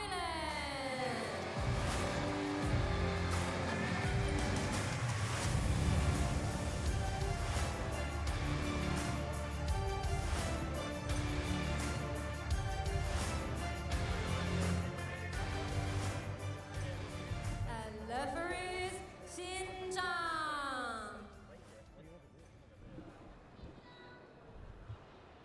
Okay, ladies and gentlemen, we move on to bout number 21. Now, this is in the modern male 65 kilogram division, and it is between Jean-Claude Saklag from the Philippines in the blue corner, taking on Sikharet Thong Satlue from Thailand in the red corner. So these two have already fought before. Saklag lost on points to Guang in his first fight, and Sikharet was able to win by TKO in the second round against Guang in his fight. Both very exciting fighters. I'm excited for this, for sure. Can see that. Whoa, big right hand there from Saklag. Saklag, as a pro MMA fighter, already has 5 wins by knockout, and he drops Sikharet with a right hand. So Saklag's got a front headlock position here. Won't be long. Sikharet stands back up. Saklag deciding to be a gunslinger right here in the first round, firing off the low kick. You can tell that Sikharet looks like he's got a bit of a Muay Thai background, the way he's composing his stance, good, really fast, lightning fast left body kick from Sikharet. Both of these athletes explosive, throwing big shots here. Overhand right from Saklag. And a spinning back kick as well, right to the body. Trademark Lakai back kick that. Seen that from a lot of the Filipino athletes. Yeah, and that is, funny enough, that is because he is from Team Lakai, Jean-Claude Saklag. So no surprise he's comfortable throwing that technique. Low kick there by Sikharet, trying to calm the pace down. And low kicks are always a good technique to slow your opponent down, to slow down their momentum, gives them something to walk into, and definitely good at disrupting their momentum and their rhythm. Right hand there from Saklag, followed up by a left hook. That was a heavy right hand there, but Sikharet took it well, he's still standing. Another left hook comes firing in from Saklag. Saklag really being a sharpshooter in this first round, using that right hand to the body. Another left hook there by Saklag. Sikharet trying to use the right body kick. Looks like he's a little bit shaken up from that left hook. Good stiff jab from Saklag.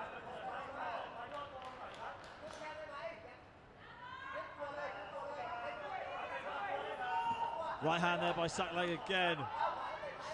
Bit of a stalemate from both these two. Really feel like Sikharet should try and take this fight to the ground and just save himself from getting taken.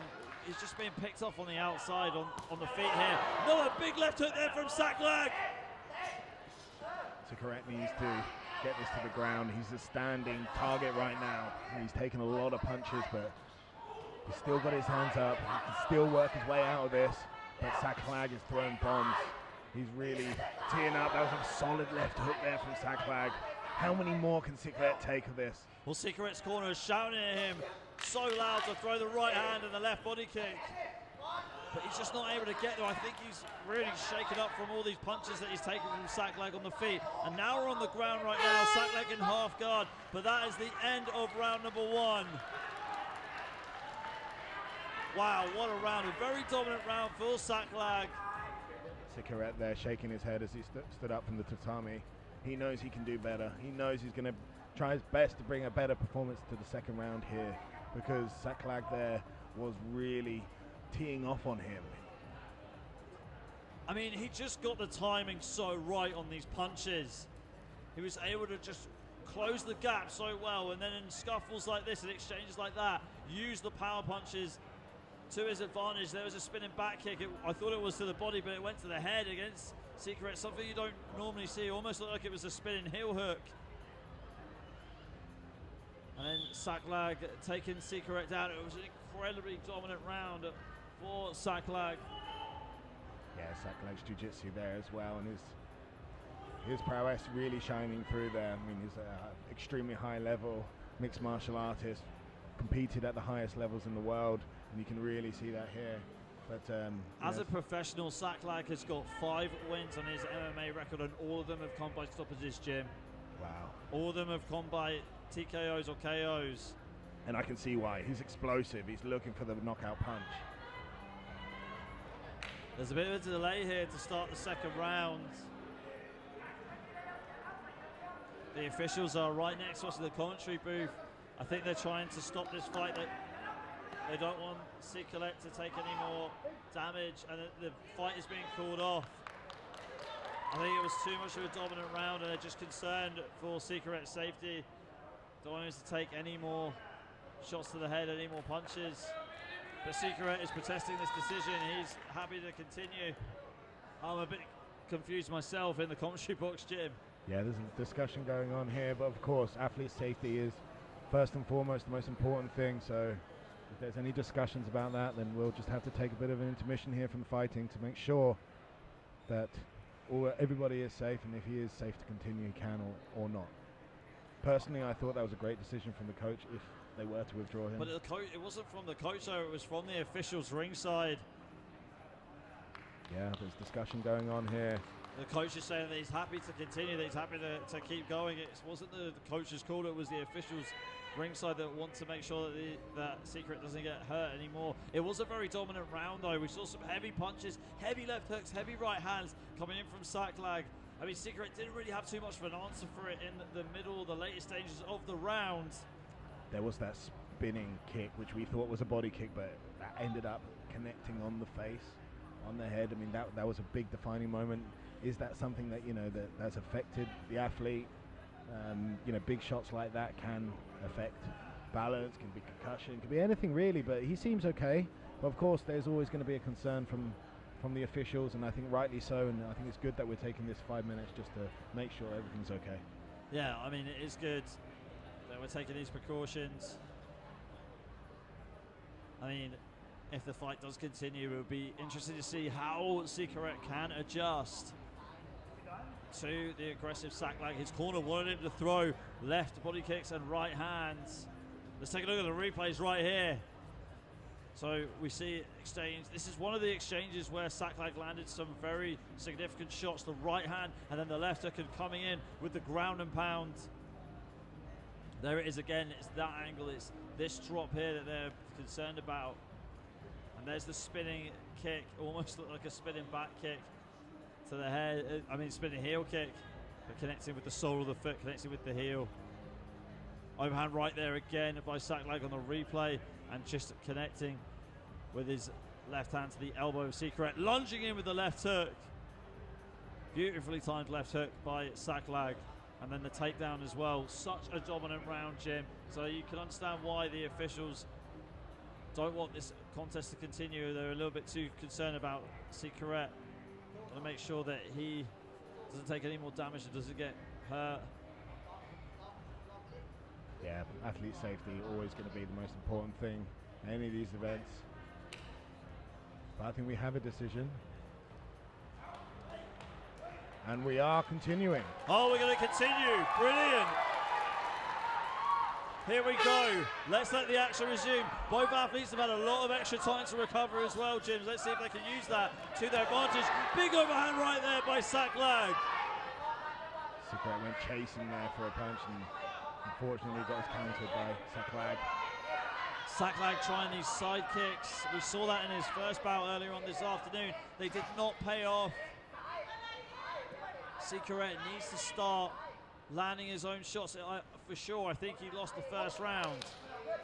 Nice jab there by Secret. He's got to start building momentum from here.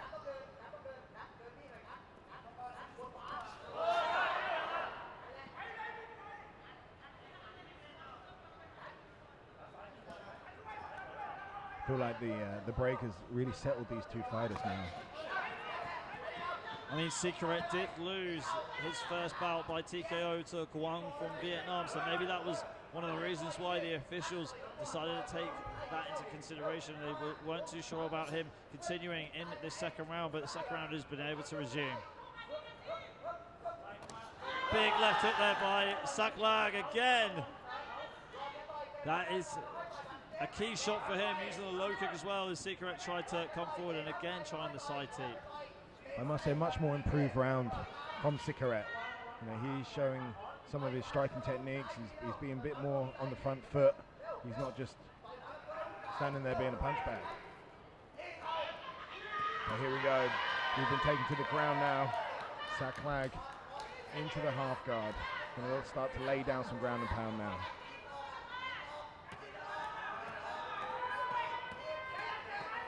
And the towel has been thrown from the Thai team. And Secret is so frustrated, pounding the mat. And that was a great win for Saklag in Saklag fashion. Just outstriking his opponent with heavy punches on the feet and then just mauling them on the ground. That's where he's got all of his professional victories in MMA. So no surprise when it transitions to the amateurs, he gets wins like that.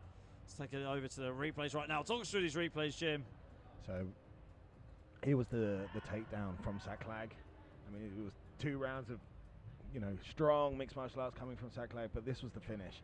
This is where he landed that ground and pound, and the Thai team, the coaches, had to throw in the towel there for the safety of their athlete.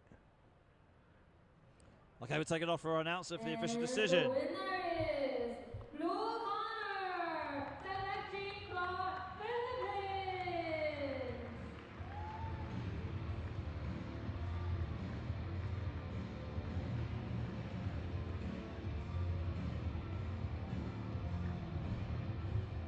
Okay, Saklag wins by TKO in the second round, and he keeps his chances alive as he goes to the next stage of the tournament. We will see him compete tomorrow. Unfortunately for Secret, he'll have to try again next year.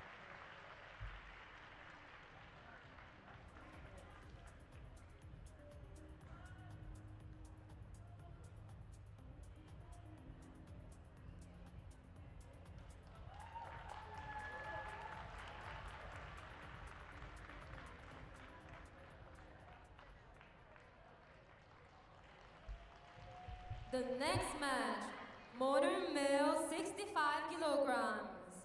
Blue corner, Tan Yisian, Malaysia.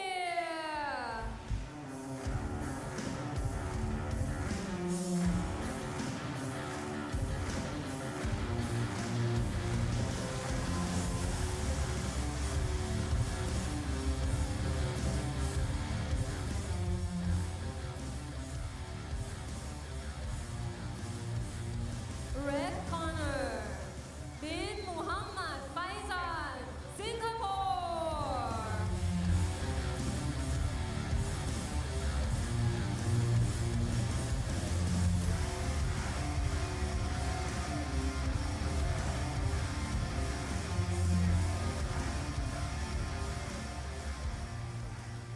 And referees, Xinjiang.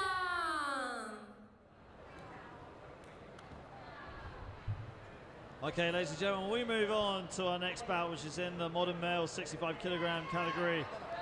It is Yi Xiang Tan from Malaysia in the blue corner, taking on Bin Mohammed Faisal Mohammed Fashis from Singapore in the red corner.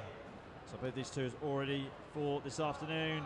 Mohammed Fashis losing on points to Albert, and Tan actually winning on points against Albert. So let's see if Tan can keep this streak going. Round 1 underway, and a clash of stances as Tan lines up in the southpaw stance and Mohammed Fashis lines up in the orthodox stance. Left body kick there by Tan. Real feeling out process here at the beginning of this bout. Trying to get their distance. Yeah, trying to download as much information as possible. Left hand being landed there by Tan. Mohamed Fatris just adjusting. I feel like he's too stiff though, Jim. You can just see it in his shoulders, just too stiff. He needs to be relaxed in fighting, not just MMA or any other striking sports. And actually it's going to continue here. Thought Tan would get a penalty for stepping out of bounds. Swinging away from Patris there, but a straight left down the middle from Tan that put Patris on the ground, but straight back up to the action. Good left hand there by Tan. Goes straight through the guard. He's really utilising his extra reach there, Tan, I believe. Right hook's being let go by Tan too. I mean, the left hand against an orthodox fighter, if you're a southpaw, is just something that you must use at the cornerstone of your offense. If they don't step to their left, I mean, now Mohamed Fatris is mirroring him. Good teep there. Great side teep by Tan.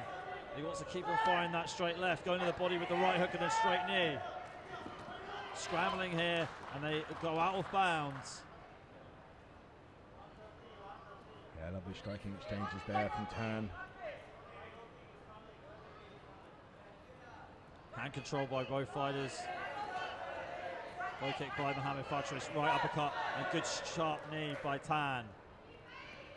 Love the way Tan's coming in with a combo.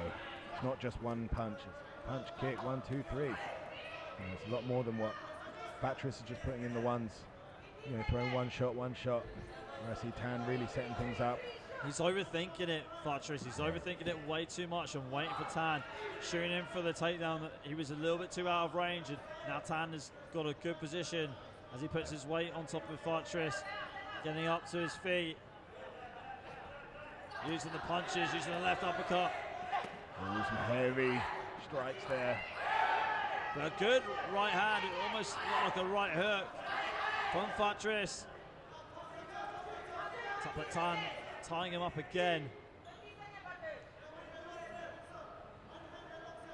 The double under front double hooks there with those. Opens up the body for that knee. Let's see if he can sack him to the ground from here. Put the weight on the neck. That's the end of round one.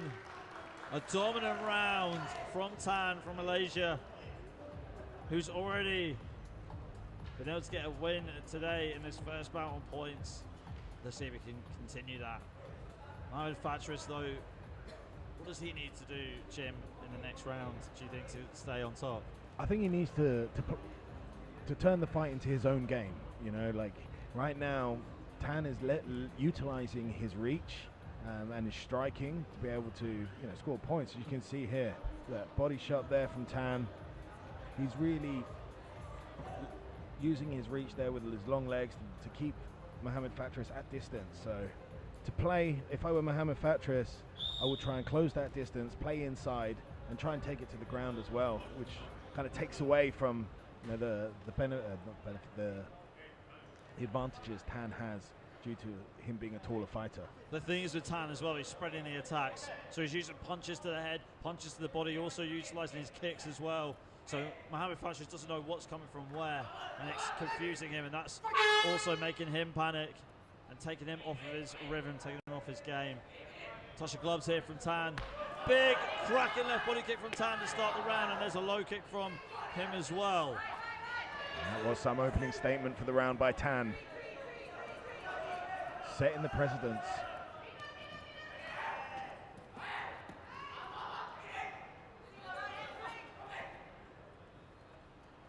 Fatris is still coming forward though. He's not shying away from the fight.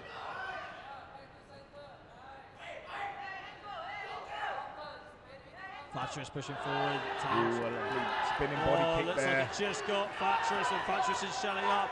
Fatris looks hurt, and that is it. The referee's waving it off.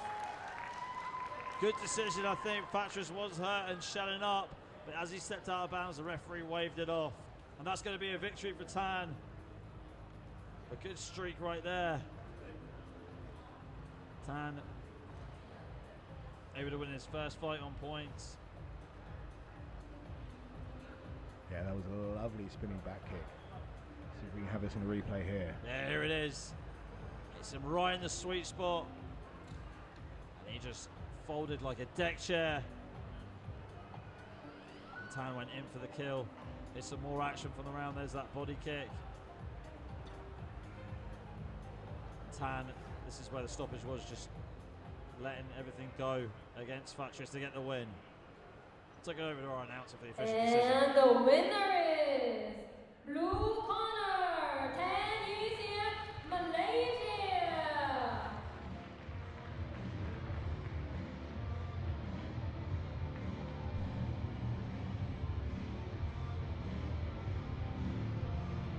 Yes, congratulations, Yi Siang Tan from Malaysia. Beautiful spinning body kick there, which led to the referee's stoppage.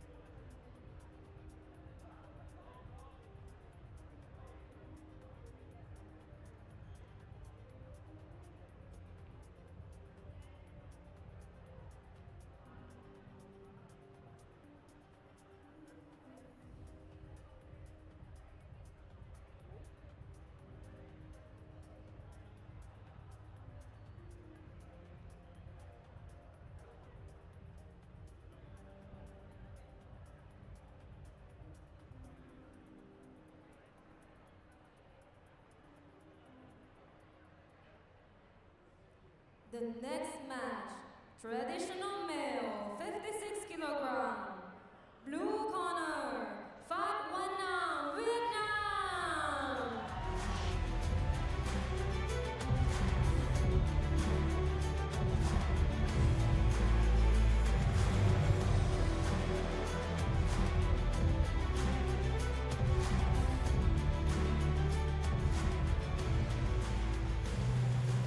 Red corner, Sutarang Norachat, Thailand.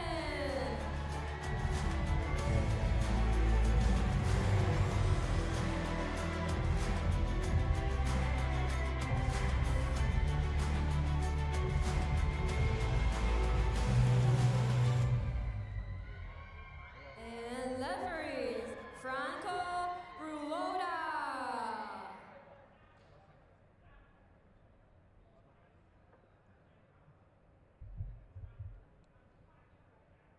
Okay, ladies and gentlemen, we move on to match number 23, where this is a traditional male 56 kilogram bout. We have Van Nam Pha from Vietnam in the blue corner, and Norachat Sutarang from Thailand in the red corner. If you remember rightly, Norachat got the victory early on with a knockout against Sevilla in the very first round. Let's see if he can follow suit right there. Pha also won on points against Sevilla as well.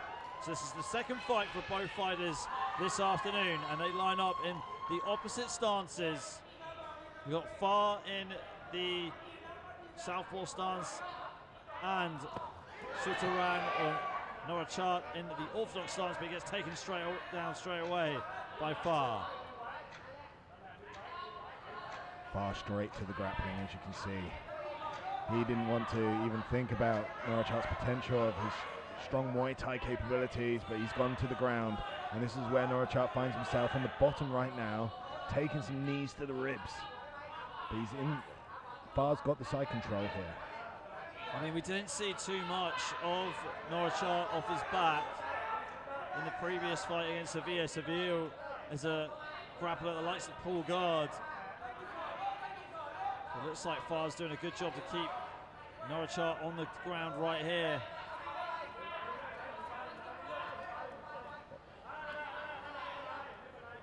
Side control still being established by Far. Trying to pass guard, but Norachart doing a good job to stop it there just by keeping his legs dangling in the air. Yeah, Norachart's doing a great job here of not getting fully mounted. He is defending quite well here. You can see there with his left foot. He had the hook on the outside of his leg, stopped him getting past. He's in side control now. Far is looking to dominate this position, but Norachart's got his guard back. Good punches being thrown by Far as he slowly tries to transition to a more dominant position.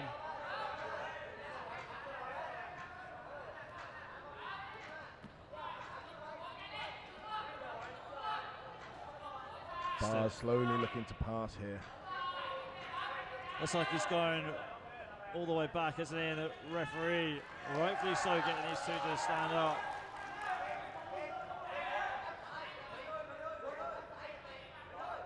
And a readjustment to the belt of Far as the action continues. To hear the corner of Norachart asking him to throw the right hand. Let's see if he can find an angle for it. It's the right punch to throw against the southpaw. Good right body kick there by Norachart. Great defensive takedown there from Far. And Far pushing Norachart out of bounds.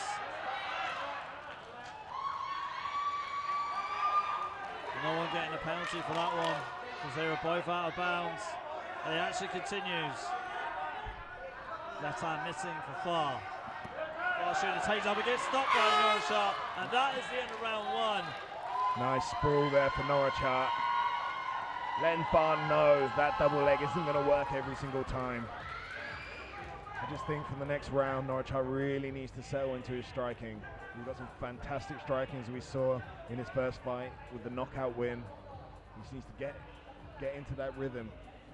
Because Far at the moment is playing his game, I believe. He wants to take this down to the ground, as you can see here with the double leg. He's looking to control Norachart on the ground. I mean, Norachart just needs to be more snappy with the shots and just get out of the way. Almost just, you know, hit and run style. Hit and run, find the space, force Far to come and chase him and get the counters prepared. But like I said, the previous bout was just staying in one spot and allowing Far to counter him with a takedown.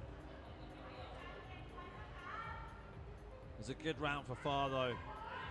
He's definitely packing a lot of power in his punches, but also being dominant on the ground too. Here we go, round two coming up. We've got Van Nam Phar from Vietnam in the blue corner and Norachart Sudarang from the red corner in from Thailand.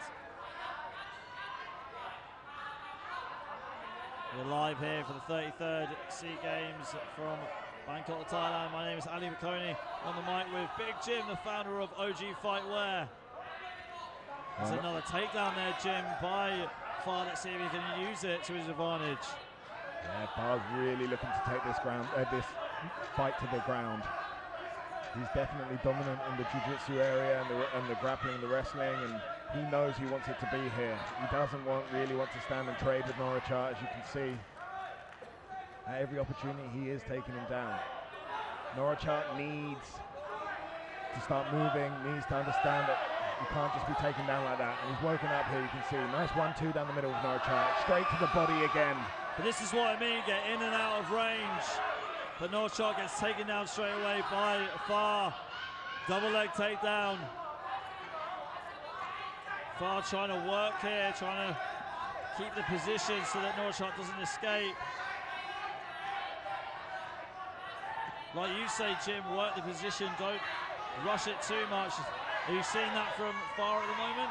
Yeah, Far's methodically just passed the guard there. He cut across with his right knee, and you can see now he's in side control. And he's not rushing this, But he obviously has to keep moving because the rule's set. He doesn't want to get stood up. He's in a great position now. Can he advance now to the full mount and start raining down the ground and pound? This is what we will see. And yes, he does. There's the full mount. Now he just needs to posture up so he can rain down the ground and pound. We've seen a couple of fights be stopped today because of ground and pound in full mount. And again, very patient.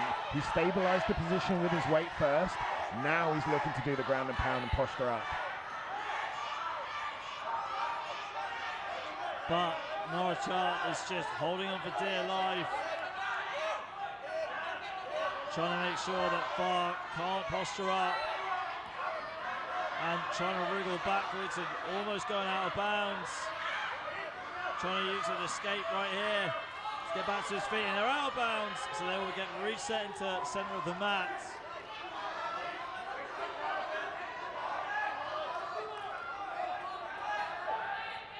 Belt being readjusted by the referee for Far. And the round is going to continue. Ooh, a lovely knee there, straight up the middle, and he sprawls the takedown. Comes back with another knee. Norachat has found some energy from somewhere. Yates found his second win late into the second round. The crowd are going wild here for their hometown athlete.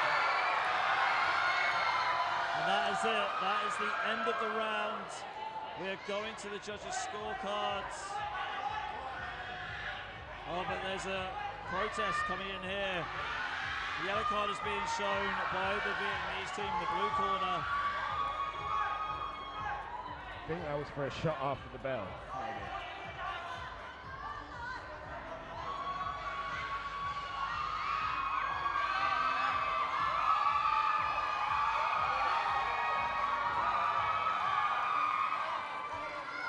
Yes, so the Vietnamese team challenging. Saying there was a shot after the bell. Well, I think it'll be a knee actually there, signifying.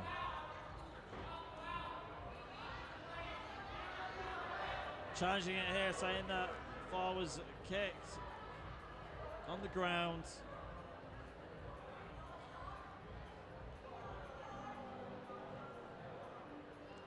Okay, here we go. Here's the replays. Oh, right, yeah, you can see it there. The knees are directly on the ground. As Fargo's shooting in, he is a downed opponent. It is, from my side, it's to the chest, not the face, but let's see how it plays out here.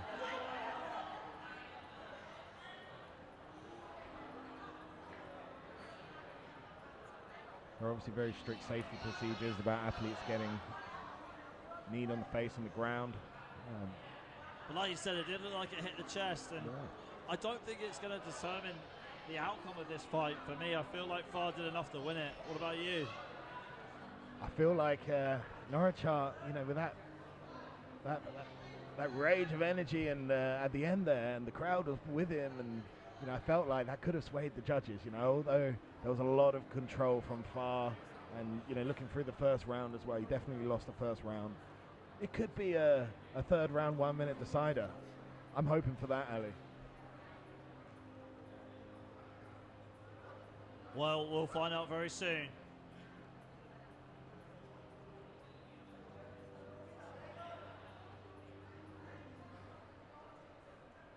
Just final instructions from the officials ringside to the referee.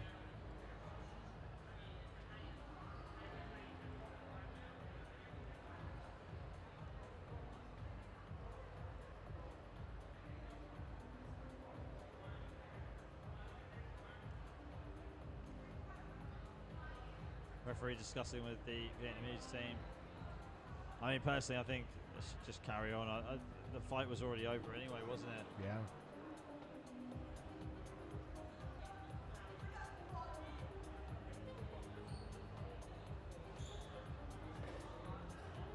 So we do apologise if there are any fights coming up that you're eager to watch. We've got to make sure that we get the decision right here at the SEAGAMES.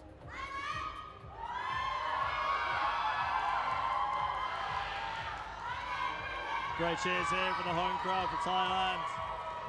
Awesome to see.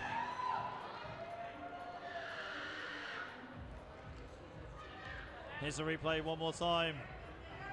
Yeah, as his knees touch the ground, Norachart firing off that right knee and it hits the chest of Far. It's the thigh, the top of the thigh that hits the head. But really, he was trying to connect with the point of the knee, not the thigh. So depends which way the officials are going to see it. I don't think if he applied full force there, that would have caused a lot of damage to his head, but still, you can never be too sure.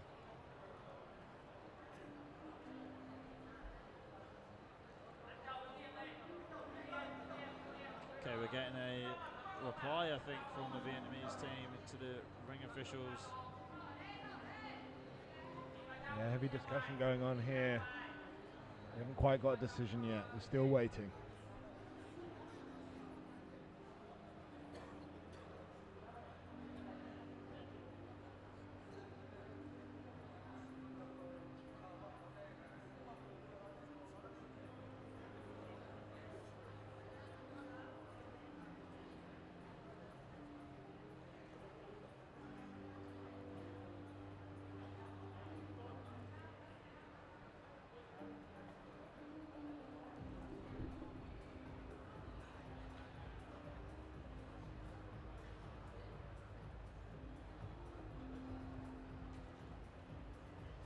But anyway, ladies and gentlemen, thanks for tuning in for the 33rd SEA Games, which is live right here in Bangkok, Thailand. Myself, Ali McConey, my co-host, Big Jim, the founder of OG Fightwear. I mean, we're making history today, Jim. We've got mixed martial arts in the SEA Games for the first time in the SEA Games history. A great move for the sport across Southeast Asia and in Thailand. I mean, you're really involved in MMA in Thailand and across Southeast Asia, everything that Tama does. So this is a great move for the sport in Thailand and across Southeast Asia. Oh, this is huge for MMA as a sport, but also here in Thailand. I mean, MMA as a sport was recognized only last year, last December, so it's actually only been officially a sport within the country for a year, which is amazing to hear, right? But now we've got a national team. Now we've got, you know, people fighting for medals. We've already had a national team for about 3 or 4 years beforehand. Achilles did a lot of work bringing all these athletes to many different championships around the world, but now you can see it's been legitimized. Like, MMA is in the SEA Games. This is history being made. Yes, it's an exhibition this year because that is the way it has to go. And next time the SEA Games happen in Malaysia, this will be a fully fledged sport at the SEA Games. And you know, within the future, I think everybody is looking towards Olympic recognition, and the SEA Games being part of the Olympic family. This is why it's so important and so historical for it to be here at the SEA Games today. Yeah, that's brilliant. I mean, only time will tell, but sounds like it's making some good progress. I mean, MMA is such a big combat sport around the world. I mean, if anything, it's ahead or just in line with Western boxing. So lots of great fighters well known for MMA. And the amazing thing is, though, MMA as the professional sport is global. But as the amateur level here, it really is like a sport that is developing through the countries, and now we can actually see it being recognized by Olympic level events. Okay, looks like we're going into a decider round. This will be 1 minute and the crowd is going berserk in Thailand. We've got Norachart in the red corner and Far in the blue corner. Both these two have got real dynamite in their hands, and Far lets them go.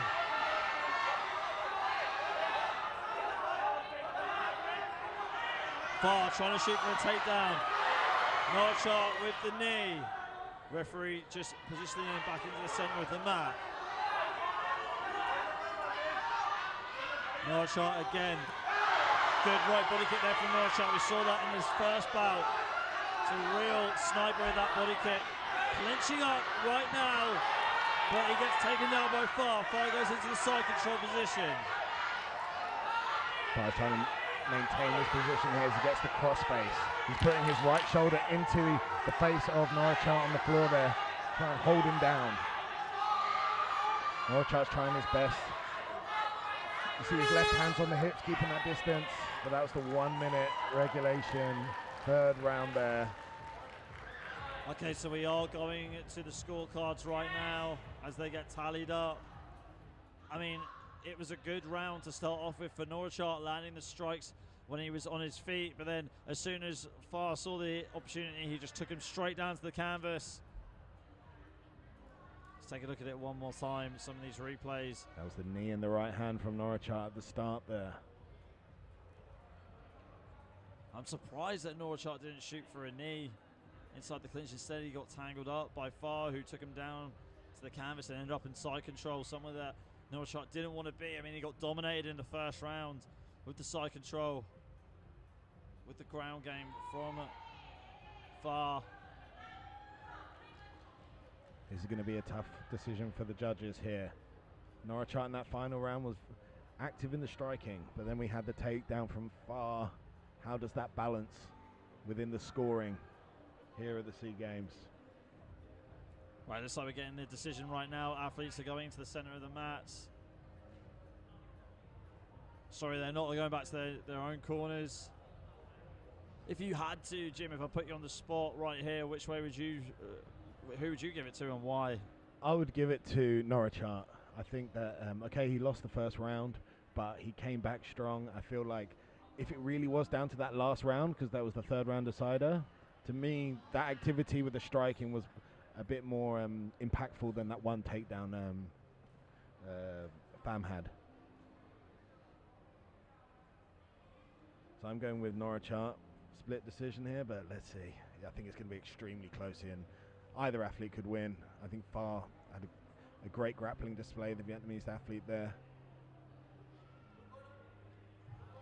Okay, here we go. Decision is coming up right now. We'll take it over to our announcer. We'll see you in the next bout.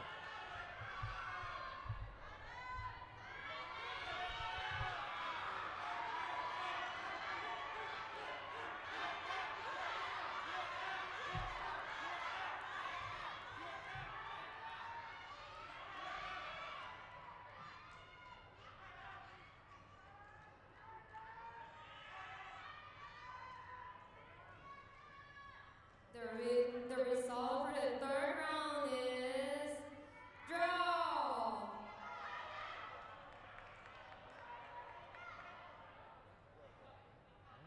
The winner is red corner, Thailand. Because late in play.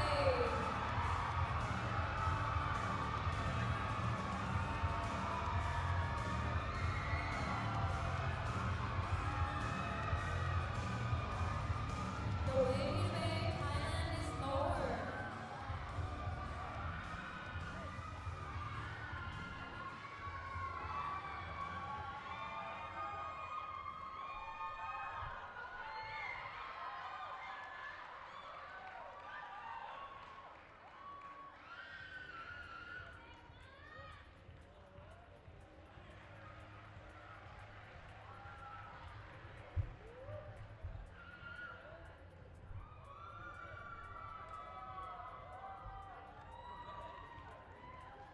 And what a fantastic win that was for Team Thailand. Norchart there, getting dominated in the first, but coming back in the second and ultimately winning that final third round there, edging it with the judges to come away with that win. And that meant a lot to the hometown crowd here. They were screaming for Norchart. So amazing win there for Team Thailand, and we look forward to seeing him tomorrow in the finals. We still have 3 fights left. So everybody watching out there, we've got 3 fights left. Some exciting bouts coming up. So please don't leave us just yet. Having a small intermission now, waiting for our next battle. But we'll be quickly back with the action as soon as the athletes are ready.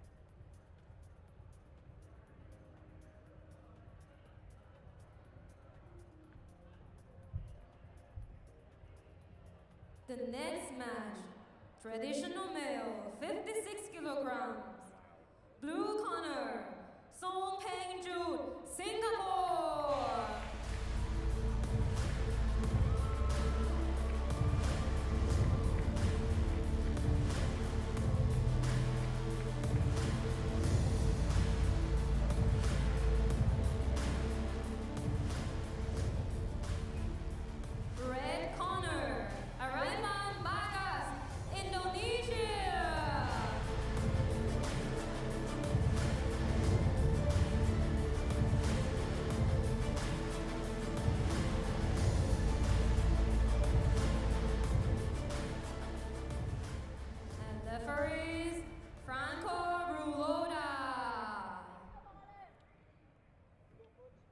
Okay, ladies and gentlemen, we move on to traditional male 56 kilogram division.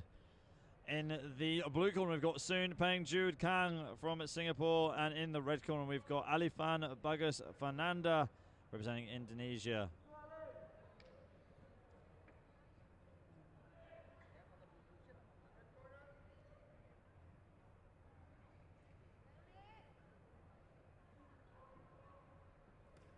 Okay, so it's the first time these two are going to compete today.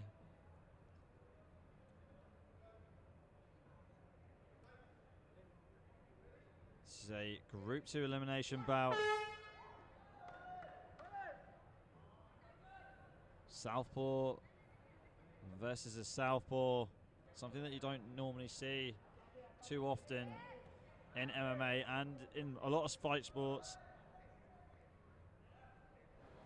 I mean, normally with the Southpaw stance, you get in the West, it's very rare that you get a lot of fighters that are Southpaws. They're normally orthodox, but in Southeast Asia and Thailand, as such, they like to use it.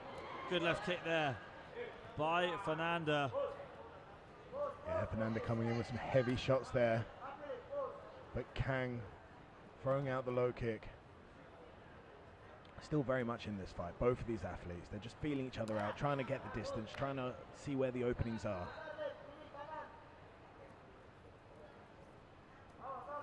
Kang's fainting with that jab. Trying to land a low kick on the inside, Kang.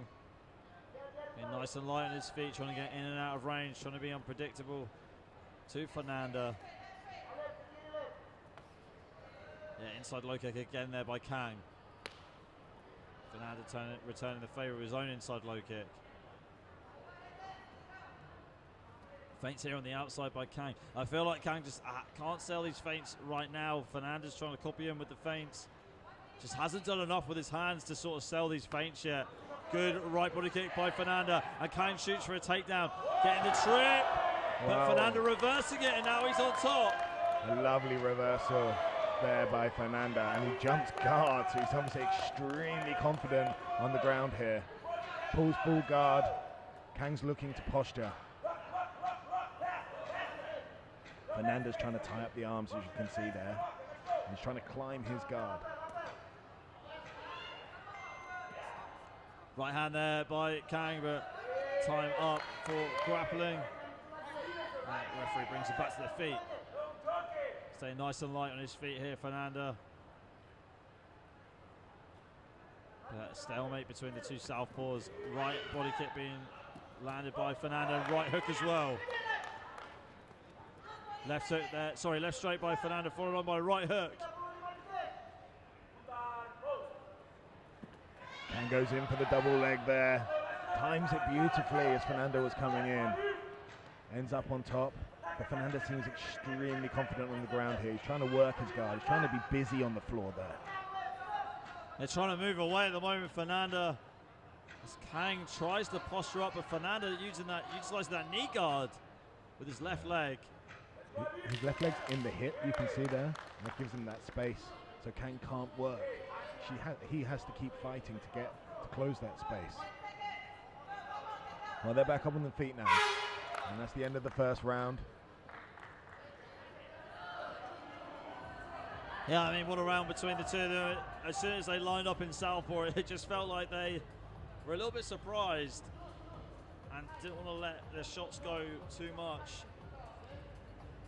For me, Fernanda was landing the more significant strikes and was more dominant. Yeah, lovely head kick there from Fernanda. And here, I mean, the Uchimata was tried, the Jiu-Jitsu Uchimata, and he was able to roll straight through and on top. That was amazing flexibility from Fernanda to be able to pull off that technique. And then there he jumps for the guard. So he's obviously got such great confidence in his jiu-jitsu skills that he's happy to pull guard, which is something that we need to note for later in the fight. When you see him on the bottom, it doesn't mean he's losing. I think Fernanda is really confident in his jiu-jitsu. And let's see how this plays out, because Kang seemed like he was posturing well when he was on top. Let's see if he can get that ground and pound finish without leaving himself too open for any jiu-jitsu attacks from Fernanda if this does go down. But we're coming out for the second round now. Yeah, here we go, round 2 on the way. Final instructions from the referee. Referee just giving Kang a quick warning. So Kang representing Singapore in the blue corner, and Fernanda representing Indonesia in the red corner. Fernanda trying to work these feints at the beginning of the round, but Kang shoots straight in for a takedown. Fernanda reversing it. The Uchimata reversal. Beautiful by Fernanda there. But Kang trying to stay alive in this position. Always got a triangle there. Oh no, the head's out. Fernanda going for double unders to pass the guard. And the referee stood them up.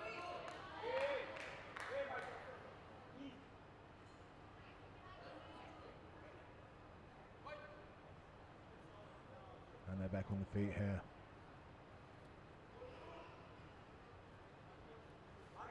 Swing and a miss there by Kang, just pulling that leg kick, that body kick back, trying to shoot for a takedown, but it's stopped by Fernanda as he has Kang tied up. Kang trying to swim his arms through for a better position, not getting it, pulling away. And you see, you were saying this earlier, Jim, with using the Kimu here, you can grab onto it and it gives you a bit more leverage, a bit more advantage. Yeah, the grips really help you control your opponent. It's almost puppet-like if you're getting gripped up and thrown around, like you just have no control. The Kang here, he's on top. He's trying to control this position. You can see Fernanda's got the half guard there, but he's defending hard. Into the toe, and the referee has stood them up, looking for more action. So we're back on the feet now. Kang with a little retie of the belt. Straight back into the action. Singapore versus Indonesia here in the 33rd SEA Games. Knee there from Fernanda as he steps back. See, he takes an extra step back here, making the step back a bit bigger so he can throw the knee up the middle. Kang wary of these knees, that's why he's holding on to the trousers of Fernanda. Good punches there on the inside by Fernanda. Fernanda holding onto the back of the Kimu of Kang. Yeah, really, you're right there from the puppeteering work, and Fernanda shoots for another takedown, but it's stopped by Kang. But Fernanda's got the lead leg of Kang. He's got the single, he's trying to fight for that. He's got him down, but can he finish it? This is where Kang's really good. He springs back up very quickly, like you can see there, but he's given up his back. So Fernanda now has an opportunity on the back.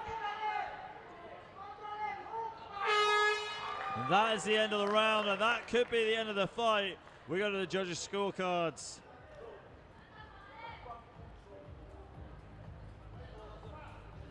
From Fernanda's corner, very happy with him, saying he had great control. Talk us through these replays though, Jim. Yeah, so this is Fernanda throwing those two left hooks there, but as you can see, Kang always went for the takedown.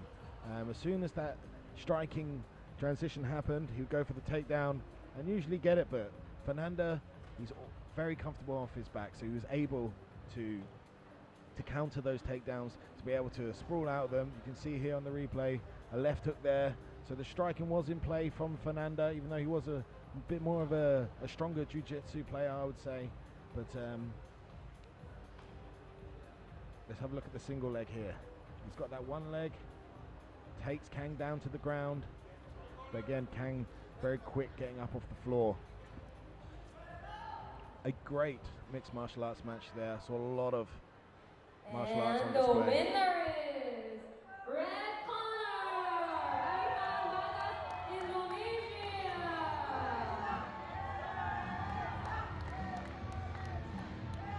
And congratulations to Indonesia. Fernanda comes away with the win there in the traditional male 56 kilogram category. He will go through to the finals.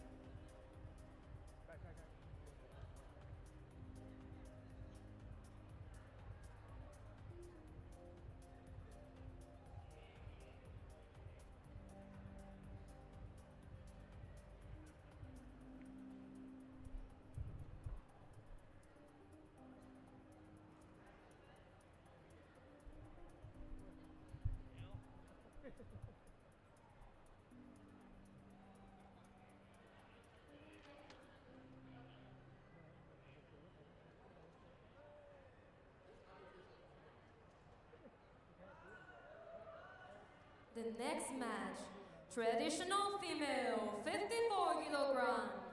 Blue corner, Daya Giselle, Philippines.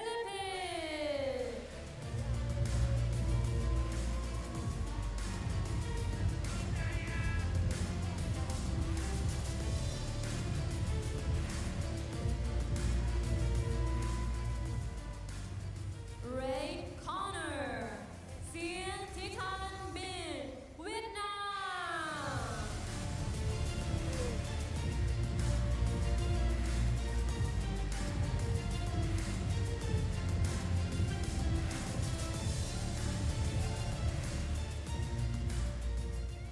And referees, Yu Fan Mei Oi.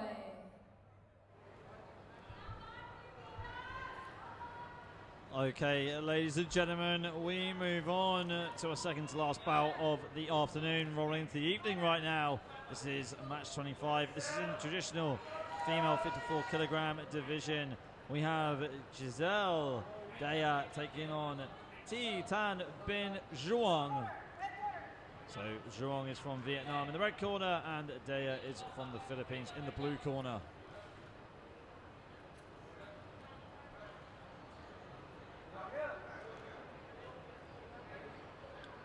Both fighters eager and ready to go. Okay, it looks like the Filipino team is complaining that The field of play. the field needs of, a mop. field of play needs to be mopped.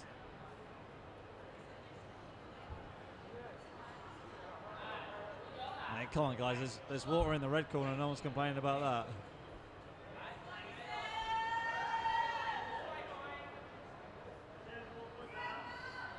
And here comes the lady with the mop.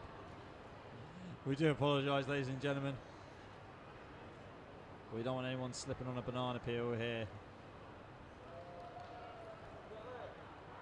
Safety is paramount, but I must say Giselle Daya, I did interview her actually before this fight out in the back there, and she was so excited to be here and to be able to show her mixed martial arts. She's been training for 4 years now, and she looks up to the likes of a Denise Zambwanga and a lot of the Team Lakai guys, and you know, this is amateur MMA. It's the stepping stone onto professional. You know, some of these athletes you're seeing today will be world champions, will be, you know, gracing the promotions like One Championship or UFC, and it's been done already. So this is the next generation, and it was great to hear from Giselle Daya earlier on how excited she was. But let's see how this match plays out, and we're back to the action. Yeah, I mean, like you said, this is a grassroots, part of the sport. This is where you get a lot of your experience. It's good to cut your teeth and get stuck in. And here we go.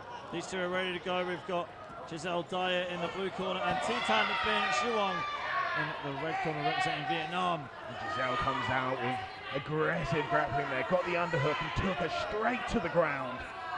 Some beautiful strength there and technique on display from the Filipino Giselle Daya.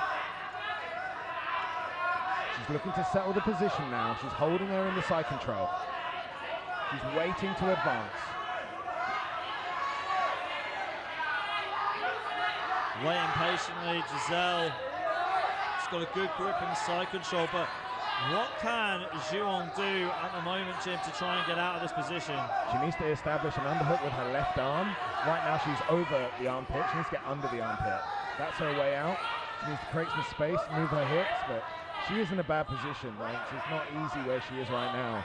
Giselle Daya's got all of her weight on top of her, and she's throwing down some punches. There isn't much to move, but she was almost out there. She is fighting Zhuang from the bottom there. She is moving. She's not making it easy. But Giselle should look to move position now. She's held this for a while. Go to the mount. She should progress this position or risk that the referee is going to stand this up. Surprised the referee hasn't stood this up already.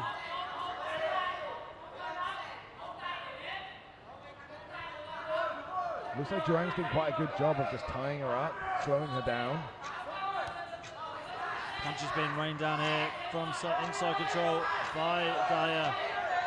And there goes the clock counting down with the amount of time that the athlete will be spending on the ground. Daya's looking to escape her right knee now. Yes, as you can see, now she's in quarter mount. She's still got her right leg trapped, but her knee's free. Staying too much time on the ground, so we're back to the feet to see if Zhuang can make up for that. Right hand there by Zhuang. Good left body kick by Zhuang as well, as Daya tries to take it down to the canvas, but Zhuang pounces straight back up. Left kick there. Wow, huge head kick, and Daya's in a lot of trouble. Takedown there by Daya.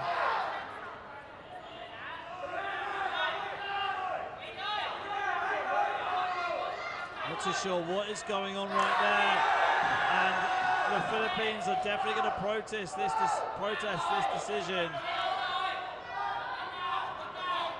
Looked like Daya was hurt.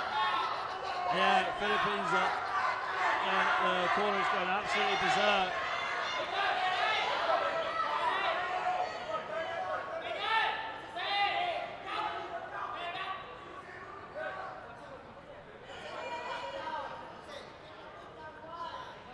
Right, let's hope we can get a replay for you right there to break down what happened. Absolute drama here at the 33rd SEA Games, coming to you live from Bangkok, Thailand. Myself, Ali McConey, in the commentary booth with Big Jim, the founder of OG Fightwear. Jim.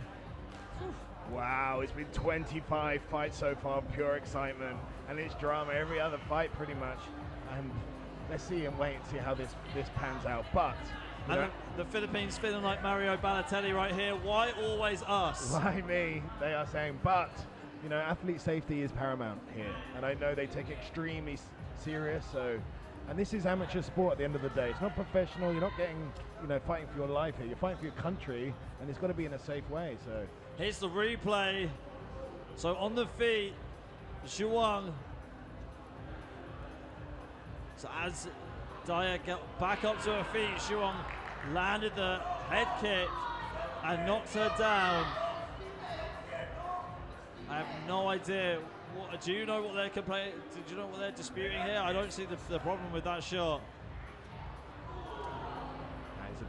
That's a big head kick.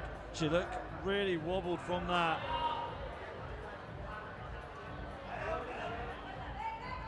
She wasn't. There's no. Oh, maybe it was this here, the left body kick as she was getting up. That could be what they're disputing.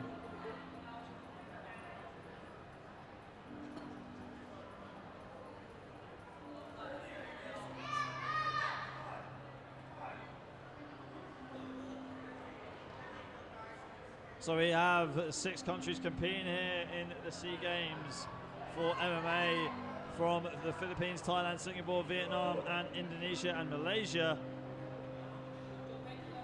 Some great fights go down today. The finals are going to be absolutely electric tomorrow. For sure, please do tune in tomorrow. The stream will be there for the finals. SEA Games champions will be crowned. But right now we're just waiting on a decision from this match.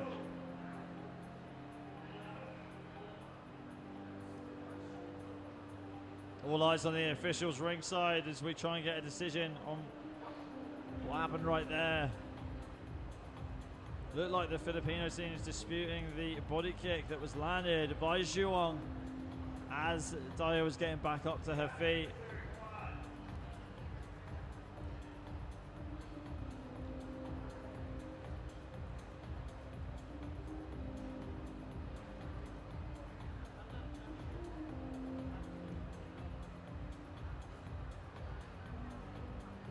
I mean, for me, Jim, it looked like the fight was over anyway when that head kick landed, and it was a clean head kick. That was a nasty head kick. I really saw, I mean, Daya dropped to the floor. She was dazed. And for her safety, if I was the referee, I would have stopped it. I'm not the ref, so. As the saying goes, Jim, protect yourself at all times. Yes. It applies at all times when you're in the ring. Inside the round. Okay, we get the official Okay, the fight is going to continue right now.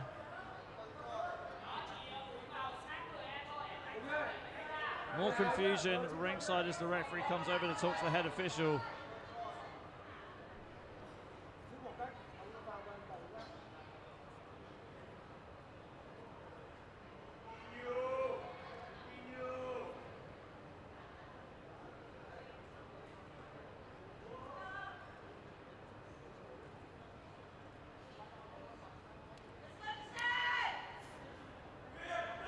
Yeah, we do apologise for the delay in the action.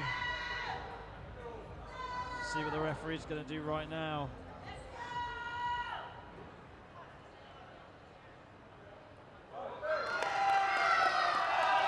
Okay, we get the official decision. We'll take off the announcer, and a yellow card is coming in again from the Filipino team.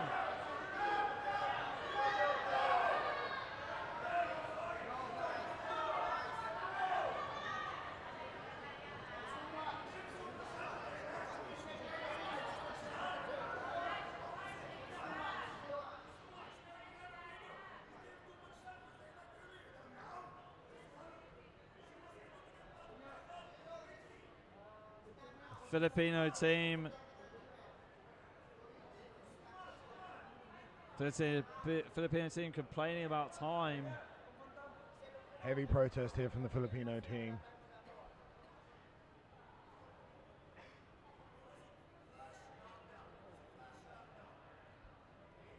Yeah, we do apologise for the delay, ladies and gentlemen. We will have our final bout coming up next once we get this resolved. This is also going to be in the 54 kilogram traditional female division. We will have Indonesia taking on Thailand. Of course, emotions are always high at these events. There's so much put into the athletes, bringing them here. Everything is rides on decisions of officials, so they take it extremely seriously and come down to the decision based firstly on athlete safety, but also in the fairness of the sport. So again, our apologies for the delay here as we as the technical officials iron out this issue.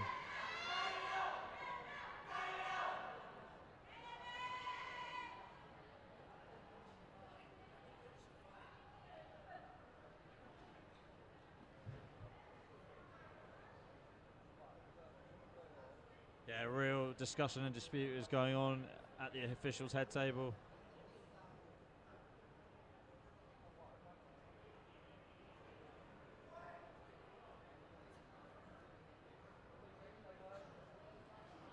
I mean, surely they can't let this fight continue now. There's been too much time, and you can see why. So they're disputing the fact. I think that when Daya got up, when she was still on the ground, they delivered a body kick. Jean delivered a body kick. Yeah, right here, as the knee touches the ground. Sorry, this is a knockdown right now. And it looks like they're disputing that kick that followed through after she got knocked down because one of her knees was touching with the canvas. Yes, this is the first knockdown from the head kick. And yeah, one of her knees is still touching the mat.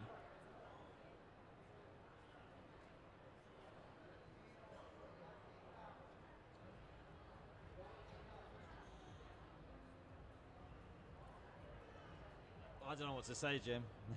Don't know what the officials had to discuss with the Filipino team. I mean, it looked like Daya was out on her feet, made a valiant effort to stay in the fight and get back up. Even if this fight continues, that knockdown doesn't mean anything now. Daya's fully recovered and we pretty much got a fresh round. Yeah, what a situation here. I mean, excuse me, seeing as this is amateur sport, right, to me, that head kick was strong enough, damaging enough to stop the fight. Yeah, same. She looked hurt anyway. She was hurt, whether that body kick connected or not. Juan was definitely going to had the opportunity to finish her off on the feet.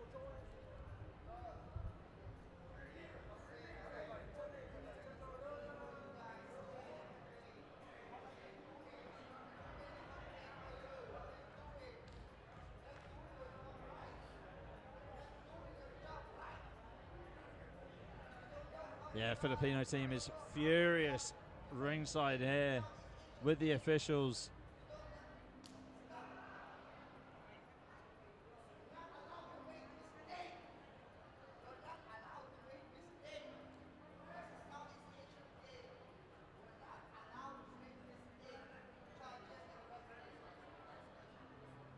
Filipino team, head commissioner of the Philippines, furious with the decision in that bout. I mean, what do you think, Jim? It's I mean, it's the technicalities on the rules that the argument is about, really. And I did hear just there someone shout, "Let them fight." That's what we're here for, right? I mean, if she's healthy enough to fight, I don't know actually. But She I mean, lost. The fight's been going on for too long now. We need to follow on and just. It's already stopped. The fight's already finished. True.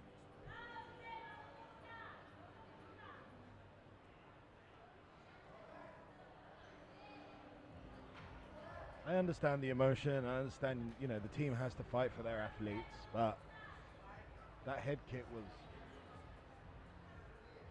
There's no coming back from that. Well, it was a slippery slope she was on. It was decisive, and we're doing amateur MMA here. I think it's. And the winner is Ray Connor, Vietnam. Filipino team is still furious with the ring officials, the judges and the referees. But Shuang is going to win and she's going to progress. We've got our final bout coming up next, ladies and gentlemen. Please don't go anywhere. Thanks for your patience.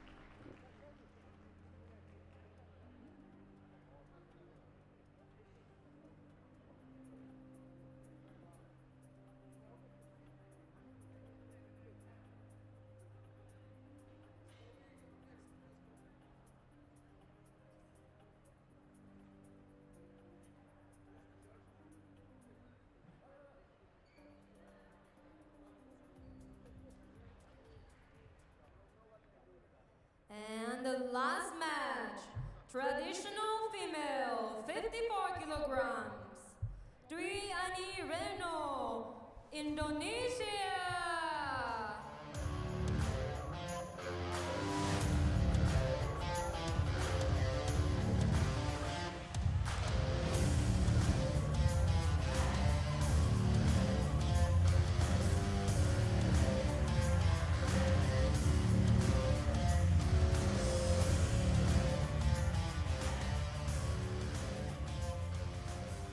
Red corner, Bunyuan Natana,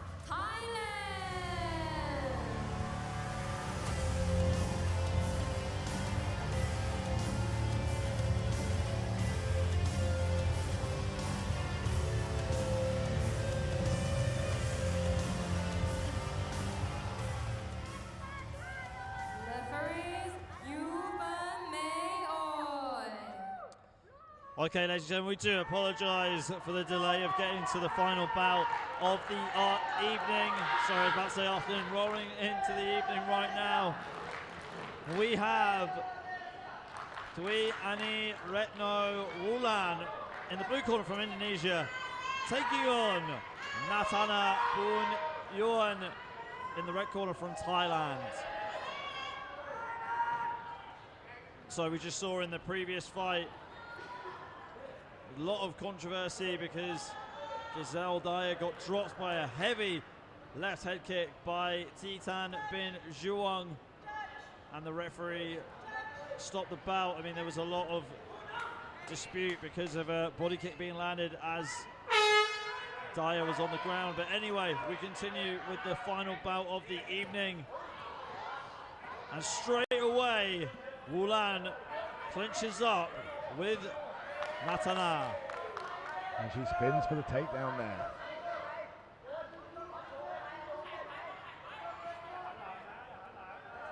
Natana in half guard. Sorry, my apologies. Wulan in half guard. Trying to posture up. And Natana not allowing it. Holding onto her arms. Trying to make sure that Wulan can't advance at all, can't transition to the position. And time off there, referee. I'm going to bring them back to the feet. They've spent too long on the ground and too much inactivity. Swing and a miss there by Wulan as they clinch up. Bunyan coming in with the grappling now. There's a grappling exchange where both of them are trying to throw knees. Both of them throwing the knee at the same time there. Who's going to end up on top from this takedown? And that's Wulan coming up on top into the half guard position. She needs to posture up now, and she's going to have an opportunity to rain down some ground and pound. But she's being stopped by the overhook, the left arm of Bunyan there, holding her in. If she's not able to create space, she's not going to be able to attack. So that is the great defense there coming from Natana Bunyan from Thailand, nullifying the attack of Wulan. But we're still early days here. Wulan's trying to use her left elbow there on the face to try and make it uncomfortable as possible. And again, staying on the ground. We're on the ground too long, not enough action taking place. So back to the feet we go. Left body kick there by Bunyan. Right hand there by Wulan, and she shoots for a double leg takedown and gets it. That was a lovely level change there from Wulan. She went the 1-2 upstairs, level change to the double leg. And she was successfully took Bunyan down. They've been stood back up now for going back out of bounds. This is our final fight of day one at the 33rd SEAGAMES Mixed Martial Arts debut here in Thailand at the SEAGAMES. Single leg being attempted here by Wulan, but Natana Bunyan scrambles out of the way.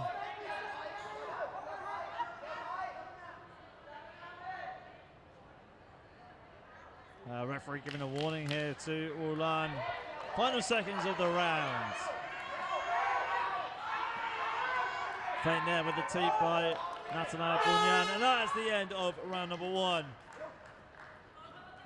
Quite dominant round really, Jim, for Wulan in the blue corner. Natana Bunyan, even though she's got the home field advantage, wasn't able to get some very significant shots off. You still just saw a coach on the camera right here saying you need to try and land that right hand, be a bit more, you need to be a bit more vigilant, go for it, don't wait too long. Take us through his replays, Jim. Sure, here we've got Wulan, sorry. This is the first takedown of the match, using the circling motion to actually take Bunyan down to the ground. Both of them here throwing the knees, as you can see, so that was quite active in the striking. No real damage from either of them, but Wulan definitely had the upper hand in the grappling, as you can see there. She took her down, ended up on top, had the control, but Bunyan has been roused by her corner. We saw, you know, this second round's big for her. Can she fight back? Can she get the win here? We will see here in the second round. Here we go, round two on the way. This could be the final round that we have of day one of the 33rd SEA Games for MMA. It's been a great day so far. And Wu Lan goes straight onto the ground and she is in half guard at the moment. Yeah, it's a very dominant position. She's looking with her right hand there to hold the kimono. That's holding Bunyan down right now, so she can't move, she can't get out. It really is a dominating position. And with her right hand there, Wu Lan's trying to free her knee now so that she can pass the knee. But work wasn't done quick enough. The referee has stood them up. She wants to see action. Yeah, another advantage of fighting in the kimono. And again, another takedown being made by Wu Lan. Wu Lan extremely proficient in the takedowns, and she's transitioned straight into the full mount. She's taken her time, she's being patient, she's got the weight down through her hips. She's waiting for a moment to posture and ground and pound. There we go. Yeah, let's see if she can fully posture up. Nonthaburi in a lot of trouble here as punches rain down from Wu Lan. More punches here as she postures up. Wu Lan being very patient and methodical here. Staying very well balanced on top. You can see Nonthaburi's trying to bump her off from the bottom, but she's so well balanced. Wonderful mixed martial arts display here from Wu Lan from Indonesia. Pure control. Very dominant here from Wu Lan. We're going to make sure that these punches don't hit the back of the head. Attacking the side of their head beforehand, and Nonthaburi trying to escape, trying to get out, but she does. But Wu Lan drags her straight back down to the canvas. Yeah, it's so tough when you're just getting grappled like this by like Wu Lan is doing to Bunyan, holding her weight. Now the ground and pound's getting thrown down. Those fists. We just need more volume from Wu Lan, and the referee will have no choice but to stop this fight. We're close to a stoppage now. Fortunately, Bunyan has been flattened out. It's one of the worst positions here in MMA. Completely flat on your stomach, your opponent on your back, throwing down punches. I mean, she needs to get up on her knees here into a turtle position, but very difficult. She is defending because she has her guard up. Yeah, the hands are up, but she's not giving enough like shots back. I mean, really struggling to get out of this position, and there goes the clap of the final seconds of the round.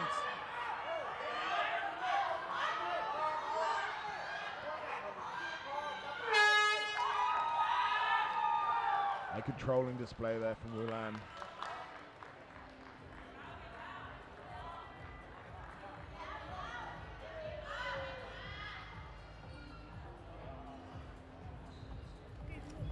Okay, so I think it's pretty clear who won that fight.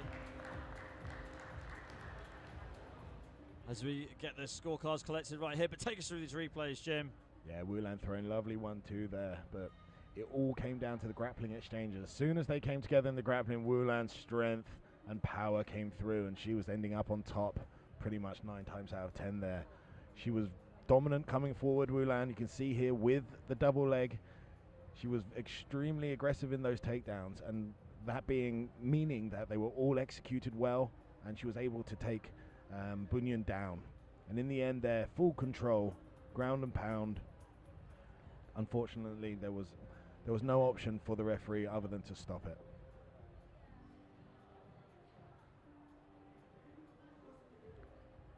Yeah, they had no choice. Okay, here we go for the official decision.